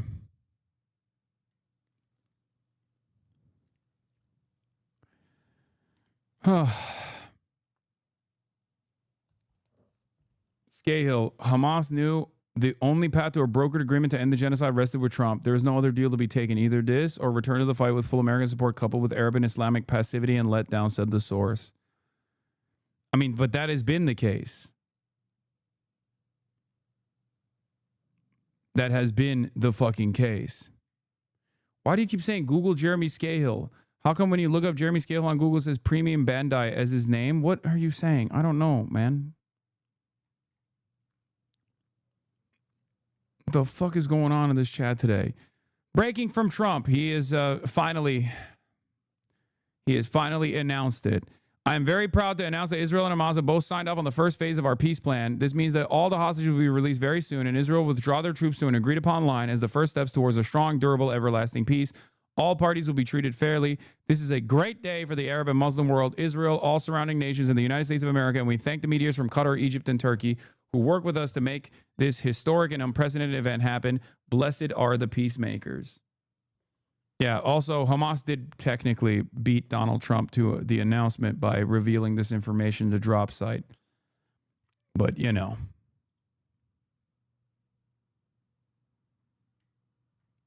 That's neither here nor there.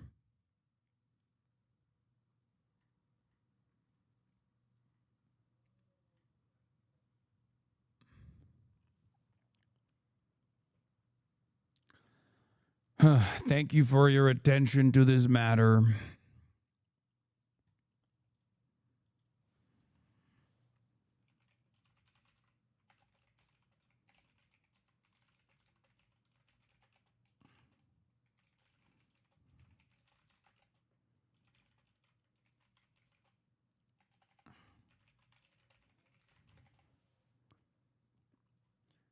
Please read previous message. Palestinian here. Remind chat not to infantilize our armed resistance as they're fully aware and have decades of experience about what Israel's goals and tactics are, as well as the United States. I'm sure they're fully prepared in the case that Israel blows up these negotiations as well. Do not forgive. We have been dealing with these ethnic supremacists for over 77 years. Yes, but that's the only reason why I said I don't have any confidence in Israel. I don't have any confidence in America, but I do have confidence in the leaders of the resistance movement making the correct calculation. They recognize that it's a gamble, but if they're taking this approach, if they're agreeing to this decision, then very clearly, this is, this is probably there's more confidence from Washington, D.C. on their Alan, side. So we're somehow. all waiting on tenterhooks for news of this, and news that Trump has now posted on his Truth social media saying we have a deal. What are you seeing and hearing there at the White House? This has been building, particularly over the last couple of hours, when Donald Trump in a meeting at the White House said he just stepped away from a call with his team that were in Egypt in Sharm el-Sheikh, and he was encouraged by the progress that had been made and thought there would be an announcement soon. Talked about heading to the Middle East at the weekend. That may now be brought forward. It appears that the outline of a deal has been done. Donald Trump on his Truth social platform has, just in the last couple of minutes, said, I'm very proud to announce that Israel and Hamas have both signed off on the first phase of our peace plan. This means that all of the hostages will be released very soon, and Israel will withdraw their troops to an agreed-upon line as the first steps towards a strong, durable and everlasting peace. All parties will be treated fairly. This is a great day for the Arab and Muslim world, Israel, all surrounding nations, and the United States of America. And we want to thank mediators from Qatar, Egypt and Turkey who worked with us to make this historic and unprecedented event happen. Blessed are the peacemakers. President Donald J. Trump. So after hours of speculation that this was going to happen, that we were edging closer, that there was more optimism than there has been at any point in the last 2 years, it appears that Donald Trump and his 20-point plan and the pressure that he has exerted, not just on Hamas and on Israel, but on others in the region, appears to have delivered a peace deal which should mean an end to the war on Gaza. Yeah, and Alan, obviously the executive word here, or phrase, being the first phase of the peace plan. Are any more details emerging about what parts of Trump's 20-point plan they have a deal on? Because it's unlikely, as you say, that everything's been agreed to. Well, most of the details, of course, will still be in Sharm el-Sheikh. Donald Trump will have been given the details of what has actually happened. Nothing has been made public from Washington, D.C., but it's clear that there was... What we will find out, it's going to take time until we know. It's going to take time until we know if this is this is conclusive. It's going to take some time. What I mean by that is where we need to see how Israel operates after the hostages are released.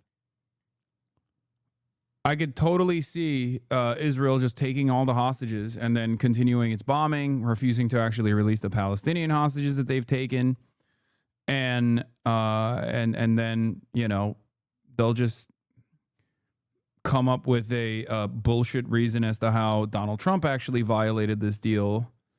And that, and the United States will go along with it, and they'll say, "That's right. This is what happened."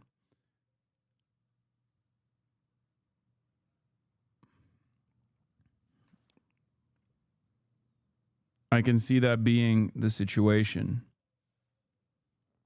Nothing new happened in Gaza. The offensive continued, the bombings continued, and the deaths continued. Now there is an outline of a peace deal. The pressure will be on Israel to stop doing what they have been doing in Gaza for the last 2 years and stop the offensive, which has claimed more than 65,000 lives. Yeah, Alan, and Trump says that he will head to the Middle East this weekend. How much pressure did that put on Hamas and Israel and indeed the negotiators to get this deal across the line? Well, I don't think there was that much pressure from the president. I think that was always there. And certainly there was a consensus among the countries who were represented in the talks in Sharm el-Sheikh, excuse me, and the wider community, that a deal had to be done and agreed quite quickly. Donald Trump was talking about possibly flying out on Saturday night or Sunday. That then who changed now with a is in statement Ireland, from the White House in the but last he's couple a of sports hours, commentator saying from that he Data would of the have Law. an annual medical on Friday, and sometime after Celebrating that, this very decision, which short gives me more order was the confidence as phrase well. that was used, he would head to the Middle East. So that suggested that it would be at some point on Friday. Now that a deal has been done, that everyone is in Egypt, there's every possibility that the president will head to the Middle East much sooner than Friday morning, because of course he's very keen to be seen to be the driving force behind this, and to a large degree he has been. No one was talking about peace talks. The Israelis had killed negotiators from Hamas, both in Tehran and also attempted to do that in Doha. There was a concern that everything was kind of locked. Donald Trump then had a meeting with senior officials from Muslim nations and Middle East countries at the United Nations General Assembly. He said that would perhaps be his most important meeting, and from that came the outline of this 20-point plan, which he officially unveiled on September the 29th when Benjamin Netanyahu was back at the White House. So it appears that there has been enough negotiation for the US president to announce that phase one has been agreed. And of course, this is now all about sequencing. And we've seen that before in a number of peace processes around the world. My personal experience is in Northern Ireland that if you do this, then we do that. And when you do this, we'll follow with that. So that has all got to be agreed. So the first phase seems to be in place. What happens next will maybe be subject to further negotiation, but it appears that Donald Trump has delivered what he said he would deliver very quickly after his election way back in January, and that is a ceasefire in the war on Gaza. Alan, just a final thought to you before you go, and obviously we'll come back to you throughout the night. There is even talk, perhaps, of Trump visiting Gaza itself. It's not confirmed yet. This is just something that's being reported. If that did happen, though, Alan, it would be pretty much unprecedented, wouldn't it? It certainly would. It would need a great deal of a huge security operation. I'm not entirely sure that the Secret Service, who protect Donald Trump, would be keen on that idea. He would go in with the Israeli defense. They're going to give a Nobel Peace Prize to Hamas after all of this.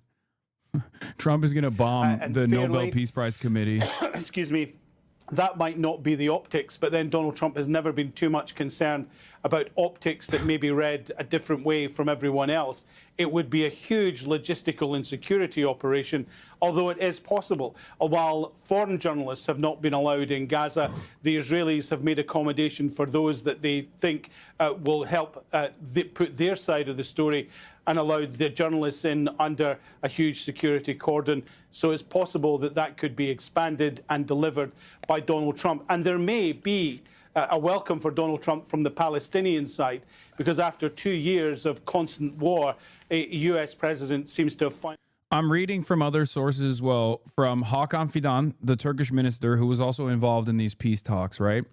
He says the Gaza plan includes many details, but our priority now is to start the ceasefire and release the prisoners. Netanyahu always has an alternative plan to disrupt the negotiations, but I do not think he has much room to maneuver this time. Agreement on a ceasefire in Gaza will allow the start of exchange operations and the expansion of the entry of humanitarian aid. I don't know. I don't know if that is the case. Netanyahu says, with God's help, we will bring them all home after Trump announces first phase of Israel-Hamas deal. These are the first words that have come from Benjamin Netanyahu on the deal.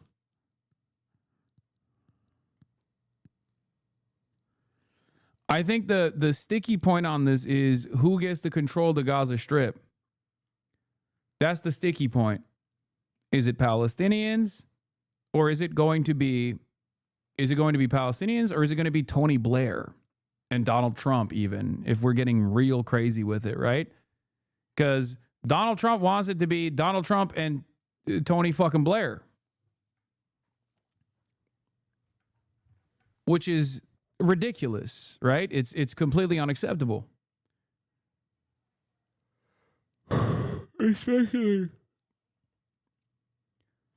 I mean, it's completely unacceptable. We'll see. Negotiations going on, very strong one to get to this point where the announcement made by, or the post made by Donald Trump about reaching an agreement between Hamas and Israel. But at least for phase one, which is the handing over the captives and then the withdrawal to an agreed upon line as a first step, a preliminary step for further negotiations and further agreements.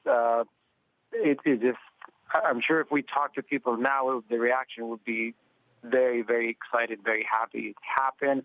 At least they are distancing away from the anxiety that had engulfed all of their feelings throughout the day and hope for what was going to happen. The level of anxiety is less, and the sense that we are going in the right direction, at least for now. And we're going to wait until we talk to people. So we'll see what's going to happen in the coming hours. Yeah, Hani, we still have a long way to go, as this is just phase one of Trump's peace plan. I mean, this must be pretty emotional for you. You've been covering this story now for 2 years. With many people close to starving because Israel's siege and war on the Strip, many with nowhere to live, what are people's immediate needs on the ground now, Hani? It will be definitely the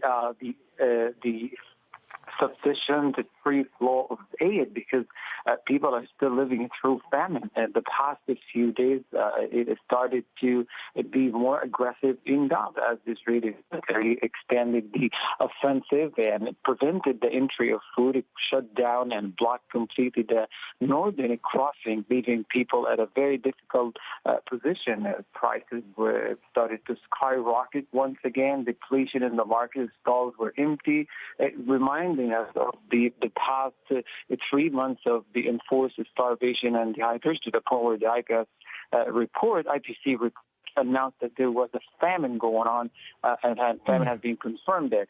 People are still living the byproducts of this across the Strip here in Central area. Anywhere you go, you walk in the market, in the street, you will find items, you will find the products, but these are not necessarily what people need to survive. We talk about fish produced that are not available.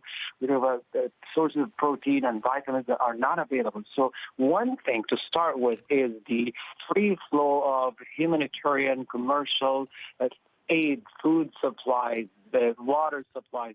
Brother, You said, I hope they hunt down Yasser Abu Shabaab when this is all over. I'm going to keep it very real with you. I think there is a higher likelihood that Israel by force makes Yasser Abu Shabaab the head of whatever like fake military that exists. And they'll put people like Ahmed Fouad al-Khatib in charge of like the peace peace commission, like people that work for like the Atlantic Council, and like and the son of Hamas guy will be like leading the Gaza Peace Committee. It's fucking ridiculous.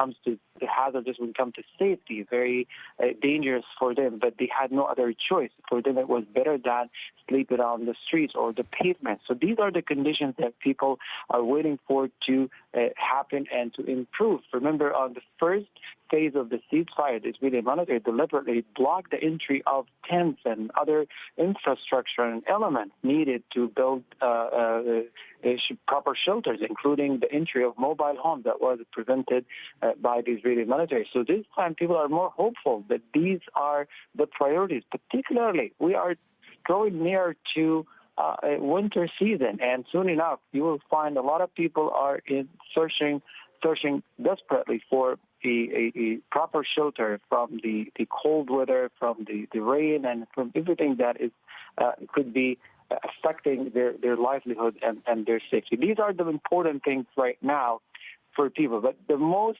important element right now is that you gradually regain that sense of safety. You can walk around the block, you walk on the street, not worried about these unpredictable falling bombs. Because as of this moment, I can tell you, at least in the area where I'm at, there's no drone buzzing in the background. I'm not sure about Gaza City, but here I'm not. Oh, yeah, I saw this. Actually, a couple days ago, 5 prominent members of the Yasser Abu Shabaab gang turned themselves into resistance. Israel refused to include the ISIS link to gang into the IDF tracking unit, and then informed them in the case this truce goes through that they will not protect the criminal gang. Oh, that's interesting. Hearing any, and definitely not destruction. It must seem really strange now that the silence must be deafening, Hani. It's unusually quiet, to be honest with you. For the past 731 days, it became part of the daily routine, daily life. I know it's wrong to say this. It shows how much psychologically we've been damaged by this war machine, by the genocidal acts, that a quieter night is unusual for all of us here, because right away you think... There is more information coming out of Drop Site only a minute ago from the Qatar side that was also involved in the deal making here. Let me pull that up really quickly. Hamas has also released a statement that like the release of Barghouti is essential. I covered that already. Marwan Barghouti, for those of you who don't know. And new from Drop Site, Qatar's foreign ministry announced that mediators reached an agreement on all the provisions and implementation mechanisms of the first phase of the Gaza ceasefire deal. Unlike Trump's announcement, Qatar's statement explicitly says the agreement will lead to ending the war alongside the release of Israeli and Palestinian captives and the entry of aid. The details will be announced later, spokesperson for Qatar's foreign ministry says.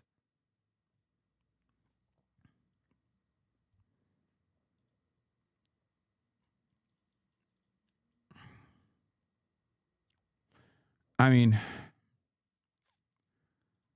it seems hopeful, and we do definitely need a little bit of hope. Remind our viewers who are just joining us here on Al Jazeera again of the dire, the disastrous humanitarian situation in Gaza during the war and the amount of Hamas aid has released an additional statement after Donald Trump's release of the Truth Social, his Truth Social post. Hamas has released an additional statement that says, after responsible and serious negotiations conducted by the movement and the Palestinian resistance factions aiming to reach a ceasefire to stop the extermination war against our Palestinian people and the withdrawal of the occupation from the Gaza Strip, the Islamic resistance movement, Hamas, announces reaching an agreement to end the war on Gaza, the withdrawal of the occupation from it, the entry of aid and the exchange of prisoners. We call on Trump, the guarantor countries of the agreement, and various Arab, Islamic, and international parties to obligate the occupation government to fully implement the agreement's entitlements and not allow it to renege or delay the application of what has been agreed upon. We salute our great people in the Gaza Strip, Jerusalem, the West Bank, inside and outside the homeland, who recorded unprecedented stances of dignity, heroism, and honor, and confronted the fascist occupation projects targeting them and their national rights. These great sacrifices and stances that foiled the Israeli occupation's plans for subjugation and displacement. We affirm that the sacrifices of our people will not be in vain, and that we will remain committed to the pledge, and we will not abandon our people's national rights until freedom, independence, and self-determination are achieved. For those of you who always were duped early on in the aftermath of October 7, that Hamas actually has in its 1988 charter, even before they like fully formed as a political movement and a political organization, that they wanted to purge all the Jews from the land of Israel. Hamas, since I believe 2017, has fully fleshed out a new charter that actually abides by a two-state solution as long as there is full-blown sovereignty for the Palestinian population. Obviously, a big part of the deal, a big part of achieving full-blown sovereignty would require having a standing military and also unlimited pathways for trade the impact of, in and out of the Gaza Strip. Malnutrition that has created irreversible damage that for people who suffer from malnutrition now inside hospitals, even if food is available, they need much better care now, much more high-level intervention, medical intervention, in order to survive these conditions. And we talk about the children who might have problems when it comes to physical growth or intellectual growth. All of these things need to be addressed immediately in order to save the society. Without this, we're going to be seeing more decline over the coming months, but unless that is addressed properly. Hani, let me just get a final thought to you. I know we'll be talking to you throughout the night, of course. Gaza has faced utter destruction. I mean, most of the Strip is now unlivable as we're looking at these pictures of the destruction. We're talking to you. How do people go about returning to their lives and their livelihoods? What are the challenges they'll now face on the ground, Hani?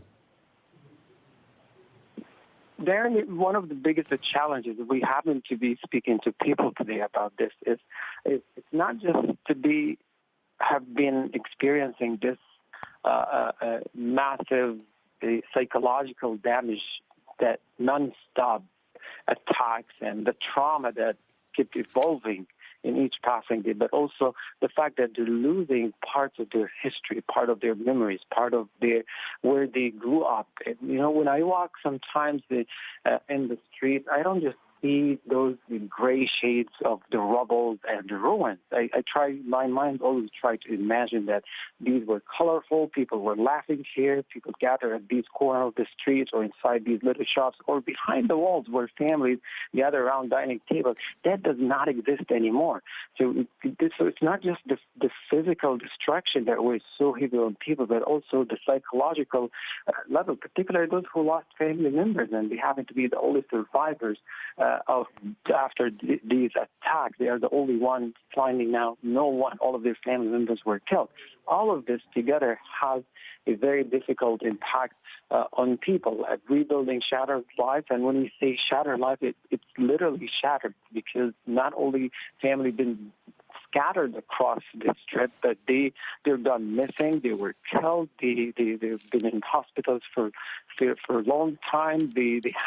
People for months now, 2 years exactly, few of the families managed to be together on a dining table, but everybody else oh my God, the Strip, either because they lost someone or the family happened to be. Oh, fuck. Predictably, following a lull over the last few days, a large wave of strikes now by the Israeli Air Force against Gaza City with a ceasefire agreement to go into effect roughly 10 hours at 12.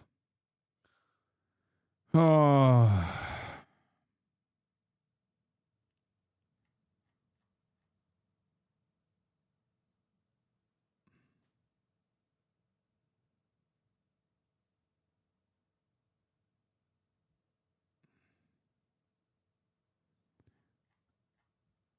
How many children will Israel slaughter up until the last second This is how Israel operates, by the way. And we know this because there have been many ceasefires that have taken place. This is, weirdly enough, this is not in an incredibly twisted way. Israel's intensifying bombing campaigns actually does mean a ceasefire is imminent. Because that's how they fucking operate. They've done this with the Iranian ceasefire. They've done this with the Lebanon ceasefire, which, by the way, they still bombed Lebanon. Like, they bombed Lebanon and killed American citizens like a couple months ago. This is when Israel starts intensifying its bombing campaign, that means a fucking ceasefire is coming. It is so fucked up, but that is how they operate. No, they're not trying to force Hamas' response to undermine the process. This is just how they always work. This is how they've always done it. Every single time. And we have tracked every single one of these ceasefires that took place. Short term, long term, doesn't matter. And in every single circumstance, Israel has always done this. Right until the last moment they can, they will try to get as many kills as they possibly can. And right now, in the Strip, Palestinians are out in the streets fucking celebrating because they think, you know, that this ceasefire will finally be complete, that they believe that it's actually going to happen. So I could see them just unleashing on, in a last act of cruelty, unleashing upon a civilian population that is going outside for the first time ever, and with the hopes that maybe tomorrow there won't be fucking drones overhead.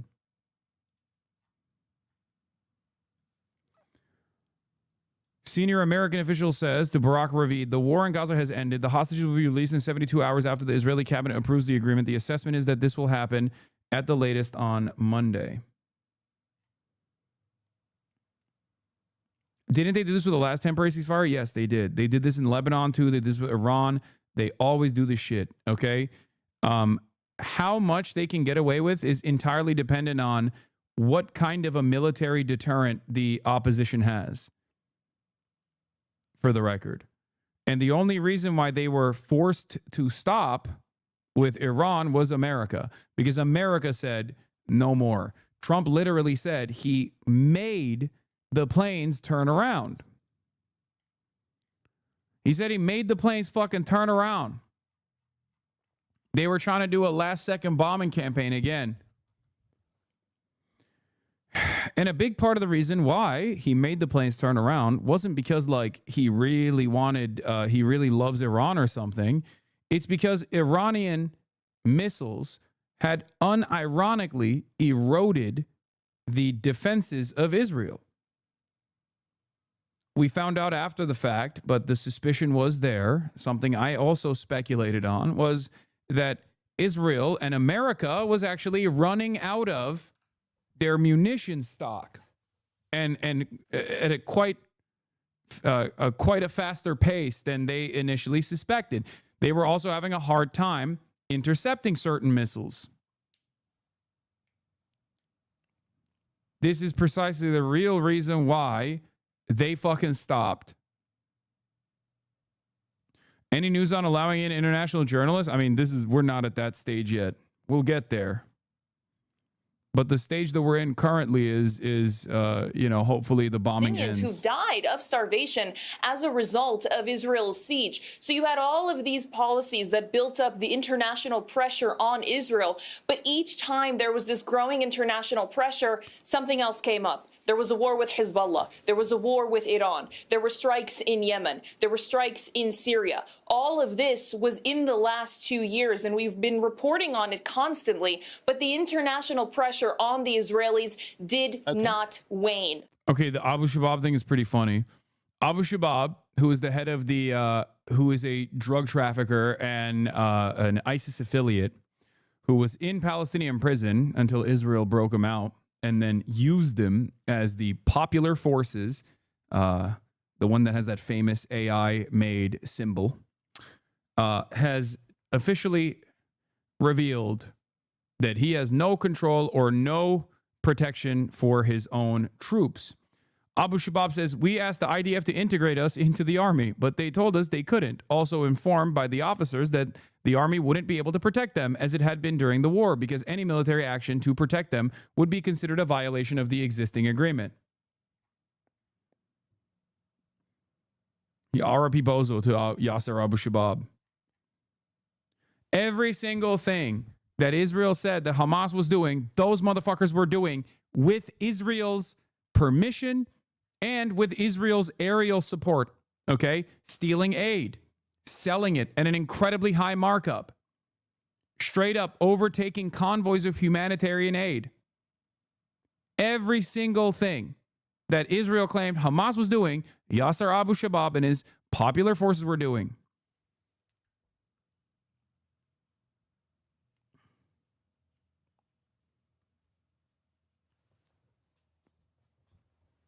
They were operating out of the red zone in Rafah in an area where it's kill on sight. If you are a Palestinian in that area, the Israeli government assassinates you. Okay, no questions asked.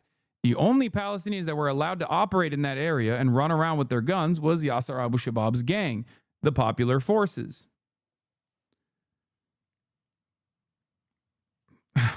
How dare you say something about such an amazing man, despite the fact that he's illiterate? He's an article writer for big newspapers. That's true. Dropped out of second grade, I believe, has a second grade education, is not literate in Arabic, but was capable of writing op-eds for the Wall Street Journal, famously. Yasser Abu Shabab. I already read this.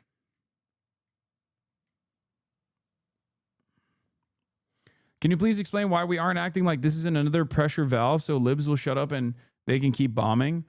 The only reason why I'm saying that is because of this. Look, this is the reason, because Hamas isn't saying that.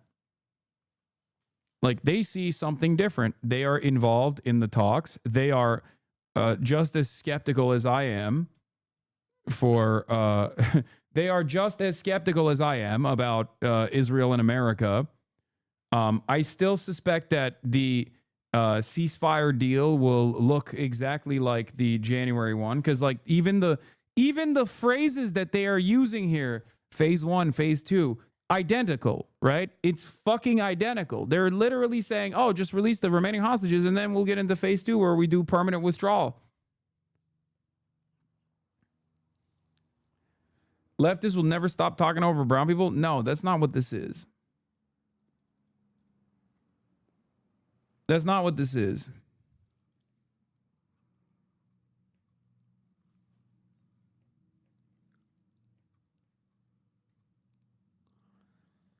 I do suspect that I've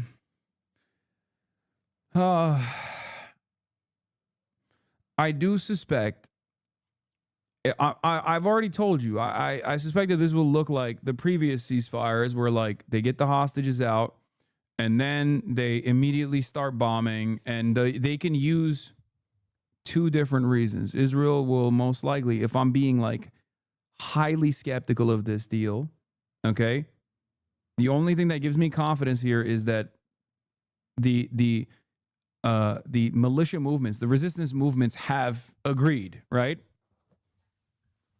But if I were to see this deal fall apart, it would absolutely obviously be on the Israeli side, but the deal would fall apart on the basis of Israel, one, claiming that Hamas did not give all the hostages back, especially the ones who have been killed, right? They'll say, oh, they couldn't recover all the dead hostages, so that's a violation of the deal. And then two, they'll say Hamas is not giving up their arms.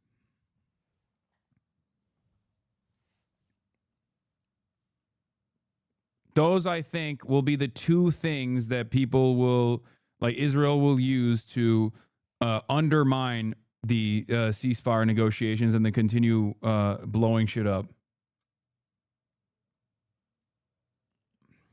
At least that's precisely what has taken place in the past, so I have no reason to believe anything different will take place now. But, as I have repeated over and over again,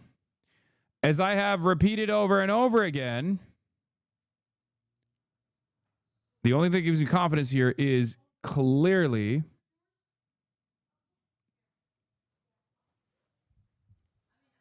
the fact that the resistance movement is in agreement.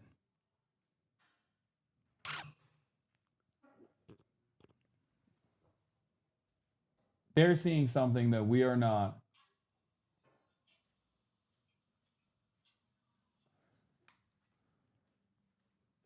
And I don't know if they're doing this calculation because they're like, enough is enough. They have nothing left.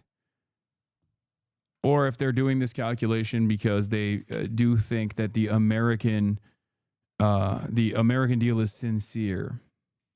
I'll take a few questions.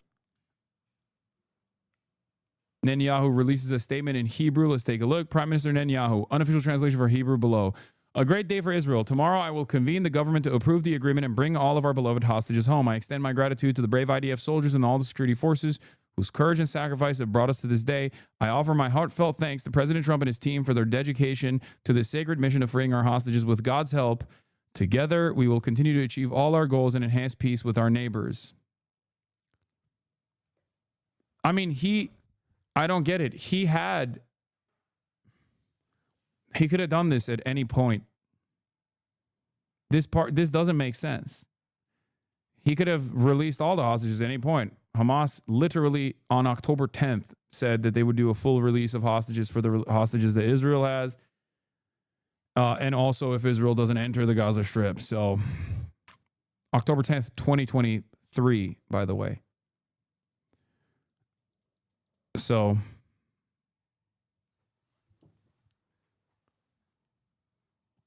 that's what I'm saying. Why now? I don't know. Maybe Trump made the secret boss call. Or maybe either Trump made the secret boss call or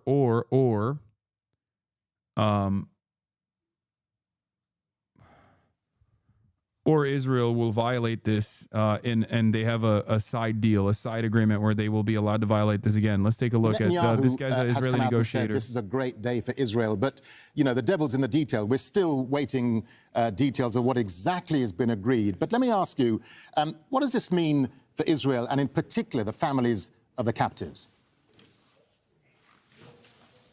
Well, one absolutely has to hope that this is going to be seen through to implementation. Of course, monumentous for those being held who are Israeli, for their families, who had largely given up that their government gave a damn, to be honest. And of course, for the people in Gaza who faced daily atrocities, killings, war crimes, starvation, and indeed for the Palestinian families and for those being held in Israeli prisons who will now see freedom. But that depends, first of all, on this initial arrangement being implemented.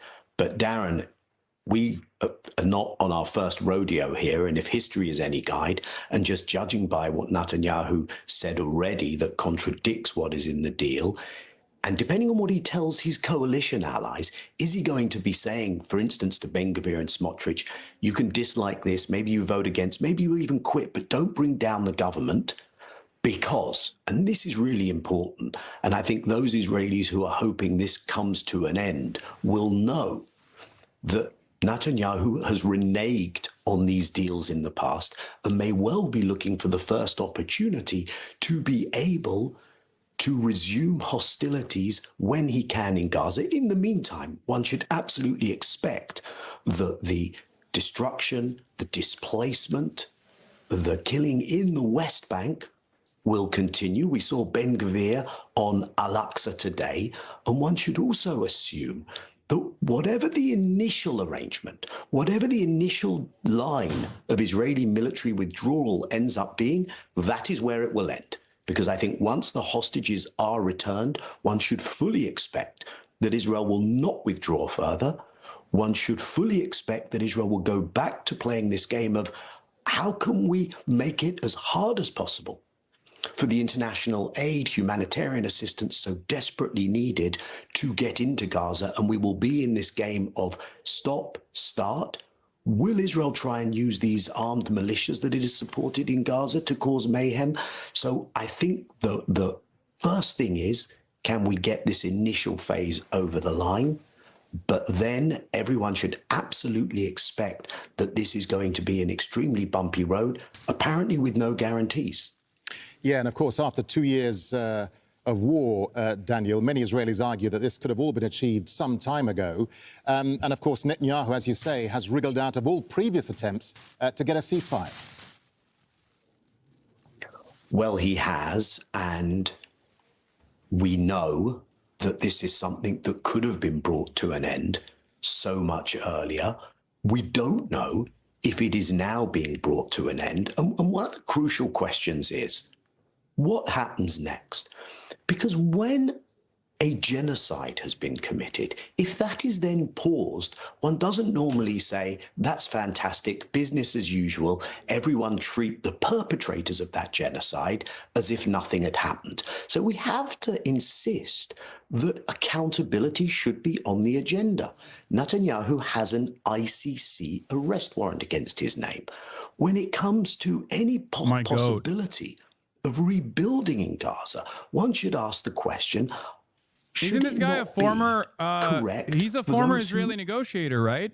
That destruction, cause that destruction. Am I crazy? Is he not? To be paying compensation for their assets to be gone after in order to be able to pay for that. Should it be obvious that Gulf states, for instance, are going to have to put their hands in their pocket? I don't think they were the ones doing that destruction in Gaza. And then the much bigger question, which is the inherent instability of a situation. The unlikelihood, although we want to be optimistic tonight, Darren, the unlikelihood that you will actually see stability as long as you have a situation of ongoing occupation and apartheid is the choice between genocide and apartheid. Palestinians won't have their self-determination. The Trump 20 points set up some colonial economic governance structure for Gaza, but they don't actually come to terms and come to grips with this occupation and apartheid, with Palestinian self-determination. And as long as that is not addressed, then you will have the obliteration of Gaza, and you will still have a reality of Palestinians denied their basic rights, which can never be a recipe for security. So everyone is going to have to reassess, press a reset, and look at what we are left with in this situation. Where do we go from here? Yeah, that's an important point you make, Daniel. I mean, some of the big sticking points for Israel will be, when do Israeli troops start withdrawing, and of course to where those lines, and also to what extent does Hamas agree to disarm, and also of course the names of Palestinian prisoners to be released. Those, of course, big points for Israel. How much then has Israel really conceded to get this deal done? Well, let's see the details, as you suggest, Darren.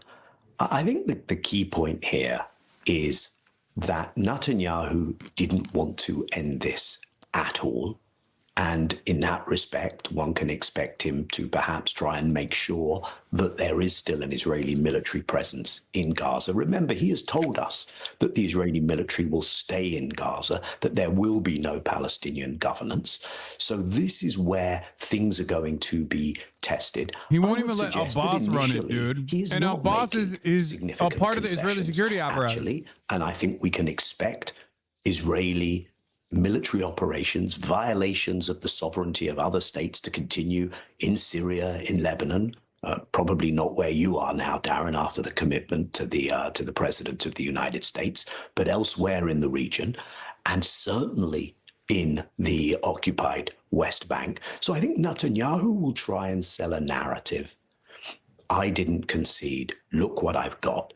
And I think Israeli society will slowly brush itself down and look at this and say, was it worth it?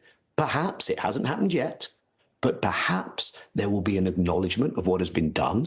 Unfortunately, consent around genocide has been manufactured in Israeli society. And I think what one has to question elsewhere is, will one see the media go in?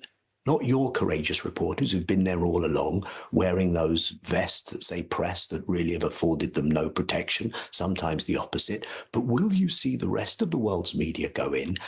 And will we see that some of what has changed in terms of global Palestine, in terms of the pressure that has ramped up from civil society, from ordinary people to hold Israel to account, will that now what I have dissipate, or is that going to continue? That, If like, it once the dust is dissipates, then I settled, think people's Israel will opinions go of back Israel will get even to worse. its usual modus operandi of impunity and of carrying on with its endless prevention of Palestinian rights.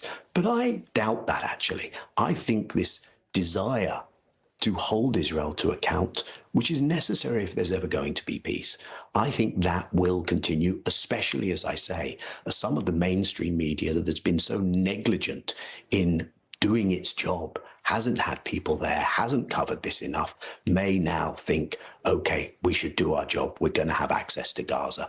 And we'll see, unfortunately, I fear, we'll see the enormity, for those who weren't aware of it yet, of the destruction, the death, and the cruelty that has been inflicted on the Palestinian population there. All right, Daniel Levy there, president of the US Middle East Project. For now, Daniel, I'm sure we'll come back to you later on in the morning, but for now, thank you very much.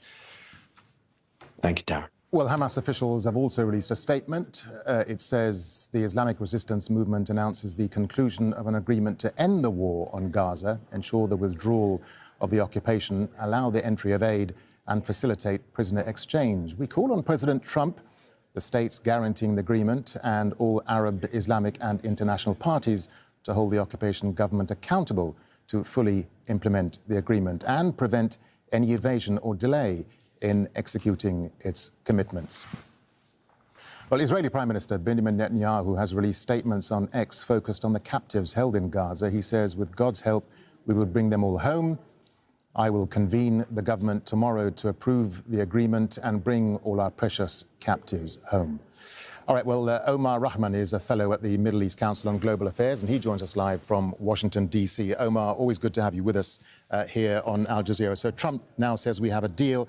How much pressure then was Hamas, Israel, and indeed the negotiators under to get this deal across the line, especially with Trump saying he was going to fly to Egypt this weekend? Good to be with you, Darren. I think all sides were under a lot of pressure. I certainly think the Israelis and Netanyahu weren't interested in this deal. They were hoping that Hamas would reject. And Hamas played it well, issuing that smart, well-crafted statement, accepting the deal, but with some caveats. And they were, in something that was quite different than in the past. I think they were backed up by those Arab and Muslim states that had helped negotiate the initial proposal in terms of needing clarification, expressing some frustration and anger that the terms of the agreement that they had made on the sidelines of the UN had been changed so substantially by Netanyahu and then just announced by the Trump administration. So I think when they went back to the table, there was that pressure, including on Trump himself. And I think that's also something that's been different than in the past. That Trump, because of actually the blunder, really, of the Israelis to strike Qatar, and the outpouring of anger that came from the United States partners in the Middle East, especially from the Gulf, who Donald Trump holds in quite high regard, I think that put him on the back foot and made him change his tune and kind of understand that some recompense was necessary to placate those countries. And one of the demands they made was that Donald Trump take this ceasefire in Gaza seriously, work with them to come up with a proposal.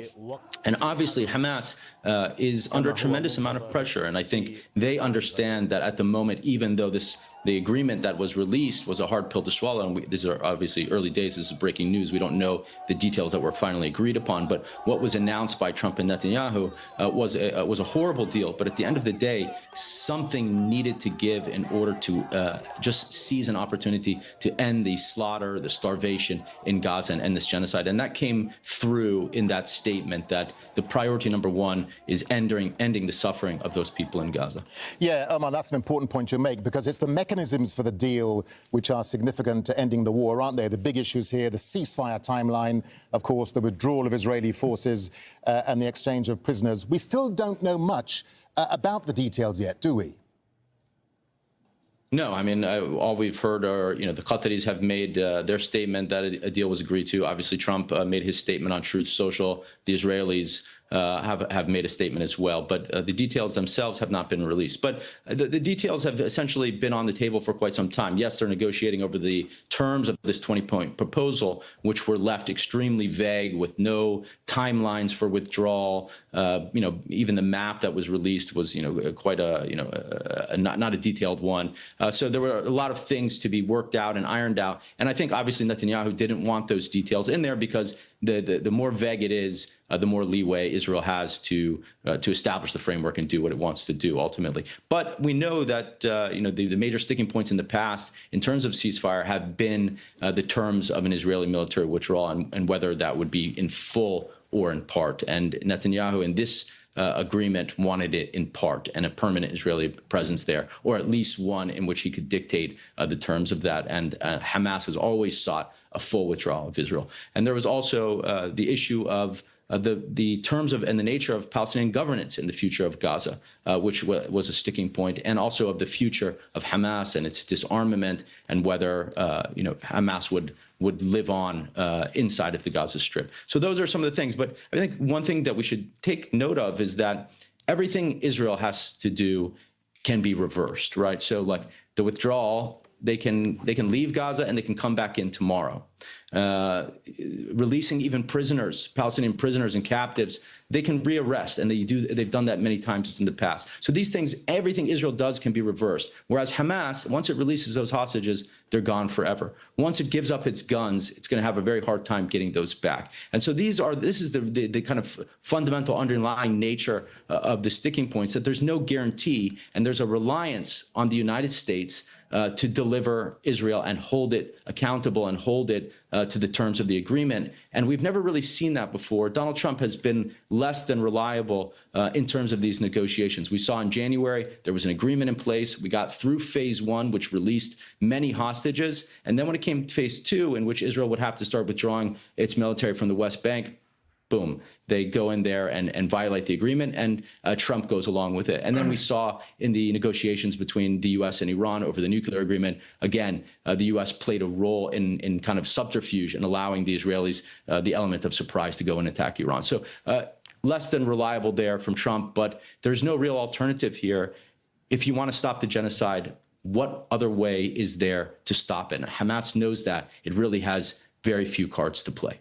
All right, Omar Rahman, fellow at the Middle East Council on Global Affairs. Omar, always good to have you with us at times like this. We'll no doubt come back to you throughout the night, but for now, thank you. I just think... Well, the Ministry of Foreign Affairs spokesperson of Qatar, Dr. Majid Al-Ansari, has released a statement. The more I look at this deal... The mediators announced that the more I look at this deal, the more I look at the outline, the more I look at the broader points, the more I see the concessions that Hamas agreed to,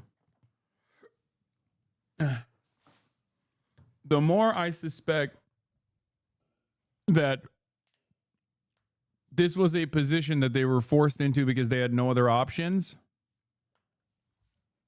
I know there's a quote from the Palestinian negotiation team. I know, I read it.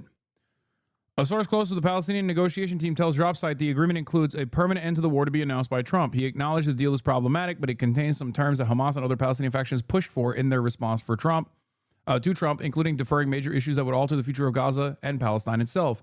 No surrender, no disarming, no mass exile, but most of all, a permanent end to the war to be announced by Trump, he noted.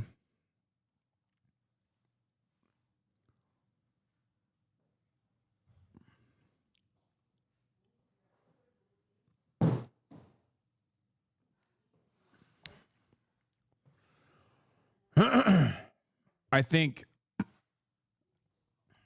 we covered this already, but I suspect that this is I hope that there is something that they've gotten out of the Trump administration that actually makes sense in terms of full-blown assurances, and it's not simply a matter of we have no other options and we can't sit here and allow more Palestinians to be fucking ruthlessly and mercilessly slaughtered in the interim because we just have no more willingness to fight. You know what I mean?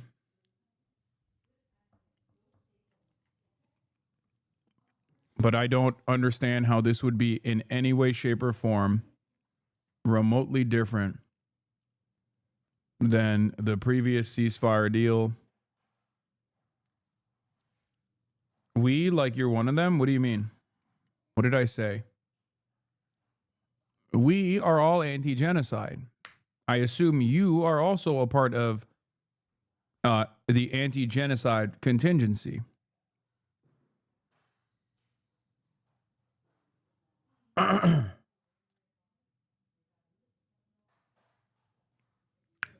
Maybe you're not. I don't know.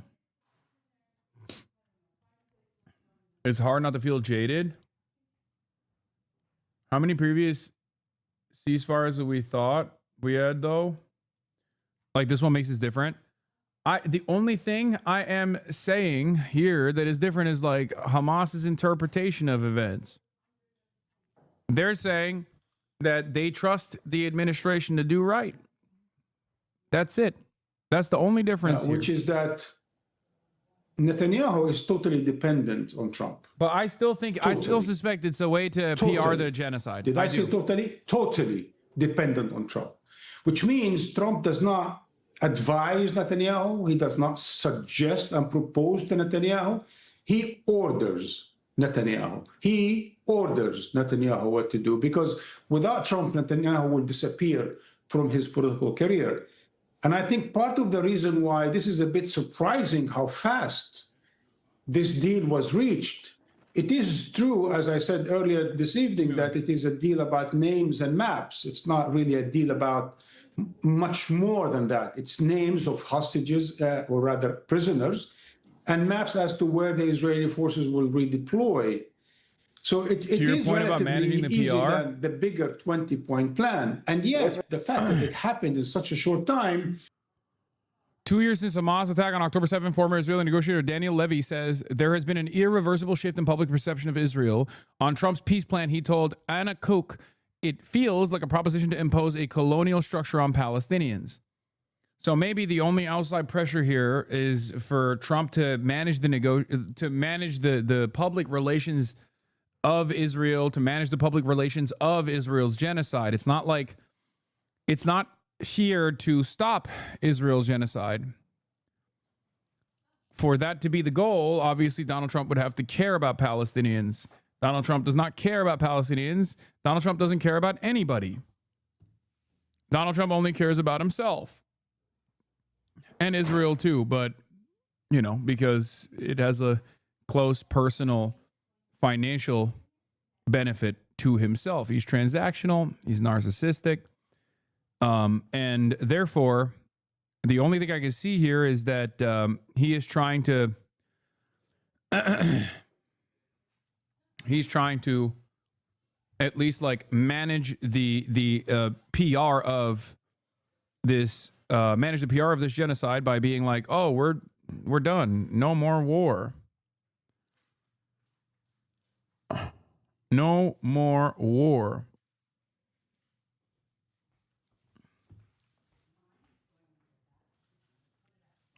And then they just basically legalize the permanent occupation and continue to slowly but surely engage in ethnic cleansing. Benjamin Netanyahu's obvious goals here are the Rafah plan. The Rafah plan is the one where they take all the Palestinians into a concentration camp in Rafah, and then ethnically cleanse them from the land completely. There is a way to potentially take the Rafah plan and merge it with the Tony Blair Gaza Riviera plan. Prime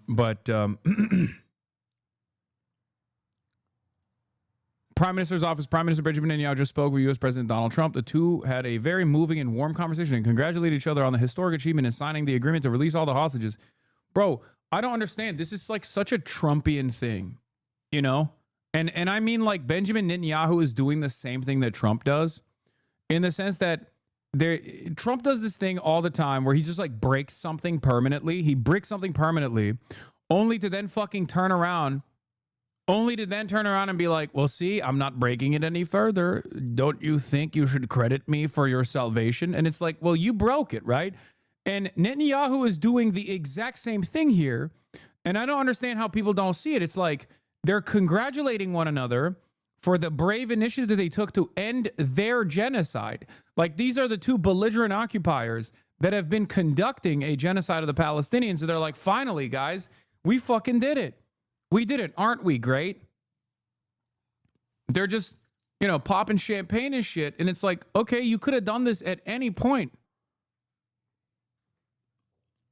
You could have done this at any point. I don't know. I can't help but feel like a part of this straight up is because a part of this hinges on the Nobel Peace Prize Committee announcement. Like, I'm not even kidding. I think it's delusional. I think the notion that they deserve a peace prize for this is so fucking insane. And I think that would be a major fuck you to everyone with a brain, everyone with eyes, everyone with ears. It would be such a fuck you if they were like, Benjamin Netanyahu and Donald Trump, sir, here is a peace prize for you. Here's a Nobel Peace Prize for you for all your continued work in ending the genocide, which you began and started and continued to do. Damned if they do, damned if they don't. You're just constantly complaining. Brother, sister, the emperor, what can I do here? Should you not be complaining? If you're not complaining, if you're not frustrated, you're not paying attention. I just don't understand it.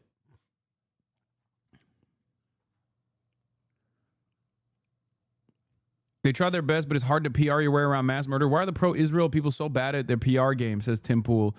Here is Tim Pool trying to get a piece of that $7,000 a pop. $7,000 a pop from Israel. He's like, please pick me, sir. Invited Trump, because now when Trump comes in and visits and he gives a certain leverage, a certain support to local, to regional players. And I think that's what they want. And that's why everyone else is getting involved in this process that Trump is leading. But as I said again, the point of this 20-point plan is to achieve Israel's. Yeah. According to Israel Khan, Hebrew channel correspondent, today the war ends with an agreement. Everyone here was expecting an image of Hamas surrender and submission. The image we saw today, I don't think resembles that.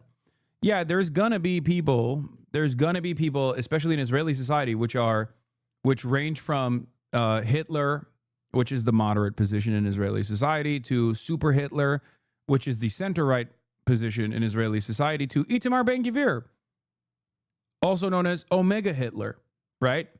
So there's varying degrees of Hitler. So obviously there's going to be people that are frustrated with this, right?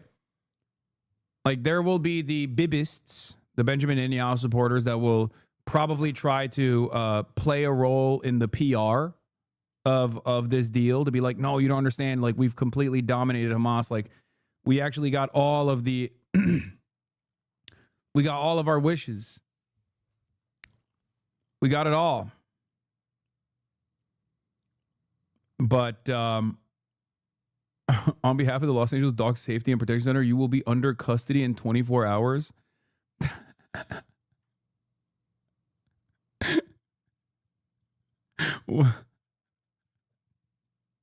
Oh, brother. Okay, man. Yeah.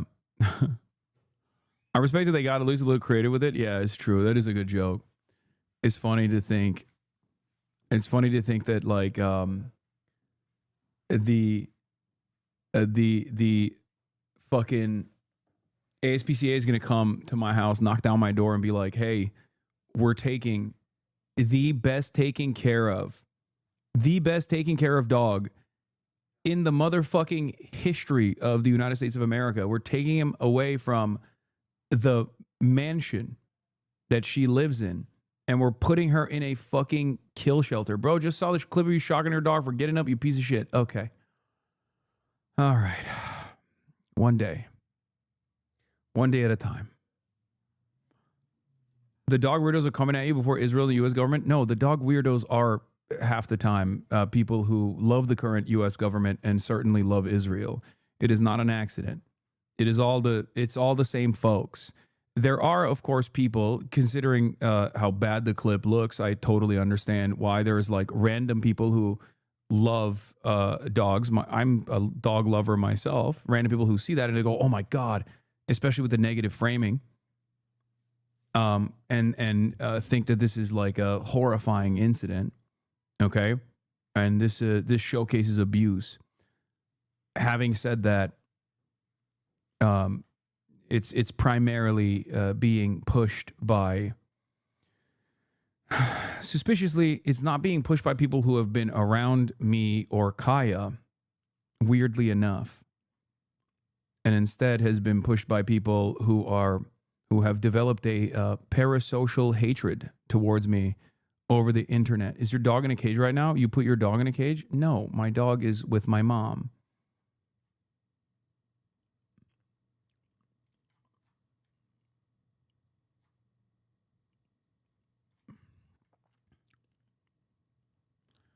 They keep saying your dog is a boy, like you can tell they don't know shit. I know.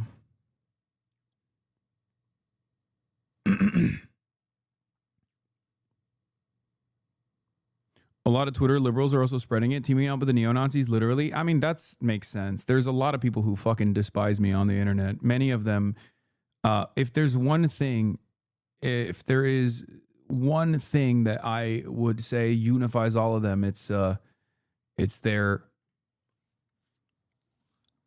it's their hatred of the left and maybe even their love for Israel.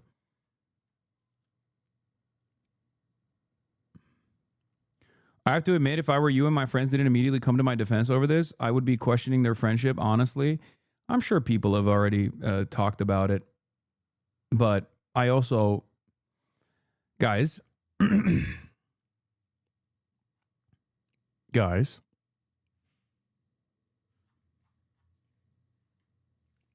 you know how this goes.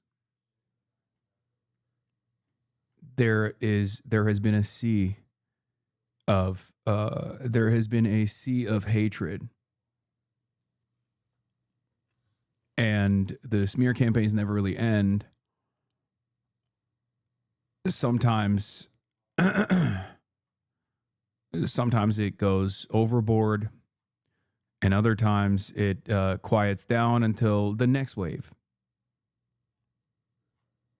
Okay? It is what it is. And I understand why it is difficult for people to come out and be like, y'all are fucking crazy. I've been around this dog. She is well loved.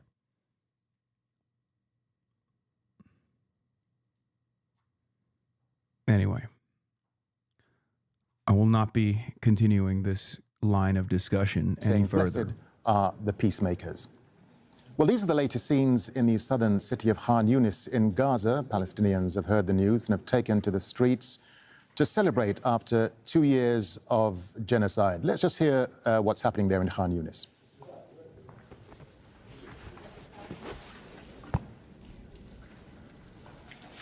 All right, let's bring back in Alan Fisher. Alan, as we were watching scenes of jubilation there in Khan Yunis from people in Gaza receiving news of this deal, for those viewers who are just joining us here, Alan, this all came out on Trump's social media post, Truth Social.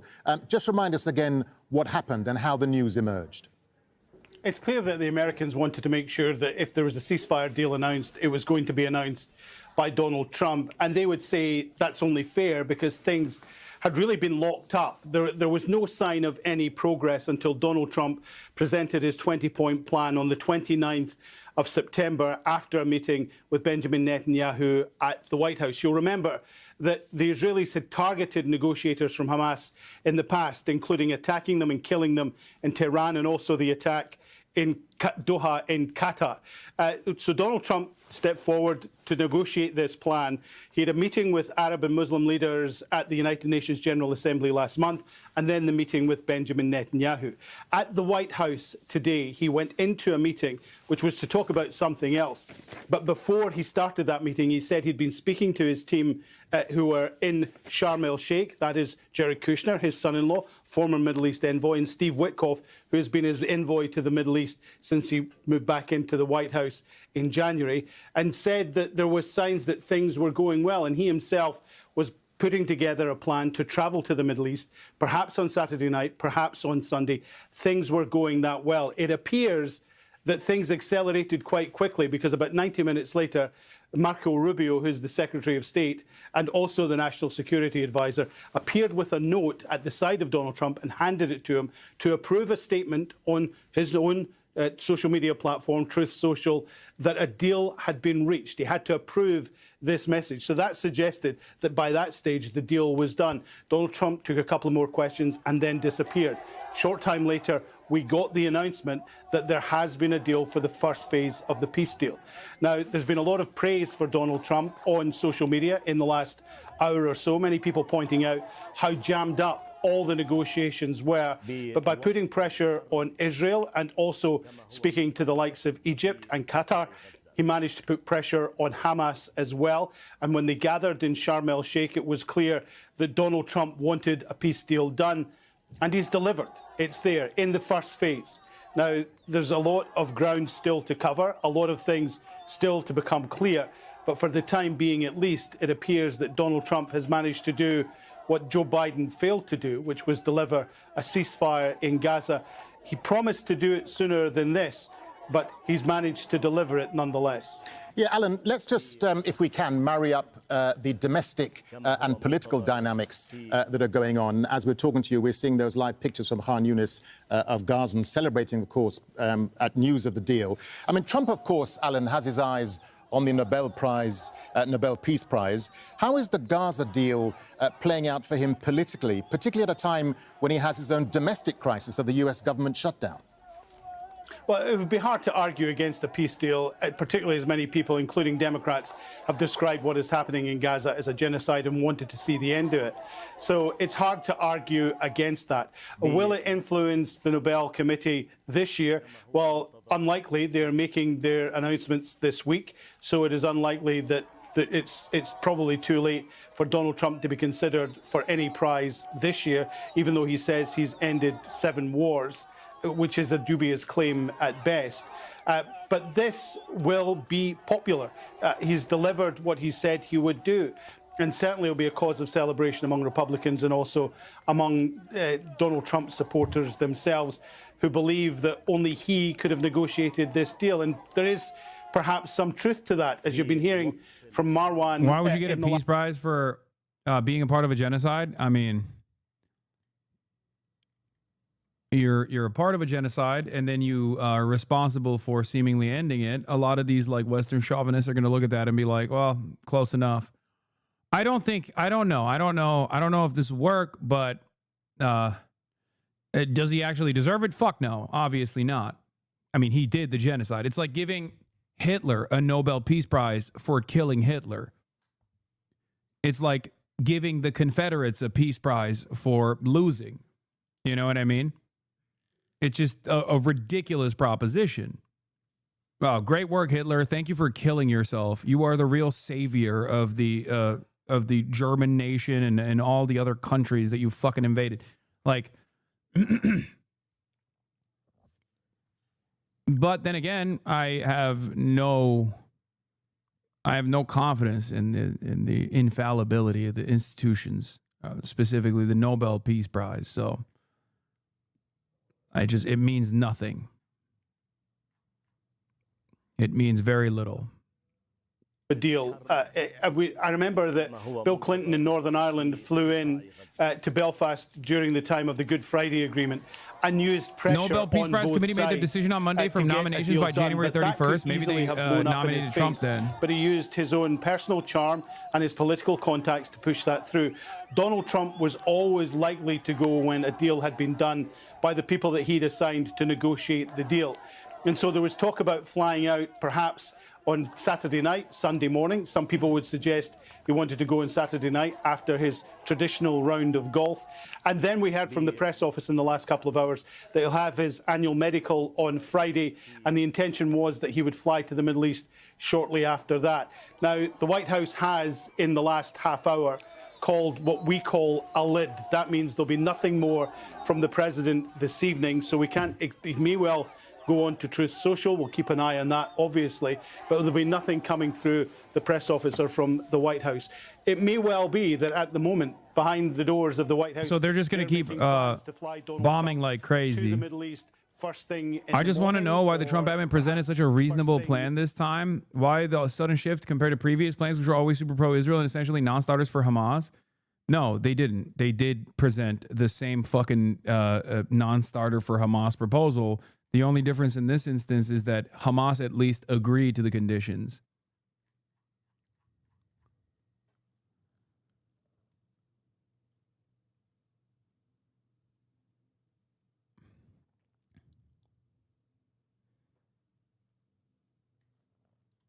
That's it.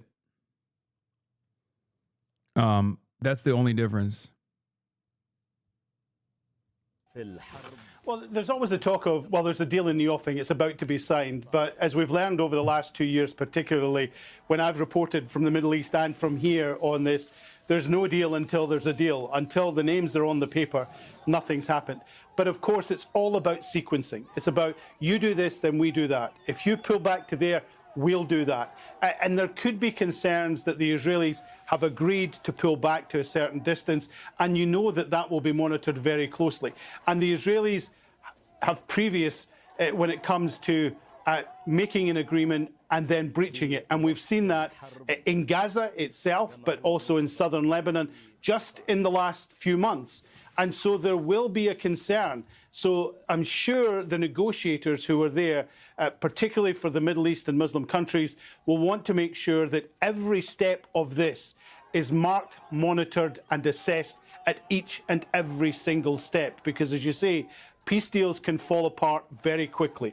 It is the old Reagan line of trust but verify, and that is exactly what they'll be hoping that they do. But from Donald Trump's statement when he said both sides will be treated fairly, you can guarantee that those who have talked Hamas into making sure that this was a deal that they could sign will be holding Donald Trump to those exact words. All right, Al Jazeera's Alan Fisher live for us there in Washington. Alan, no doubt will...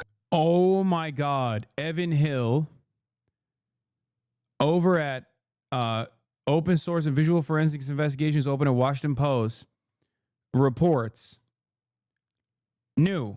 This is from LH Reports and a guy who previously worked at Forensic Architecture.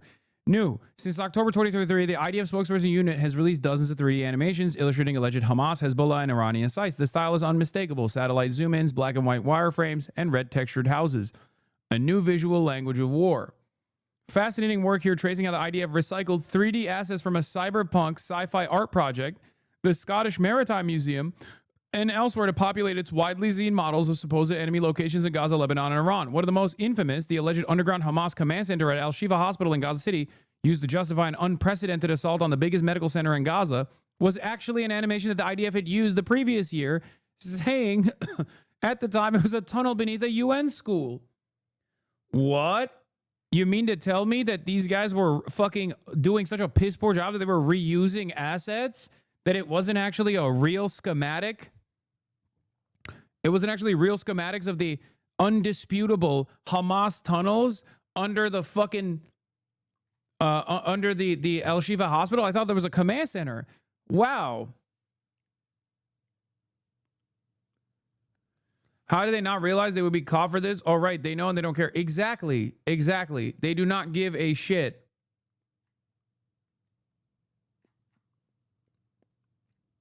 You're telling me Israel lied? Okay, dude.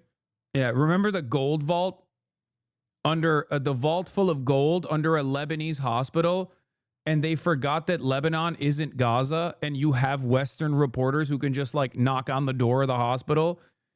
Which, by the way, if there was a gold vault under the under any hospital, that still doesn't give Israel the right to blow up the hospital, mind you. But they wanted to do that. And then Western media just knocked on the door and was like, can we see your vaults? There, Israel says there's gold, Hezbollah gold. And they were like, okay, sure. Take a look.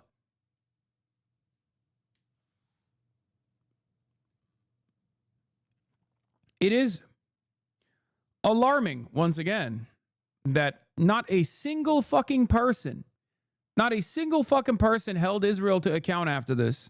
They didn't turn around and go, hey, by the way, What's up with this shit? You guys claimed that there were like, you know, miles and miles of tunnels under all of these like key infrastructure that you blew up, and you never showed miles and miles of tunnels that were in operation. With Al-Shifa, they showed the tunnels that they had built under the Al-Shifa hospital when Israel was in control over the Strip. Okay? They also showed personally that those fucking tunnels were actually, the remaining tunnels were blocked. There was no direct entry point. Unless they poured concrete while there was a fucking genocide going on, it would make no goddamn sense, would it? But remember how many people fucking yelled at me when the Al-Ahli hospital was bombed. And I said, this is 100% Israel. Very unlikely that it's anybody else, especially considering that Israel had bombed that hospital 2 days prior. Little known fact, the Al-Ahli hospital was hit with an artillery shell 2 days prior to the courtyard explosion. 2 days prior. And all of the major media, just like myself, said, BBC, everybody else said, yeah, this is most likely Israel. Of course, Israel blows up hospitals all the time. They have done so in the past. And what's really interesting is that they all turned around and apologized when Israel did this like bullshit ass, like, no, it was actually a Palestinian Islamic Jihad rocket. I promise.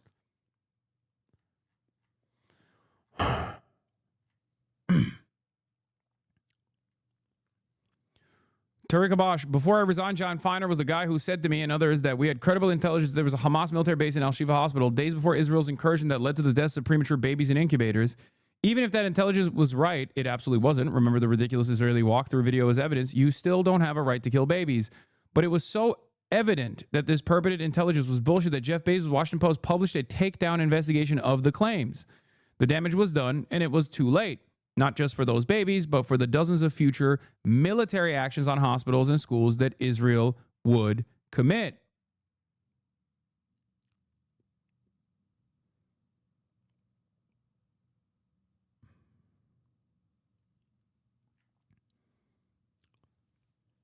Taking countless more lives. I am all for people recognizing that we need to shift our policy on Israel-Palestine, but if you spent nearly a year and a half with the power to do so and instead made excuses for allowing a genocide, especially when you can't even take the time in your word salad to admit your role and responsibility in getting the U.S., getting us to where we are today. Anyway, feel free to read for yourself and decide if John cares about Palestinian lives or about how the policies he supported have undermined American interests, our national security, and our global credibility. Maybe someday when Democrats have influence to stop war crimes, they'll use it. Yeah, this is after John Feiner wrote that article on Politico, the op-ed piece, where he said, we serve the Biden admin. It's time to impose conditions it's time to impose conditional aid to Israel. Impose conditions on the aid to Israel.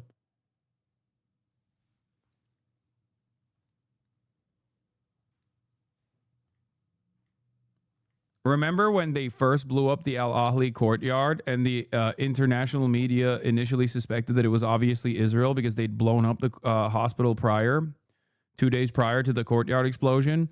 And then they fucking turned around and said it was an Islamic Jihad rocket. It was a Hamas rocket. Or it was actually an intercepted rocket that fell in the courtyard and had this like massive explosion. Ridiculous things, ridiculous claims. And that was enough for all of the international media organizations to turn around and apologize to Israel. And then Israel took that and literally took that confidence and basically blew up every other hospital. Every single fucking hospital in the Strip has been attacked by Israel directly. Every single one. At the time, motherfuckers were saying, Hassan, how dare you say Israel would strike a hospital? Israel would never strike a hospital. This is part of the reason why it's very difficult to trust what Israel says. You must wait to see what Israel does. Speaking of mistrust in our mainstream media institutions, breaking news, CNN's Van Jones is among 16 mainstream journals, including 2 New York Times reporters, serving as mentors in a new journalism fellowship explicitly created to help Israel win its information war. Drop site Sharif Abdul Quddus reports that Jackie Karch, who launched the fellowship after October 7, said it was her way to shift the narrative in Israel's favor, citing a call to fight on the battlegrounds of academia, law, business, media as inspiration. Karsh has praised the IDF as the most moral army in the world and dismissed Gaza's casualty figures. New York Times mentors include former Jerusalem bureau chief Judy Radorin and Sharon Otterman, who covers campus protests. The fellowship claims to be resolutely nonpartisan, though its founder has never expressed sympathy for the tens of thousands of Palestinians killed.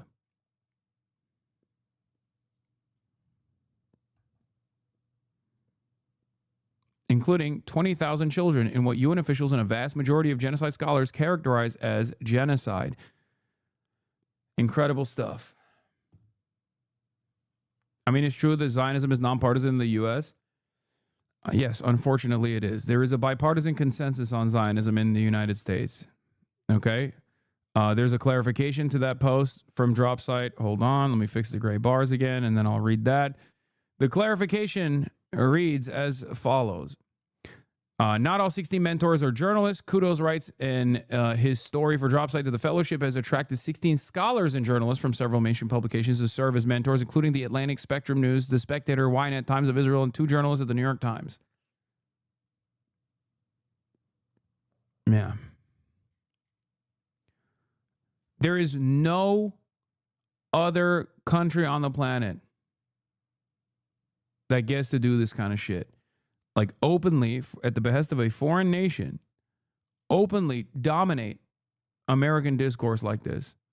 They don't hide it. They don't shelter you from the truth, or they just straight up say it as it is. They say, we're doing this.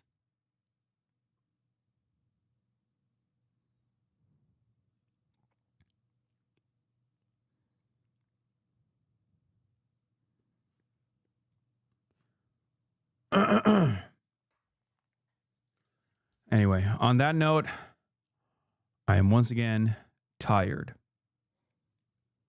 And therefore, this will be the end of my broadcast for today. I will, of course, be live tomorrow talking to David Adler, who actually was recently released after being kidnapped by the Israeli government. David Adler is one of the members of Progressive International.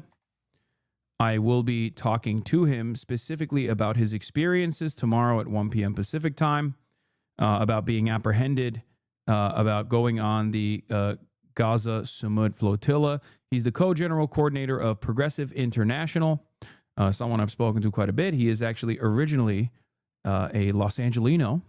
Now I believe he lives somewhere in Europe, but wonderful person. And he will talk about his experiences being brutalized by the Israeli state for the crime of trying to penetrate the illegal. Control the House, they control the Senate, they control the White House, they run the government, and they have the responsibility to keep the government open. And in that light, it might be a good idea, a radical idea, but in the midst of the crises that we are facing, it really might be nice for Speaker Johnson to actually bring House members back to Washington after their 18-day vacation. The American people are nervous about this shutdown. Federal employees are deeply disturbed. People are frightened. Republicans in the House should return to work. Madam President, as we all know, Senate rules require a 60-vote majority in order to pass a budget, 60 votes. And that means that passing a budget requires bipartisan support. That is why decades ago, the rules were established. It is very rare that one party has more than 60 votes. So if you need 60 votes, it means that you have to compromise, you have to negotiate. When Democrats were in power, they had to work with Republicans to get the 60 votes.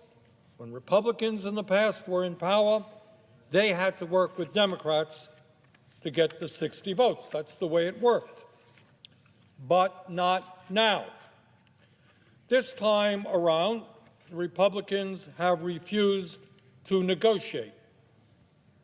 Basically, what they are saying is it is their way or the highway. Take it or leave it. So, Madam President, within that context of Republicans refusing to negotiate, what is this shutdown about? What are the major issues that separate the parties? Well, it is not complicated.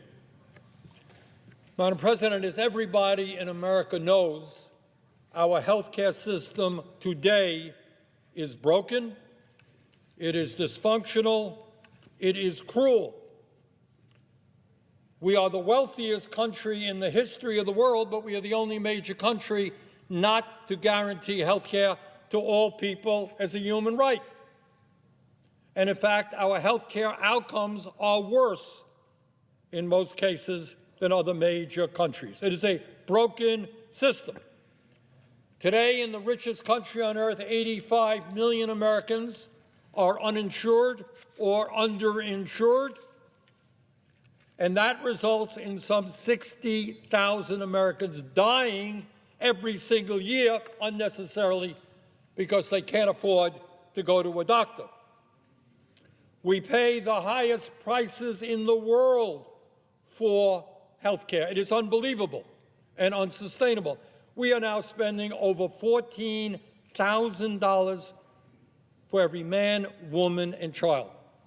When you throw in Medicare, Medicaid, employer-covered health care, individual costs, over $14,000. That is insane, almost twice as much as other countries around the world. We pay by far the highest prices in the world for prescription drugs. 1 out of 4 Americans can't afford to go and fill the prescription their doctors write. In America today, in our great country, we don't have enough doctors. People all over America, in Vermont, all over America, have to wait months to get in to see a specialist. We don't have enough nurses, massive nursing shortage. We don't have enough dentists. We don't have enough mental health counselors. And our life expectancy, how long we live, is substantially lower than other major countries, despite the fact that we spend so much more. Now, given that reality, given that our healthcare system is broken, one might think that the issue we are debating today is how do we improve it?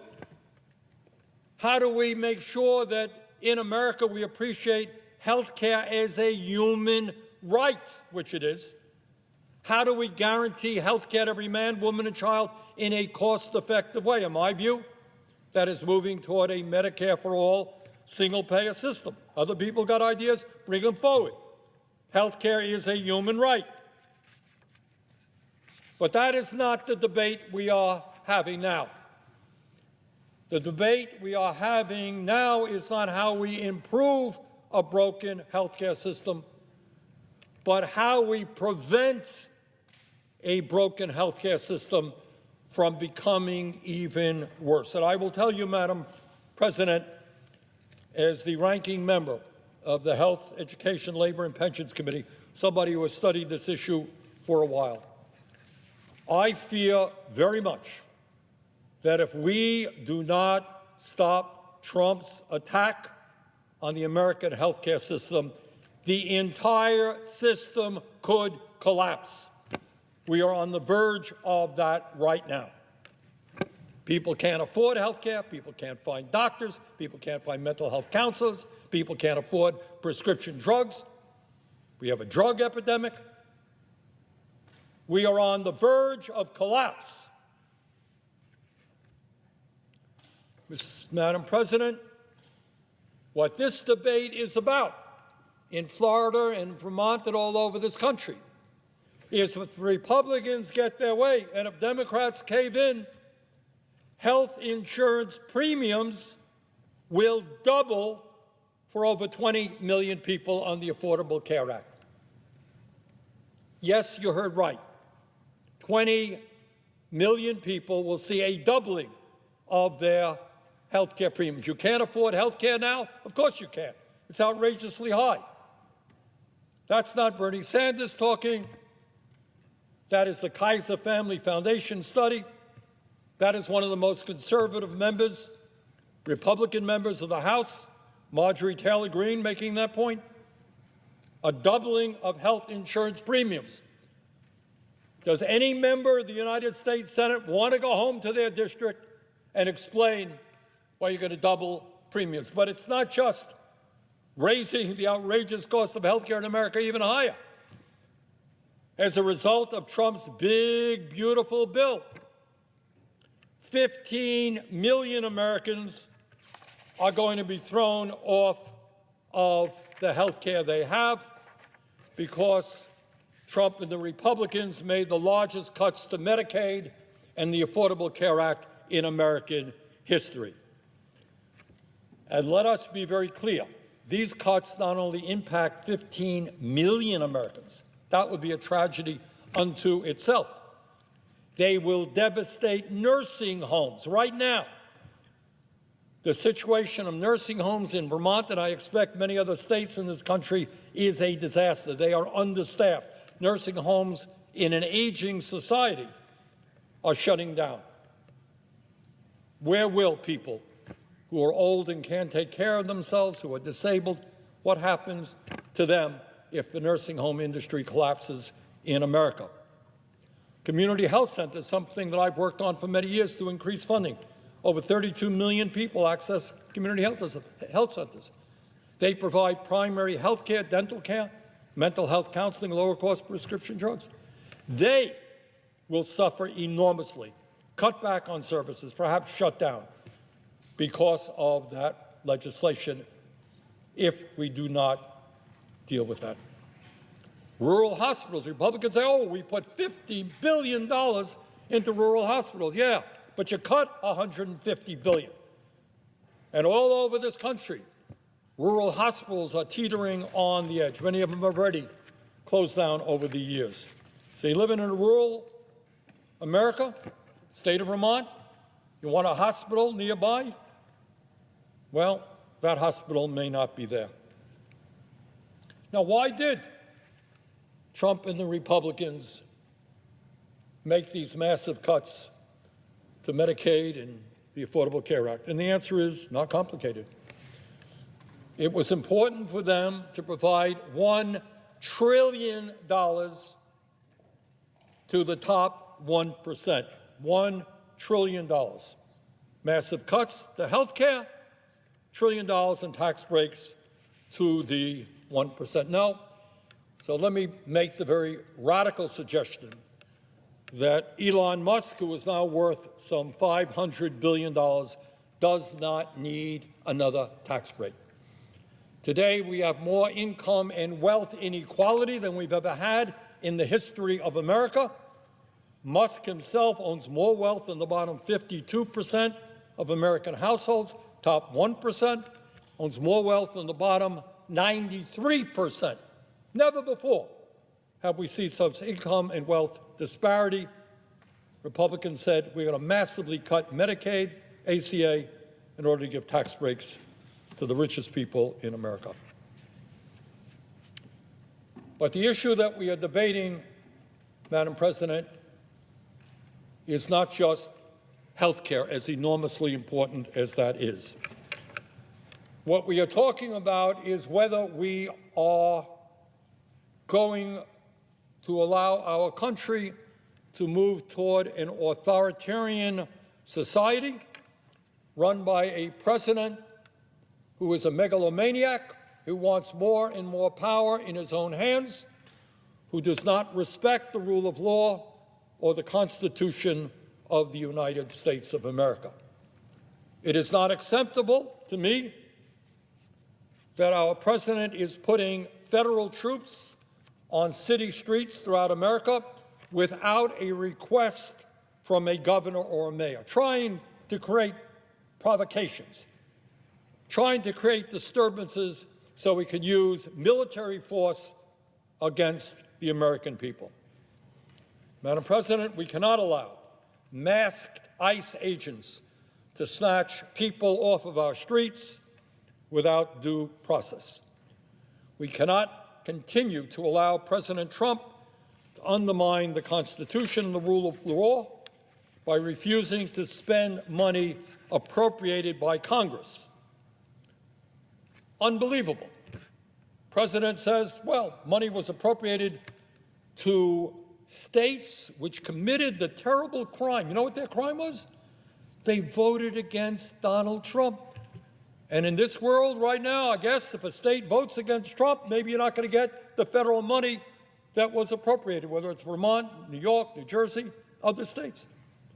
Is that really what the United States of America is about? A president say, you vote against me, you're not going to get your tax dollars back in federal investments. Madam President, according to every poll that I have seen, the American people, by huge numbers, do not want to see a doubling of their health care premiums. According to the Kaiser Family Foundation, 78% of Americans, including 59% of Republicans, want to extend the Affordable Care Act tax credits, and the polling numbers are equally high, or almost as high, to making sure that people are not thrown off of Medicaid. Tony Fabrizio, who is President Trump's own pollster, it's not just the general pollster, he's the pollster for the president. This is what he said, quote, by broad bipartisan margins, voters want to see the ACA tax credits extended rather than expire at the end of the year, whether in the context of premiums doubling or 5 million families losing their health insurance. This includes solid majorities of Trump voters and swing voters, end quote. That is the Republican pollster. Right now in the House, to the best of my knowledge, there are at least 14 Republicans in a very tightly controlled caucus who want to see the ACA tax credits extended. Here in the Senate, there's at least one Republican senator who understands that in his state, his people cannot afford a doubling of premiums. And my strong feeling is there are many, many other Republicans who are not excited about going home and explaining to their constituents why their premiums are doubling. Madam President, as the ranking member of the Health, Education, Labor, and Pension Committee, I asked people across the country in the last few days what these health care cuts that the Republicans are pushing would mean for them. We just sent out emails, and we've gotten many, many, many hundreds of responses. And we asked them, what would a doubling of health care premiums mean to your life and your family? What would it mean if you were one of the 15 million Americans thrown off of health care through cuts in Medicaid? What would it mean to you if the rural hospital near you shut down because of these Medicaid cuts? And in less than a week, we received responses, many hundreds, from 42 states and the District of Columbia. And today, we are releasing a report that describes the devastating human impact of the Republican budget and its massive cuts to Medicaid and the Affordable Care Act. And here is just some of what we found. People are afraid that they could get sicker or even die. Laura, I won't give her last name, from Wisconsin said, and I quote, I live in fear of whether or not I will be able to afford my life-saving treatment. I have a rare kidney disease that requires immunotherapy every 9 months. I am terrified I will die, end quote. And we got a lot of those. People who are dealing with very serious illnesses who, in fact, will die.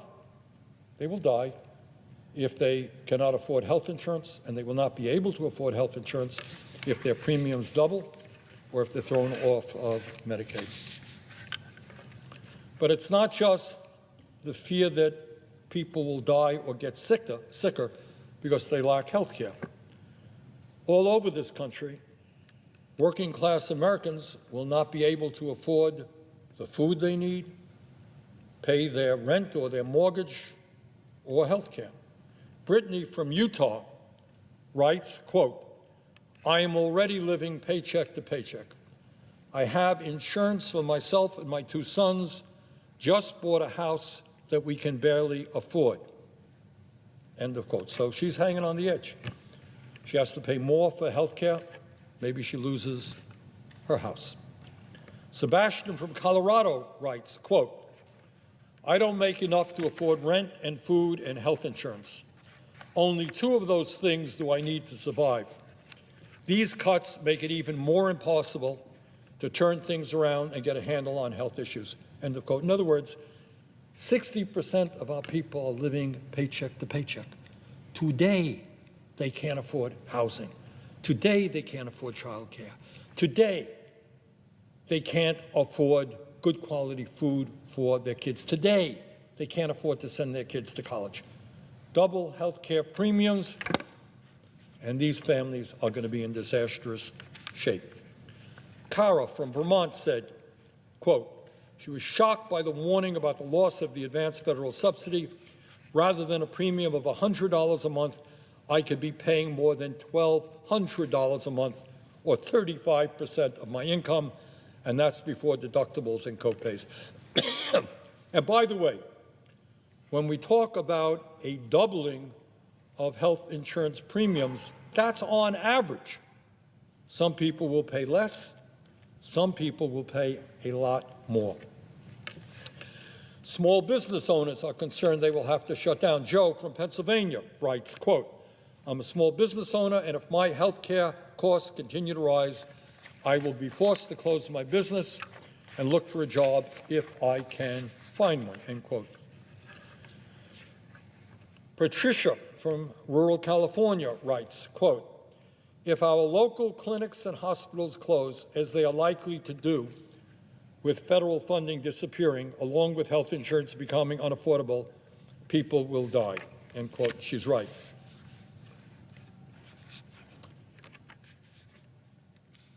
On average, health care premiums will double. But here's what happens when it is not average. If you are living in Virginia, your premiums could go up from less than $650 a month today to nearly $2,200 a month next year, $650 to $2,200. That is not a doubling. It's almost a quadrupling of what you're paying. If you live in Idaho, your premiums could go up from $283 a month to $407 a month. If you live in the state of Georgia, your family could see their premiums go up from $940 a month today to over $4,000 a month. Madam President, at a time when people today cannot afford health care, the idea of doubling, tripling health care premiums is insane. It is unacceptable, and no member of the United States Senate should support that. So, Madam President, no, I am not going to go back to Vermont and tell the people there that I have thrown 15 million Americans off the health care that they have, at a time when studies indicate that will mean that tens and tens of thousands of people will die as a result. I'm not going to do that. And I'm not going to vote for a health care situation which doubles premiums for 20 million Americans. So, Madam President, we are where we are right now. And the time is now when the United States Congress has got to look beyond their campaign contributors, has got to look behind the oligarchs who fund their campaigns, and have got to begin standing up for ordinary Americans. Our job is to improve a broken health care system and guarantee health care to all. Our job is not to throw 15 million people off health care and double premiums for more than 20 million, to shutter nursing homes, community health centers, and rural hospitals. The choice is clear. Let us stand with the American people. Thank you. I would yield the floor.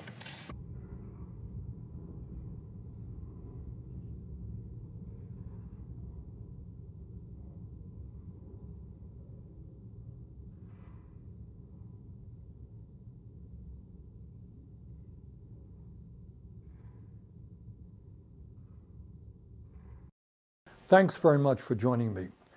You know, in the midst of these unprecedented and crazy times, government shutdown, Trump's devastation of healthcare in America, climate change, the move toward authoritarianism, the horrific war in Gaza, the growth of oligarchy, etc., etc., etc.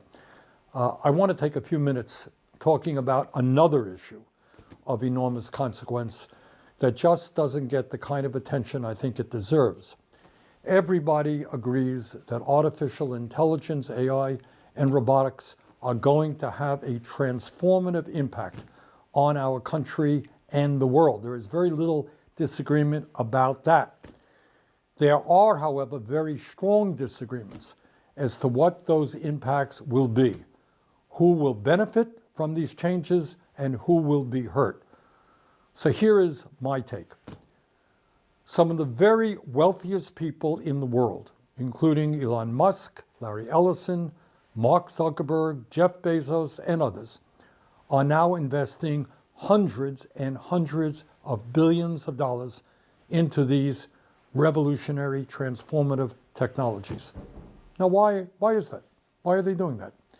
Is it because they want to improve the standard of living of the 60% of our people who live paycheck to paycheck, Americans who are struggling to pay for groceries, healthcare, housing, education? Maybe. Maybe they are staying up nights worrying about the working families of America. But I doubt it.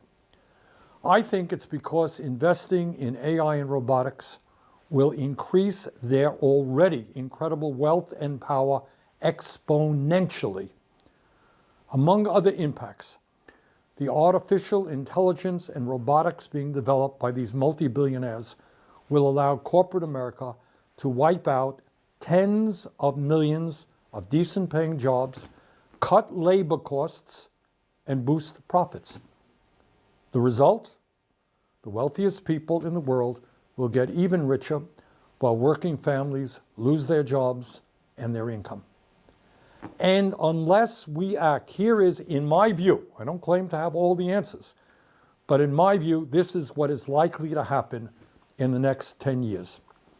Now, as a member of Congress who vigorously opposed the disastrous trade agreements that decimated communities throughout this country, I, like most Americans, want to see manufacturing rebuilt in the United States of America.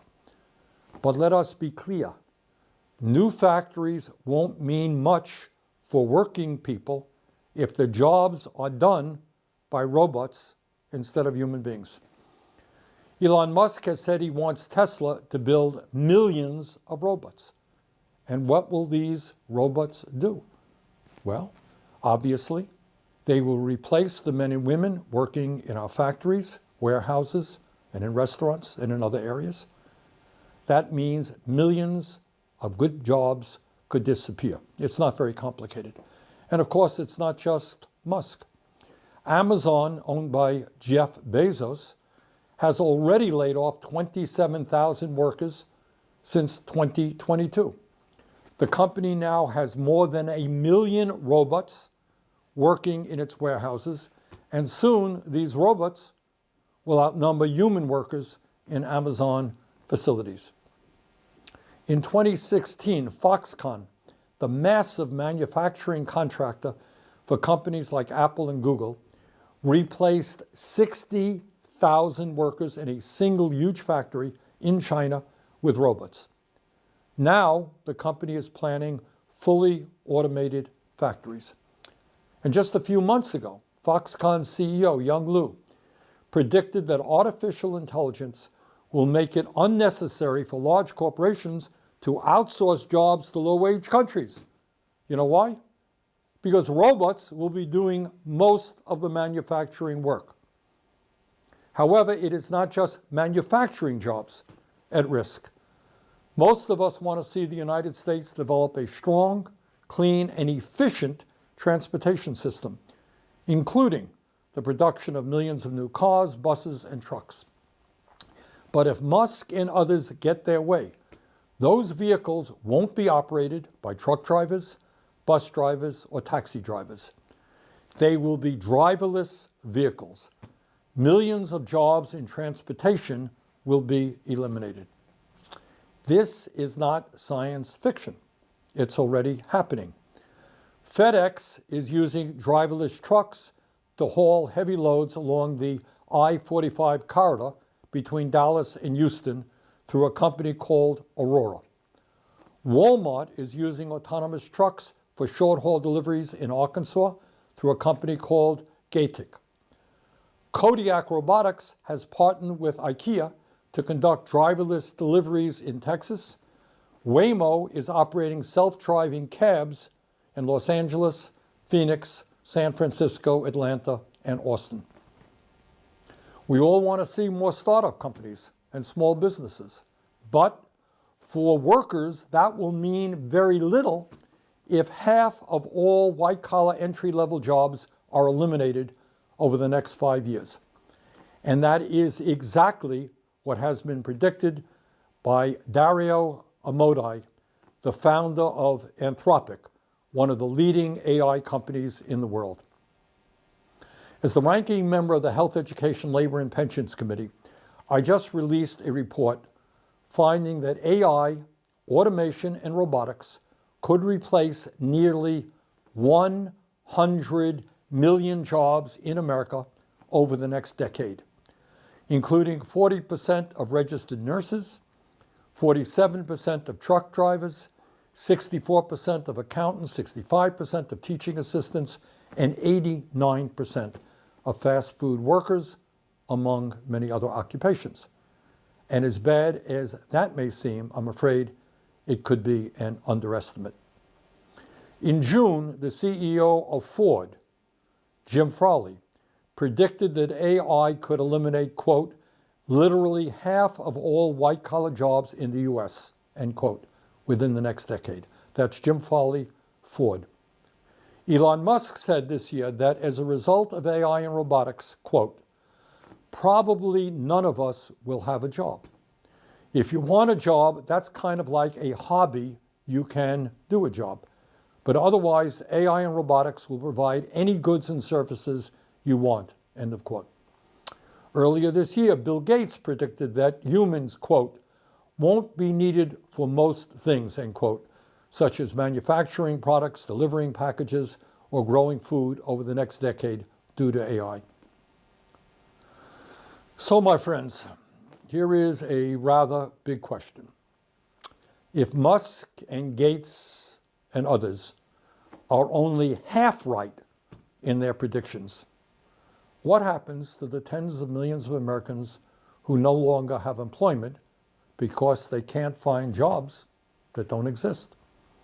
In this brave new world, how do these Americans pay for health care, food, housing, and the other necessities of life? But it's not just economics. Work, whether being a janitor or a brain surgeon, is an integral part of being a human being. The vast majority of people want to be productive members of society and contribute to their communities.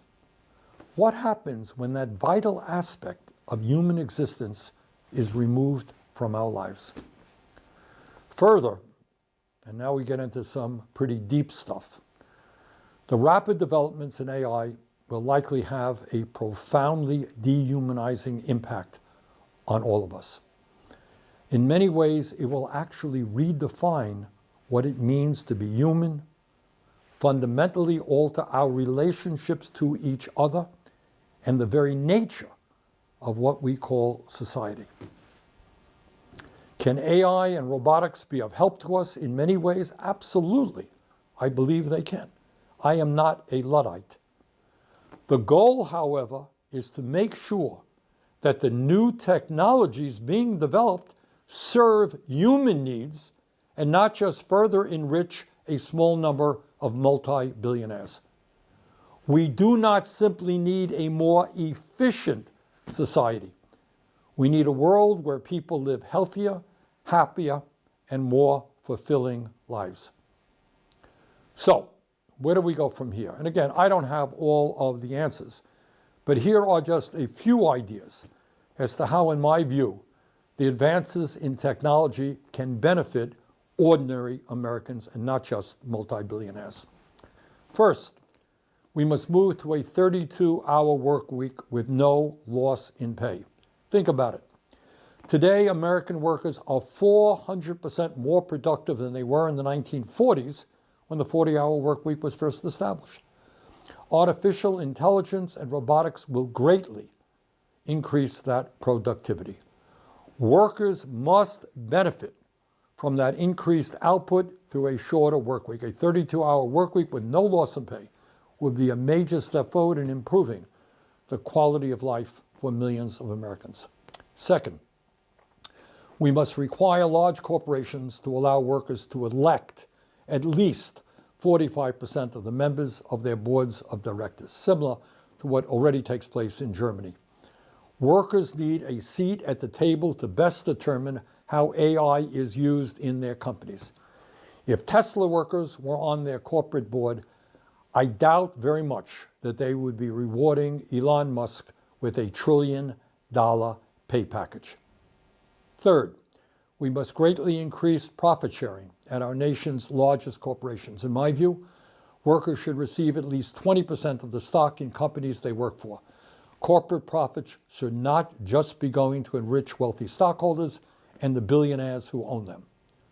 Fourth, we need to substantially expand the concept of employee ownership in America. When workers own their own businesses and are more involved in the decision-making processes, they will make choices that benefit everyone in the company, not just the people on top. Fifth, instead of providing billions of dollars in tax breaks to companies that are throwing workers out on the street and replacing them with new technologies, we should enact a robot tax on large corporations and use that revenue to improve the lives of workers who have been harmed in this transition. Bottom line, AI and robotics will bring a profound transformation to our country. Nobody denies that. In my view, we must fight to make sure that these changes benefit all of us and not just a handful of billionaires. Let the debate begin, and we need your participation. Thank you very much.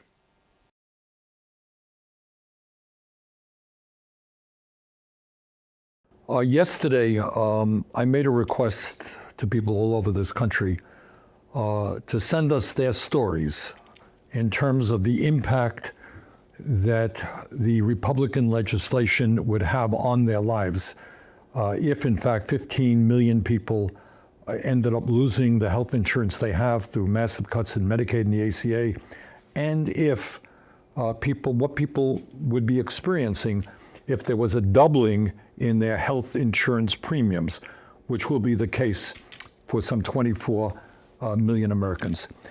And before I get to the folks, the stories that were sent to us, and many hundreds of people wrote in, and we really appreciate that, let me put this in a broader context, and that is that right now, before the shutdown, before a doubling in health insurance premiums, before 15 million people were about to lose their health insurance, ordinary Americans are struggling right now to put food on the table, to pay for child care, to pay the outrageous cost of housing, to buy decent food for their kids. So it's a struggle right now. 60% of our people living paycheck to paycheck, struggling just to survive, while the people on top have never had it so good. So then in the midst of all of this business, how do I pay for groceries? How do I pay for housing? How do I pay for childcare? Then Trump comes along and says, well, we're going to throw millions of people off of their health care. We're going to double premiums for 24 million. And that's the context in which I said to people just yesterday, please, write back, tell us briefly what these, the impact of these programs will be on you. So let me read just a few of them. I'm only going to use the first names here. Bobby in Texas, B-O-B-B-I. My husband and I own a small business in Texas. My husband and I are on the ACA. I have lung cancer. I will lose my coverage due to the increase as it already has high premiums. I will die without health care, and so will many others. So Bobby from Texas is writing. Bobby is struggling right now with lung cancer. If these premiums go way, way up, as they will in Texas and all over this country, she want to be able to afford health insurance. If you don't have health insurance, you have lung cancer. The prognosis is not very good. There was a study done a couple of months ago by Yale University and the University of Pennsylvania, and they estimated just in terms of the cuts in Medicaid, 15 million people losing their health insurance, some 50,000 Americans every single year will die unnecessarily. Now just stop, take a deep breath. As a result of this legislation, if the Republican legislation were to go through, and you had a clean CR, 50,000 people a year would die. Jen from New Mexico writes, and I quote, "Ours would more than double in New Mexico. Our premiums would increase $600, from $600 to $3,800 for the same policy. We have a family of 3. If the enhanced subsidy goes away, that's what will happen. We would not be able to afford health insurance. We would be at risk of medical bankruptcy if anything serious happened. I wouldn't get the care I need living with an autoimmune disease. I would have to rethink whether or not I let my kid play soccer, fearing a risk of some injury. At these rates, I don't think catastrophic policies are even affordable." All right, so what is Jen from New Mexico saying? She would likely not be able to have any health insurance. If you don't have any health insurance and you get ill, somebody in the family ends up in the hospital, very good chance you're going to go bankrupt. Your credit rating is shot. Your whole life is deeply impacted. And she's even thinking, kind of common sense. She has a kid. Kid plays soccer. Will you let your kid play soccer? Kid breaks a leg. Could be thousands of dollars. Can you afford to do that? So for Jen in New Mexico, this is going to change her family's life entirely. Matthew Lyon from the St. Albans, Vermont, writes, "My wife and I are both individuals that work in human service. She's a teacher and I'm a mental health crisis clinician. In our profession, we're not going to be billionaires, but we want to live comfortably. Any additional increase, especially doubling the cost of our premium, could be catastrophic." So here you have a family, just an ordinary family in Vermont, doing okay. And they're not going to become billionaires. They don't want to become billionaires. But if you double health insurance premiums in Vermont, and I know a little bit about this, which are already some of the highest in the country, it will make their lives just that much more difficult. Maybe they won't be able to go on a family vacation. Maybe what they want to get for the kids at Christmas time will not be quite possible. Maybe they will not be able to put away the kind of money they want for their kids' higher education. Just an ordinary family, and a doubling of premiums would be catastrophic for them. Ashley in Florida writes, quote, "I had been hoping to move out of my parents' place and get a condo, start building some equity as I get older, but now unlikely." Oh, so what Ashley is talking about, like many young people, she can't afford housing right now, and a significant increase in her health insurance would make it impossible to move her life in the direction that she wants to go. She wants to get out of her parents' house, start her life, get a house of her own. Can't afford it if there's a doubling of premiums. Sebastian writes from Denver, Colorado, "I'm getting older, 34. Sebastian, 34 is not that old, but that's what Sebastian writes. Working a job at a small business as their marketer. They don't have benefits, and given the city I live in, I don't make enough to afford rent and food and health insurance. Only 2 of those things do I need to survive. These cuts make it even more impossible to turn things around and get a handle on health issues. So here's someone in Colorado struggling to put, food on the table, pay their rent, and this is going to make his life just that much harder. Hayet from Florida writes, if my health insurance costs go up, I won't be able to have health insurance at all. I am a widow with 3 children, and I work 48 hours a week. I suffer from migraines, and my health insurance was covering the $1,000 per month cost for medication. I won't be able to get my medication any longer and will suffer. Okay? So what Hyatt is writing about is she has migraines. It's a very painful disease. She gets medication. It costs $1,040 per month. She doesn't have any health care. She won't afford the medication. And you're going to have to deal with the unbearable pain of migraines. Laura from Wisconsin writes, I live in fear of whether or not I will be able to afford my life-saving treatment. I have a rare kidney disease that requires immunotherapy every 9 months. I'm terrified I will die. All over this country, there are folks like Laura who have very, very serious illnesses that are very expensive to treat. And in her case, it's a rare kidney disease. And if she doesn't have any health insurance, she will not be able to get the treatment. And I think we don't talk about this enough, and I think we don't appreciate that health care should be a human right available to all people, not a radical idea. It exists in every other major country on earth.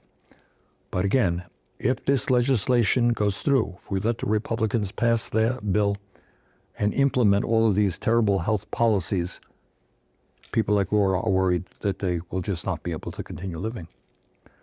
Sarah from Florida writes, I have zero option if ACA doesn't cover me. I have multiple sclerosis diagnosed in 2003, and I'm doing well thanks to diet and exercise over the decades. And every single other private insurer automatically rejects me when I disclose my MS. MS is one of several diagnoses on a drop-down list. After I submitted my application for insurance, I get a rejection email within 1 minute. So I either accept the increased price of ACA or I go uninsured. Or I move outside the United States where healthcare is comparatively cheaper. On Facebook, there is a group named Senior Nomads who all left the US in part to not be vulnerable to financial ruin due to such healthcare costs. So once again, these huge increases in premiums will impact Sarah, a lot of other people in Florida and throughout this country.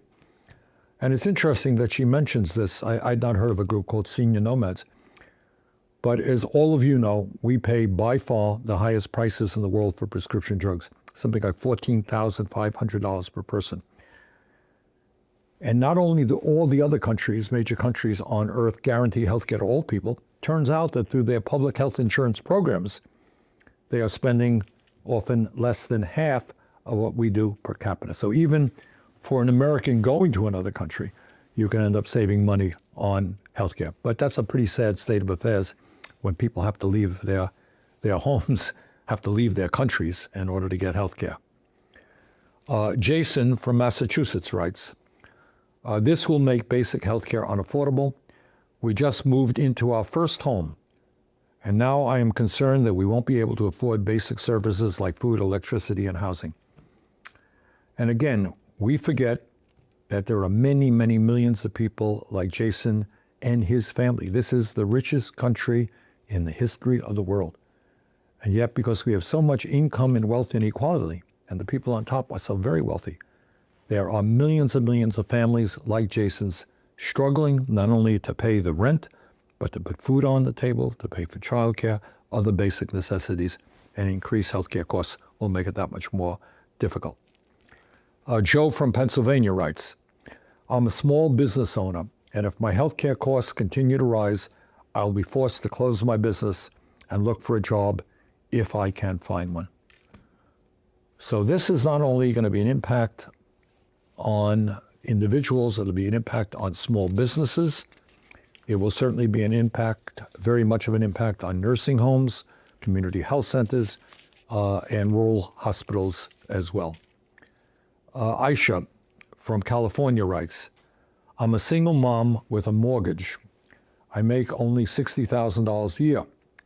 That means I will have to choose between paying my mortgage or paying for health care. I think that will be a no-brainer because I need a roof over my head. That also means that my child and I will be left without any health care and more than likely unable to survive. So, hard choice, like the choice of millions of other people. Do you put a roof over your head, pay the mortgage, pay the rent, or do you cut your health care? And if you cut your health care, we all know what that means and what kind of dangers will occur. So right now, before Trump's big, beautiful bill destroys our healthcare system, 85 million are uninsured or underinsured. Add another 15 million to it, you're up to 100 million Americans who either have no health insurance or they are underinsured. Seth from Florida writes, I have asthma and high blood pressure. If I lose my health insurance credit, I won't be able to afford a healthcare plan next year, leaving me the only option of saving money with my full-time $16 an hour job and going to the doctor for refills once or twice a year. Thankfully, my medication is cheap, but if I get very sick or I have a medical emergency, I'll be completely on my own. So there you go. $16 an hour, hard to survive any place in the country. Lose your health insurance, you are in deep trouble. Last comment comes from Nicole in Wisconsin. If my insurance premiums go up, that is going to be a real struggle for me and my family. We are already struggling to pay for groceries and insurance and bills, and we make a pretty decent wage in my family. Why make changes to affordable care? Healthcare is a necessity, and this will be devastating to so many people. Well, Nicole, what I can tell you is the motivation behind the Republicans was pretty simple. They wanted to give huge tax breaks to wealthy campaign contributors and to the billionaire class. That's what they do. And in order to come up with the money, they had to make a $1 trillion cut in Medicaid. And the result, 15 million people lose their health insurance. But Nicole is right. Healthcare is a basic necessity of life. We are the wealthiest country in the history of the world, and people from coast to coast should not have to make the terrible decisions that I just described to you from folks in all parts of the country. So thanks very much for listening. We received hundreds and hundreds of stories, and these are just the sampling of some of what we've got. Bottom line is not hard to understand. When you double premiums for 24 million people, and when people are already having a difficult time paying for healthcare, it will be devastating. Throw 15 million people off the healthcare they had, thousands of them will simply die. That's where we're at. So I just wanted to explain all that and let you hear from people around the country to understand why I am going to do everything that I can to make sure that we end these terrible, terrible policies that Trump has imposed and his Republican friends have imposed on the American people. Thanks very much for watching.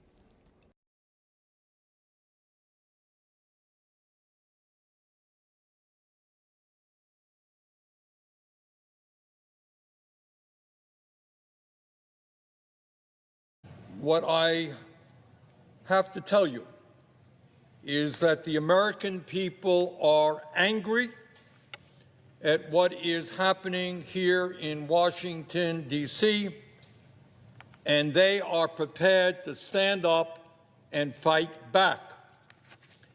In my view, and what I have heard from many, many people, is that they will not accept an oligarchic form of society where a handful of billionaires control our government where the wealthiest person on earth, Mr. Musk, is running all over Washington, D.C., slashing the Social Security Administration so that our elderly people today are finding it extremely difficult to access the benefits that they paid into.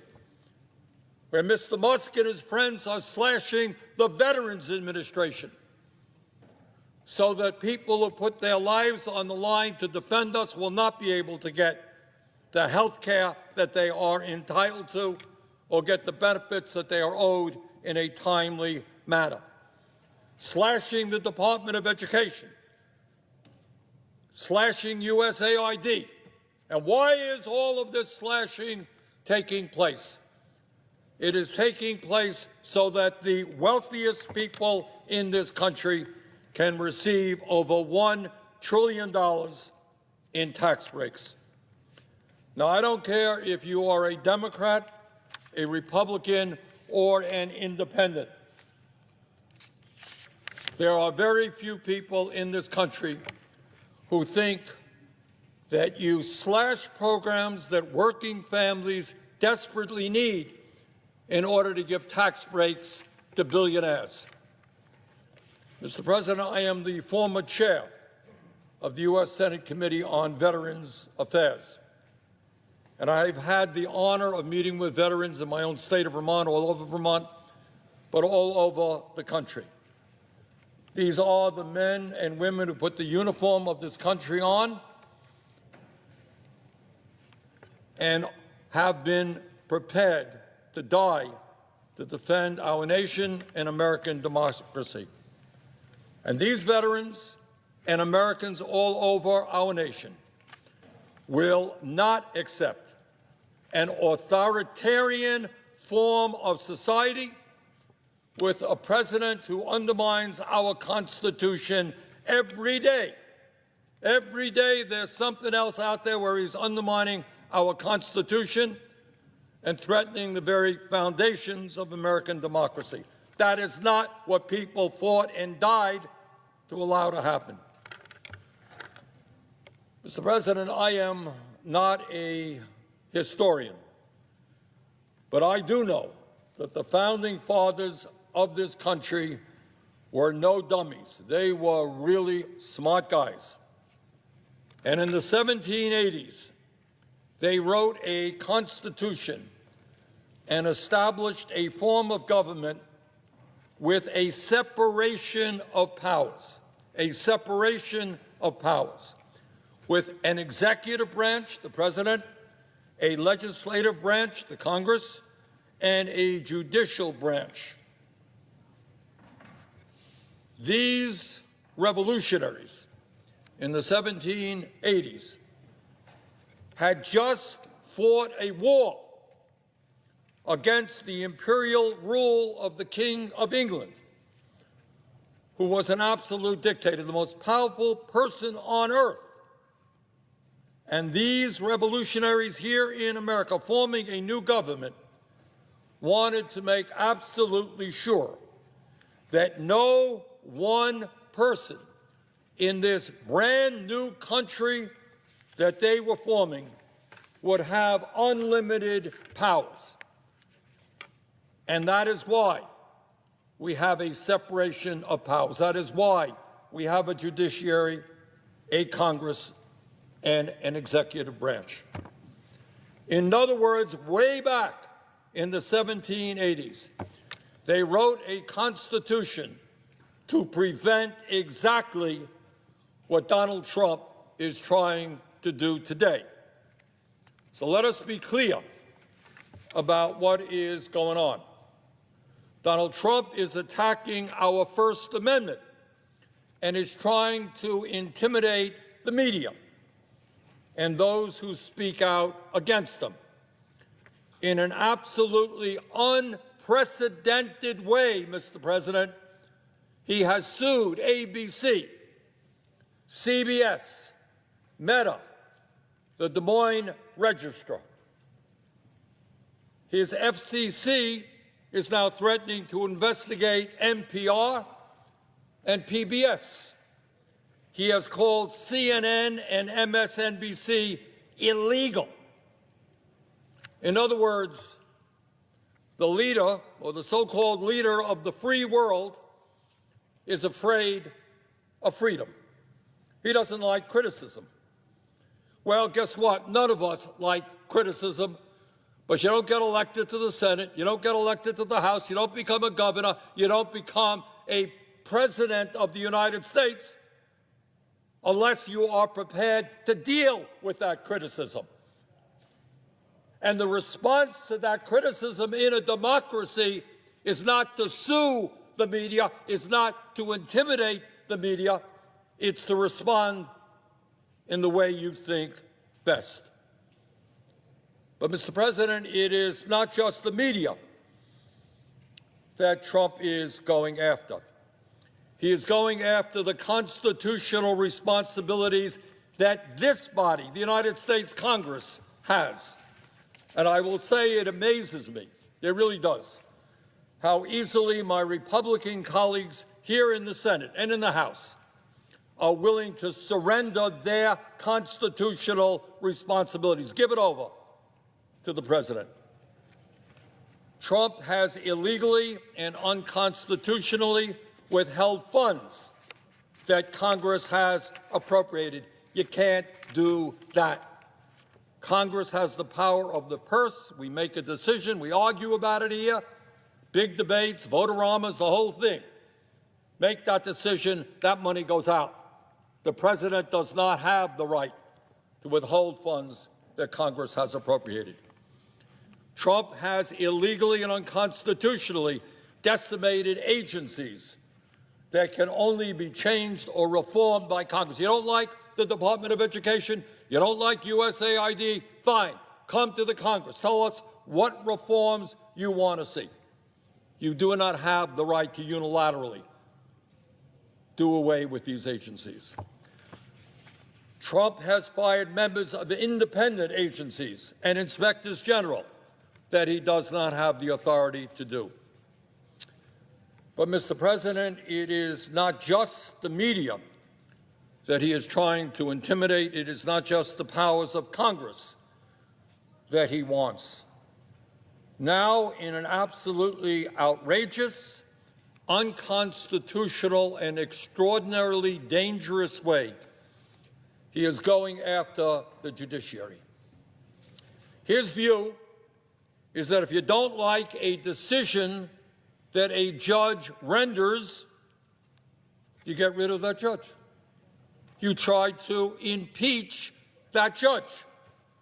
You intimidate judges so that you get the decisions that you want. You know, I'm thinking back now as someone who is not a supporter of the Roberts Court. And I'm thinking about one of the worst Supreme Court decisions that has ever been rendered, and that is Citizens United. I'll say more about that in a moment. And I'm thinking about the Supreme Court's decision to overturn Roe v. Wade, taking away American women's right to control their own bodies. In my view, these were outrageous decisions, unpopular decisions.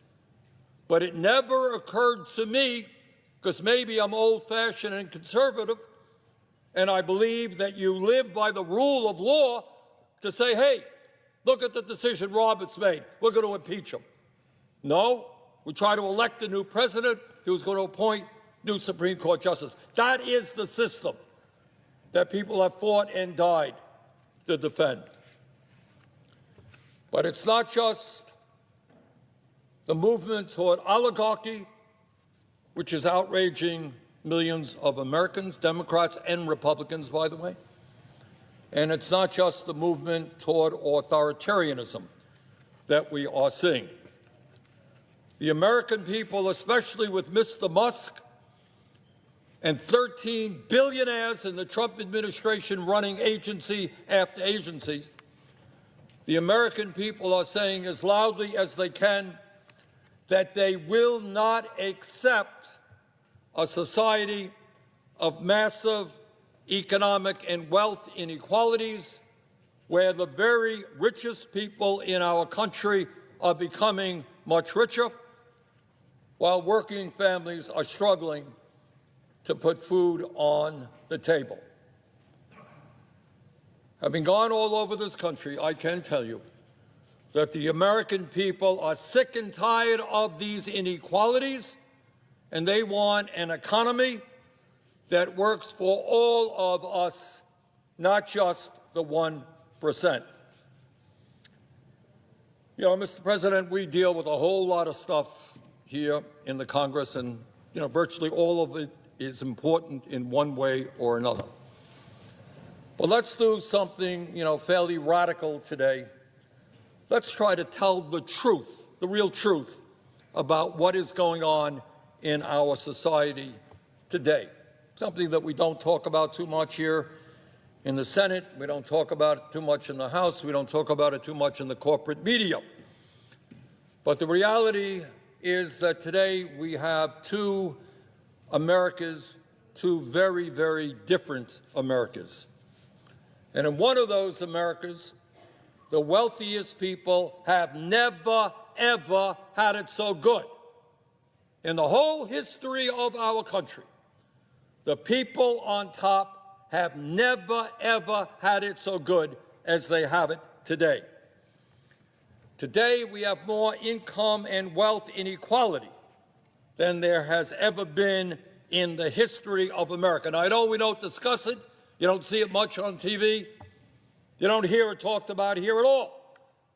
But the American people do not believe that it is appropriate that three people, 1, 2, 3, Mr. Musk, Mr. Bezos, and Mr. Zuckerberg, three Americans own more wealth than the bottom half of American society, 170 million people. Really? Three people own more wealth than 170 million people? Anybody here think that is vaguely appropriate? And by the way, those very same three people, three richest people in America, were right there at Trump's inaugural, standing right behind the president. So you want to know what oligarchy is? I know there's some confusion out there. What is oligarchy? Well, it starts off when you have the three wealthiest people in the country standing right behind the president when he gets inaugurated. The top 1% in our country now own more wealth than the bottom 90%. CEOs make 300 times more than their average worker. And unbelievably, real inflation accounted for wages today, the average American worker, if you can believe it, despite a massive increase in worker productivity, is lower today than it was 52 years ago. And during that period, there was a $75 trillion transfer of wealth that went from the bottom 90% to the top 1%. That is the reality of the American economy today. And you know what? Maybe we might want to be talking about that. And in our America today, in that top America, that one America, the 1% are completely separate and isolated from the rest of the country. You think they get on a subway to get to work? You think they sit in a traffic jam for an hour trying to get to work? Not the case. They fly around in the jets and the helicopters that they own. They live in their mansions all over the world in their gated communities. They have nannies taking care of their babies. They don't worry about the cost of child care. And they send their kids to the best private schools and colleges. Sometimes they vacation, not in a Motel 6, not in a national park, but on the very own islands that they have. And on occasion, for the very, very richest, just to have, for a kick, have a little bit of fun, maybe they'll spend a few $1 million flying off into space in one of their own spaceships. Sounds like fun. But it's not just income, massive income and wealth inequality that we're dealing with today. We have more concentration of ownership than ever before. While the profits on Wall Street and corporate America soar, a handful of giant corporations dominate sector after sector, whether it's agriculture, transportation, media, financial services, et cetera, et cetera. Small number of huge corporations, international corporations, dominating sector after sector. And as a result of that concentration of ownership, they are able to charge the American people outrageously high prices for the goods and services we need. Mr. President, we don't talk about it too much. Maybe we should. But there are 3 Wall Street firms, BlackRock, Vanguard, and State Street, that combined are the major stockholders in 95% of our corporations. Got that? 3 Wall Street firms, 3, are the major stockholders in 95% of American corporations. So, Mr. President, that is one America. People on top doing phenomenally well.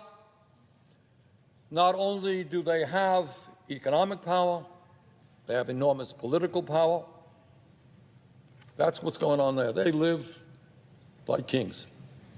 That's one America, but there is another America. And in that other America, 60% of our people are living paycheck to paycheck. And millions of workers from one end of this country to the other are trying to survive on starvation wages. And unlike Donald Trump, I grew up in a family that lived paycheck to paycheck, and I know the anxieties that my mom and dad have living in a rent-controlled apartment. Can we afford to buy this? Why did you buy that? And that's the story taking place all over America. What does living paycheck to paycheck mean? It means that every single day, millions of Americans worry about how they're going to pay their rent or their mortgage all over the country.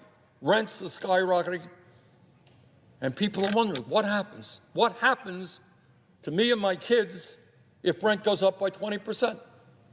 And I can't afford it. Where do I live? Do I have to take my kid out of school? Where do I put my kid? In worst case scenario, do I live in my car? Let's be clear. There are many people who are working today who are living in the back of their cars.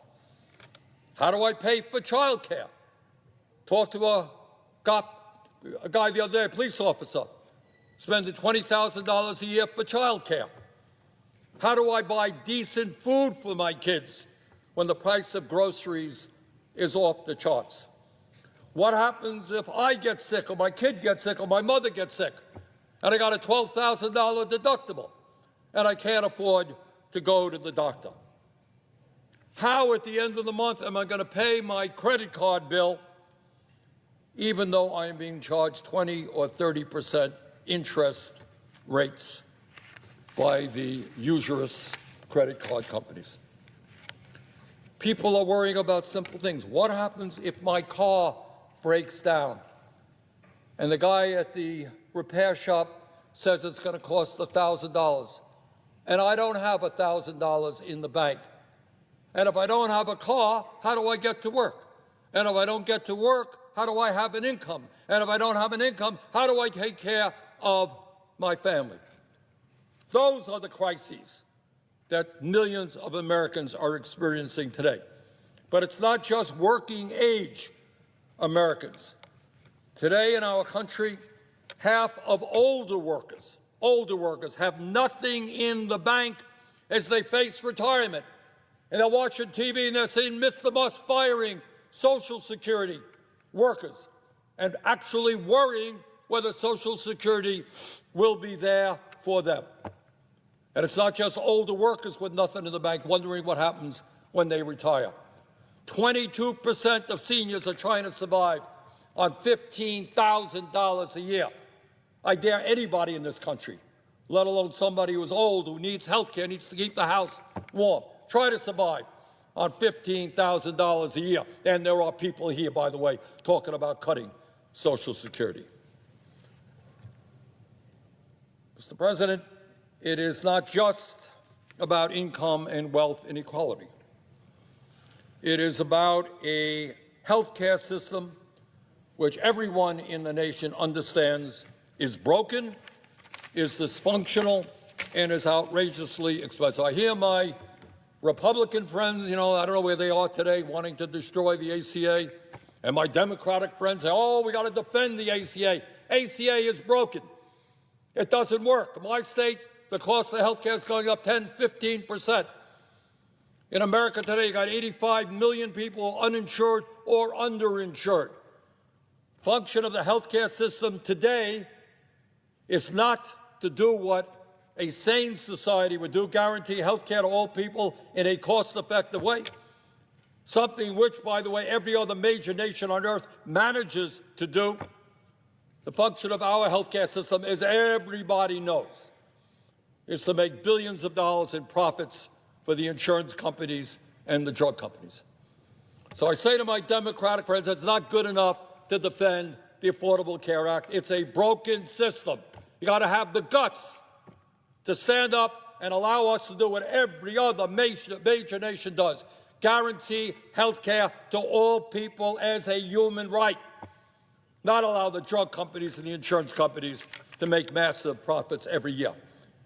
And, Mr. President, I want to touch on an issue that gets virtually no discussion, but I think it is enormously important.